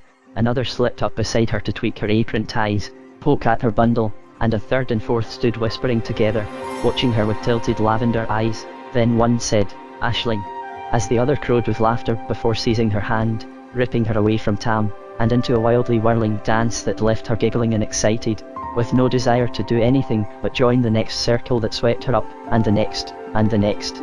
Time slowed and raced bewilderingly. She lost all sense of it until she spun out of the dance and sagged breathless against an earthen doorway, groping after some urgent purpose that eluded her. Frowning about, Sorka found herself on a familiar yet unfamiliar threshold. This low, rough arch like the entrance to an animal's den. Could this be the door where she'd been kicked out? Surely that was larger, more welcoming. Welcoming? Help me. Her own voice echoed chillingly in her memory. There'd been no welcome the last time she'd gone through the door. And no help, either. This time someone was helping her. She knew someone was, though not where he was. But why is it I need help? It came back in a rush. Tam. And the child. She looked around wildly, then caught a glimpse of Tam's dark hair and gangling figure amongst a circle of dancers halfway across the great cave. He was laughing and lurching as they tugged him this way and that in complex patterns of the dance. Sorka pushed her way toward him, fending off reaching hands, trying not to hear or see or think until she got a firm grasp on his arm. At last she had it, and pulled and shrieked at him until he broke out of the melee and stumbled after her to the nearest rocky wall. "I lost you," he gasped, leaning against the rugged surface. "We lost each other, and we mustn't die here. We dasn't." I'm still," Sorka broke off. "I'm still half folk," was what she was realizing, with something like fright. Neither one thing nor yet quite t'other. The folk half wanted only to dance and tease, and cared for nothing but the paths and the band. The other half wanted to pay the prince out, and give Mama back her child. And which half will win? She wondered. The folk half could barely remember the wondered. "Lost myself, too, for a while," she told Tam shackily. "Keep tight hold to me. Don't let me loose." His hand closed on hers. I won't. Eh? It was jolly, though, that dance. Don't think of it. Come along. Again she headed for a door she knew was somewhere on the opposite side of the gathering from the winding stair. This time she stayed close to the uneven stony wall, away from the comings and goings and whirlings in the centre. Tam ducked repeatedly to avoid the jutting overhang of rock that easily cleared folk heads. Even Sorka had to crouch at times, but she kept a sharp eye scanning the shadows nearest the wall, and was finally rewarded with a glimpse of smooth worn wood. "There!" she exclaimed, and swiftly she dodged into a narrow cleft blocked by a wooden door. Tam, bent almost double, stumbled after her. A push on the wire darkened edge of the door's panel, and it turned on its pivot to open a slit at each side. "Lor, I can't get through there," Tam muttered, but he squeezed through after her somehow, and the way opened slightly, zigzagging upward. The door creaked closed behind them as they rounded an angle of rock and stepped into a corridor patterned with shadows, pierced at intervals with glimmering openings. At once Sorka could keep her mind clear of the waves of forgetful excitement. She crossed to peer through the first doorway into an arched, cave-like room. It was lighted dimly but steadily by glowworms clinging to the rocky wall, and cold fire torches stuck here and there into the sandy floor. A whiff of cool, earth-scented air came to meet them, along with a sound of tiny stirrings and snufflings, and an occasional muffled peep that put Sorka in mind of a nest of hatching chicks. "It's the nursery," she whispered, pointing to the row of little roundish cribs around its edge. She tiptoed in, alert for the old Moorwomen who should be here, guarding the little ones, oftentimes with the aid of servants enticed or captured from outside. At first she saw no one, then across the room she spied a lone aged figure curled up on a pile of bracken, asleep like her charges. Beyond, a dimly glowing archway led into some farther chamber, and a folk-shaped shadow flitted across it. There was no sign of the child. "Golden cradles they have," brayed Tam, peeking wide-eyed into the nearest of the tiny beds. "Sleeping on eiderdown like little lords." It was only thistledown, and his golden cradles were nothing but rough grass baskets lined with leaves. He was off on his marvelling again, and it was worrisome. "Suppose we both forgot what we've come for," thought Sorka, but wasted no time arguing. Instead, she peered around for a pot of the ointment she knew must be here in the nursery somewhere, for it was used daily on the babies. One touch of it on his eyelids and he'd see what the folk saw, not the glamour he conjured to blind and bedazzle outsiders. She spied a squat stone jar on a shelf, and darted to it. She'd just dipped a finger in when something blotted out the light from the archway across the room, and one of the ancient caretakers came hobbling toward them, scolding shrilly in the old tongue. Sorka retreated, twittering apologies. "Only me, nursey. Meant no harm, we're off now, gone." She backed out into the corridor, turning to push Tam ahead of her into the shadows clustered next to the wall. "Here, did he say that?" Tam was exclaiming, dropping his voice to a whisper as Sorka shushed him, but twisting to look over his shoulder. Wearing a crown, she was. They got queens to look after him, the little uns. What was she saying to you? Telling us to clear off? Just stand here quiet. They huddled behind a jutting chunk of rock. Sorka waited until muttering told her the old nurse had hobbled back into her earthen realm. Then she turned swiftly to dab her fingers' worth of ointment over Tam's nearest eyelid. She reached toward the other, but before she could touch it, he dodged, protesting, and the last of the ointment was lost in his hair. "Eh, what why done?" she gasped, peering down at her finger, which was wiped clean. "What were you doing, poking your finger in me eye?" he asked in bewilderment. "Only trying to make things easier."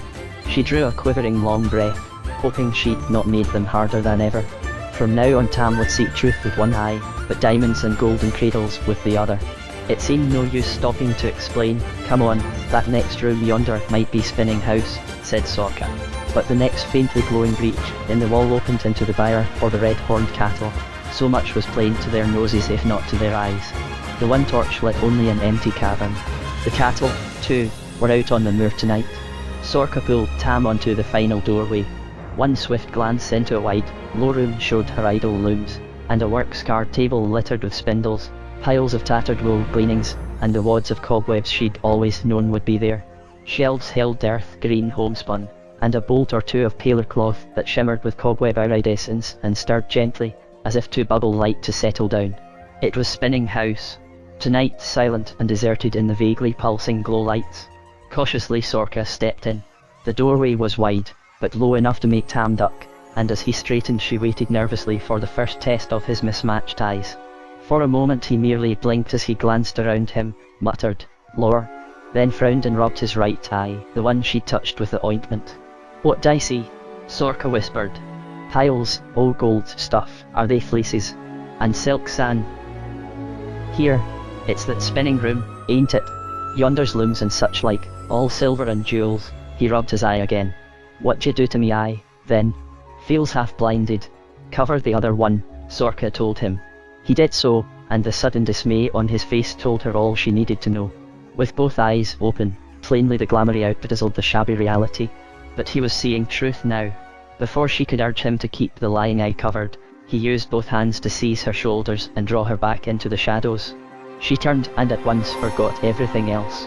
From the inner doorway a small figure was crossing the room toward the decluttered table, a little girl with dark, loose hanging hair, nearly Sorcha's height, though chubbier and younger. Despite her greenish folk garments, she was not folk. She'd neither the long hands and feet nor alert, darting glance. She was a human child. But there was nothing childlike about her dull, listless expression, or drifting progress across the room. Not the one, Sorka told herself. Mistake. Then the child's head turned, and the greenish torchlight fell full on her face. It was a round, dark-browed face, set with sky-blue eyes, that made Sorka catch her breath, for they were Fiona's own. There could be no mistake. This was Mama's child. Sorka stepped forward into the light, drawing Tam with her, and the child halted. The blue eyes glanced, unsurprised at Sorka, but widened at sight of Tam. She shrank back a little, and stood staring at him. Don't be afeard. Nobody's gonna hurt you, Sorka assured her. She got nothing but a slow, uncomprehending look in reply. Is she deaf? Muttered Tam. To Sorka it seemed more she was sleepwalking or entranced. And that might be, she thought with a little thrill of fear. Sorka moved cautiously to the table, reached across it, and touched the child's arm. Can you understand what I'm saying? She demanded. On a sudden thought, she repeated the question in the old tongue. After a moment the child said softly, I can. She talks folkish, Sorka told Tam in relief. Reckon she's never heard anything else. In the old tongue, she asked the child her name. Hoki, was the answer. It was not even a real name, merely the word for stolen. The indifference of it, the folkishness, made Sorka angry. Aye, you were stolen. It's so. You don't belong here. You're human like him. See his eyes. Here, look close. Yours are blue, like that. Your hair's dark like his. You've got a mama and a outside. We'll take you back to For a moment Sorka thought she'd got through the fog of enchantment to the brain within, when a puzzled frown passed across the child's placid forehead, and something stirred in her eyes. Then it was gone. Her face was again smooth and passive. I'm not to go through the turning door. I'm to finish these fleeces, she said, and sat down at the table by a wad of gleanings. She began picking the thorny twigs and leaf bits out of it. Her fingertips were already rough and sore looking from such work. You're nothing but a slavey, Sorka said indignantly. You don't want to stay here, won't why, come with us. She reached for the reddened little hand, but the child evaded her. What's going on? Tam demanded. Can't get through to her. Tried explaining, tried coaxing, but they've got her spellbound or some such. She just. Try plain telling her, said Tam. She'll likely mind you. You look like folk. He glanced over his shoulder, into the corridor, rubbing uneasily at his eye. We can't bide here. Night's passing, and we're a long ways from out. He was right. Here there was no moon, nor changing sky to tell them how far the night had advanced while they danced with revellers, or located the turning door. And who knew how soon till the prince would tire of the moor and come back to the mound, sealing the stairway to all but folk. Heartened because Tam sounded again like Tam, not the jammery befuddled stranger the mound had made of him, and hoping his one anointed eye would keep him so, Sorka turned to the child. This time she simply grasped the chubby hand, removed the twiggy fleece from it, and gave it a firm pull. Come, Hoki. You're to go with us, she commanded. Without protest, the child arose, came obediently around the table, and followed her out of the room, back along the shadowy corridor past the dim-lit nursery, where a stooped silhouette told Sorka that old Nursie was still on guard. A few steps farther brought them safe onto the last steep slope to the pivoting door. Here Hoki ceased to be docile. Her hand jerked out of Sorcha's, and she backed away. Here, what are we up to? Come along, Sorka whispered, clutching at her in the gloom. I'm not to go through the turning door, the child said clearly. Be quiet. Sorka made a frantic grab to tug her forward. Hoki planted her feet. I'm not to, the clear voice began, but was muffled by Tam's big hand. He said nothing, merely picked the child up bodily, pushed her face into the folds of smocking at his shoulder, and jerked his head toward the door. Sorcha's swift push turned it on its pivot, and he struggled through, Hoki prisoned in his arms. Didn't I say you'd need me to carry her? He was panting to Sorka as she ran ahead along the final narrow cleft into the gathering. She never answered. The burst of voices and greenish light and rushing motion engulfed her again, all but sweeping her away. She reached for the rocky wall beside her, grasped a handful of Tam's ragged cloak, and clung to it. "Best hang on to me," she gasped. "I can't hang on to the two of ye," he protested. However, he swung Hoki to the sandy floor, keeping a wary eye on her while he reached backward to Sorka. Then his voice softened with surprise. "Eh, look at that, will ye?" Sorka tore her attention from a circle dance forming nearby, and with an effort focused it on Hoki. The child blinking up into Tam's face with bright, interested eyes, and tentatively smiling. The change was astonishing. "She's come out of it. Likely because of passing through that door." Sorcha's gaze lingered on the now vivid little face, and a wistfulness drifted over her, as though some inner door in herself had briefly opened on an unknown landscape of feelings. "Eh, Mama, I warrant you'll like this gift," she thought. "What now?" Tam demanded, pulling her back to herself. "First we hide this child," she told him. "Where?" "In me pocket." Tam's grin appeared, and Hoki peered up at him and grinned back. "She likes you." "That'll help," said Sorka. "'Cause I think you best take her on your back. I'll put your cloak over the both of you, and the hood over her head." Swiftly, in the old tongue, Sorka told Hoki what they were doing, and Tam hoisted the child up, wrapping his arms firmly about her chubby legs. "Next," he said. "Next she'd to find Strudel. Only folk could get Tam up those stairs and out of the mound unharmed. But there was no use searching the ever-shifting groups of dancers for one particular capering figure. If Strudel was here, he could elude them forever, though he'd likely fled out onto the moor, forgetting. "Eh, well, then," thought Sorka, "the rascal'll never get me pipes." There was nothing to do but make for the stairway entrance and hope he was there, waiting. Sorka could see it, directly across the expanse of the gathering, a lopsided archway in the rocky wall. Perhaps it could all be over and done within one bold moment. "Come," she cried, with an imperative yank on Tam's hand, and plunged into the shifting throng, heading straight for the stair. It was like plunging into a whirlwind, with a bog underfoot. Greenish forms bumped and jostled her from all sides, laughter mocked her, and a mudlight dragging on her feet transformed her dash into a dream struggle in which she could scarcely see or move at all. Sorka came to herself, flat and breathless against the same wall she'd left, feeling as if she'd been flung against it. Tam, with Hoki still clinging on his back, was standing anxiously in front of her, breathless too. The child was wide-eyed. It had been easy enough to go deeper and deeper into the mound, but every step in the other direction was impeded, as if the mound itself were taunting them. "You've managed to get in, have you? Let's see you get out." Angry tears sprang to Sorcha's eyes. "But it's me, Aisling," part of her protested, though she knew well she wasn't Aisling, and would never be Aisling again. "'E don't rule me now," she told the mound defiantly. "I'll get us all out, you watch." Tam gave a hitch to his passenger, scowling uneasily about him. "That stair keeps moving. Here, then yonder. How'll we ever get to it?" "You're seeing things again," sighed Sorka, struggling to get her wits together. To Hoki, she said in the old tongue, "Put your hand over his left eye. Keep it there." The child hesitated, but obeyed. Tam's face went blank and surprised, then an expression of chagrin settled over it as his gaze fixed on the entrance, unmoved from where it had been all along.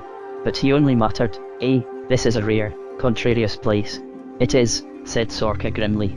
"So now we'll try walking backwards." She turned herself about, and Tam, blinking and grumbling a bit under Hoki's persistent hand, turned, too. At once they began making progress. So it is some use being half-folk, and no stranger to folk cunning, thought Sorka. Now, if Strudel is there, waiting. They were halfway to the rough archway when a long-fingered hand reached out of nowhere to tug at her arm, pulling her off balance and back toward the wall she was fighting to escape. "Leave go," she exclaimed, and turned to find Strudel beside her, panting and breathless. Come on. Prince is coming in, be quick." But that's the wrong. She looked wildly over her shoulder toward the stairway entrance. "Where are you taking us? Don't argufy. Come on." Strudel, too, flung a swift glance toward the stair, and gave Sorcha's wrist a yank of surprising strength so she could do nothing but stumble after him. "Should I clout, my good puffed Tam ferociously, close by her ear. "Nay, leave him be. Likely knows what he's doing. She could only hope she was right, and that he hadn't left it far too late. Faint chiming of bells echoed from the stairwell, then the voice of a horn, and a stir of fresh excitement in the gathering. Plainly, the prince was all but on the stairs. "In here," ordered Strudel, shoving Sorka ahead of him into the narrow cleft they'd so recently left. "Go on, in with ye. You, too," he snapped at Tam. "Or stay behind if you like." But Sorka, confronted again by the turning door, set her heels and faced him. "We've just come from here, you rascal. What kind of rare trick are you playing?" "No trick, I vow it." "Jew through the door, and sneak past the babies." "Easy to say. That nurse'll catch us sure this time, and we can't hide for long in Spinning House." "No need to." Strudel was all but jumping up and down with anxiety. "Do you want Strudel to get executed? Get on with it, will ye? Through the door." "But there's no way out." "There is. Do you think they take the red horns up those stairs?" Sorka stared at Strudel an instant, then gasped, "Tam, come," and squeezed through the turning door, Strudel after her. But Tam didn't follow. Holding the door on its pivot and peering back through the slit, she saw him rock still in the narrow passage, staring back through the cleft into the gathering. "Tam, Tam," she insisted, then saw he held Hokey's hand away from his lying eye. She darted back down to him. "You must come," she all but shrieked at him, seizing his arm and shaking it with all her strength. Then, at last, he turned, clapped Hokey's hand over his eye again, and followed her. Stumbling with relief, Sorka led the way through the turning door and along the shadowy corridor, Strudel now harrying them from behind, all but snapping at their heels, past the nursery and into the byre, still redolent of the red horns, but still empty. Behind the last stall, "Quick!" Strudel hissed at them. They plunged through a dark opening into a rocky tunnel sloping upward, then showed, far ahead, an irregular patch of light. Sorka ran wildly, elated as always to be heading for the moor. When they burst out at last into the mild, heather-scented air of a summer daybreak, she felt such joy she would have kept on running straight ahead had Strudel not yanked her behind the same big boulder that hid the stair. Tam dropped down beside them, panting, easing Hokey to the ground and flinging his cloak over her. Through a screen of brush, Sorka saw the hillside suddenly swarm with capering figures. Then the piping and the fiddles and bells filled her ears as the prince and his troop came dancing across her thorny peephole, blotting out the last stars in the paling sky. They passed within arm's length to descend into the mound.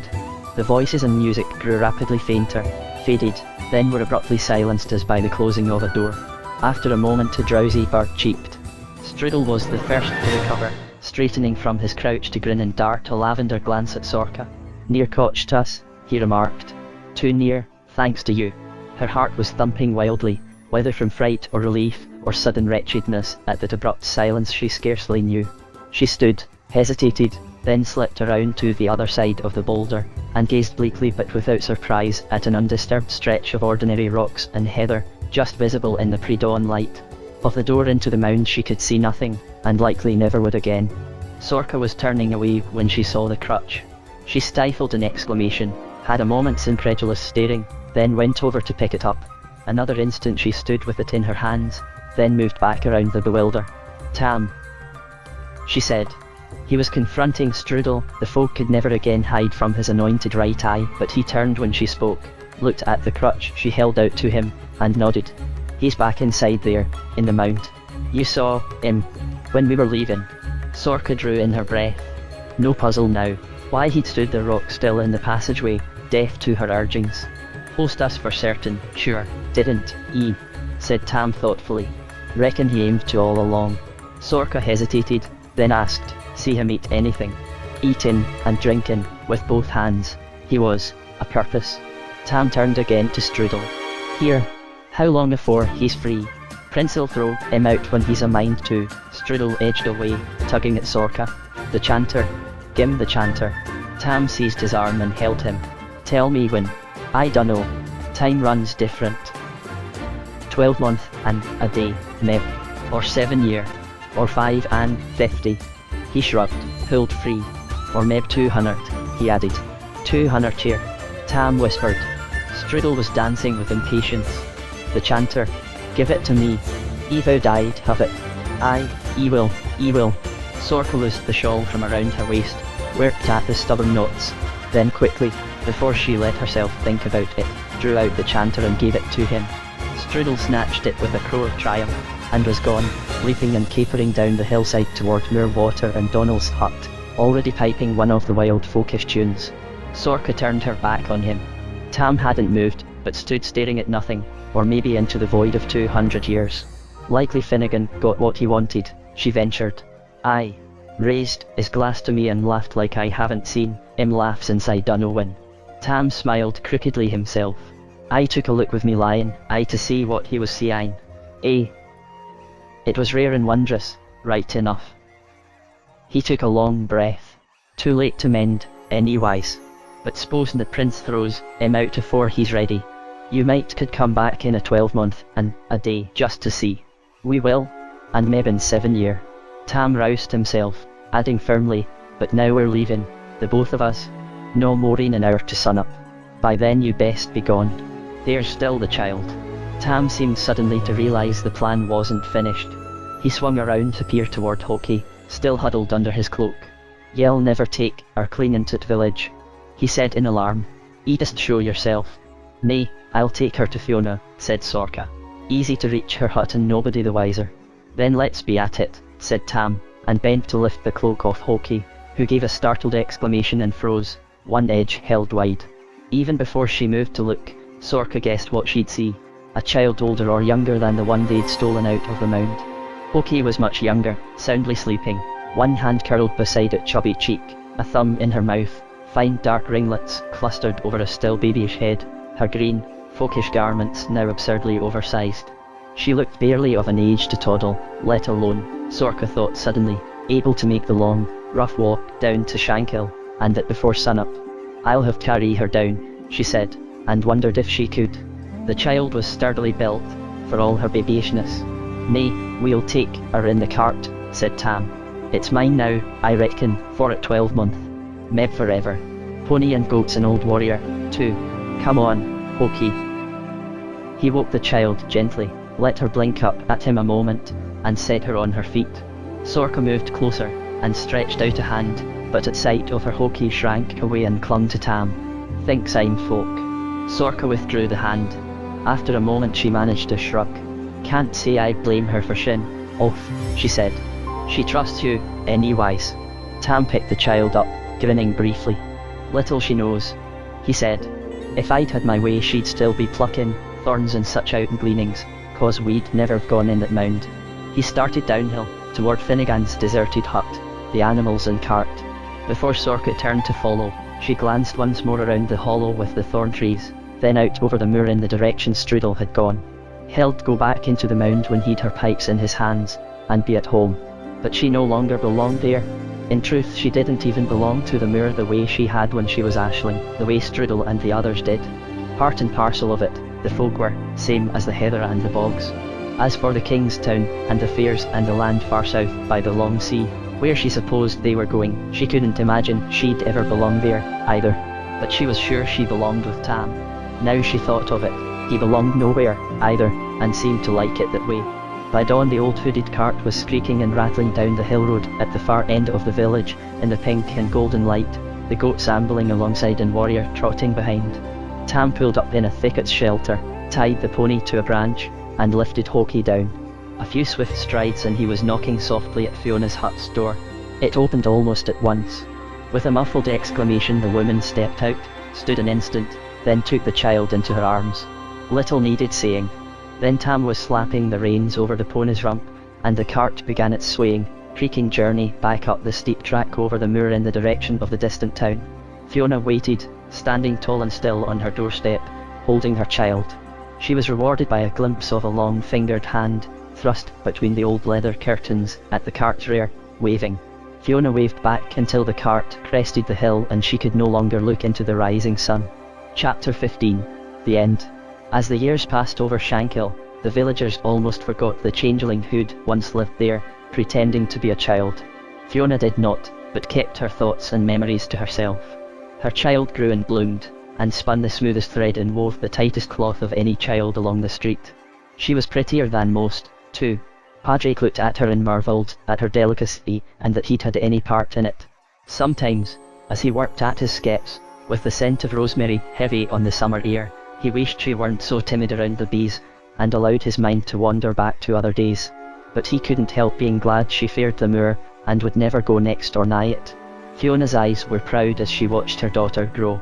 Only sometimes, on a still evening, or at midday, when she rested from her weeding in the high field, she fancied she heard the high, shrill wail of a piper, playing the strange, wild tunes she remembered.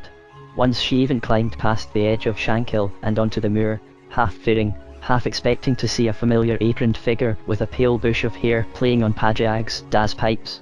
Instead she glimpsed a very small green-clad piper perched atop a rock, and next minute saw nothing at all.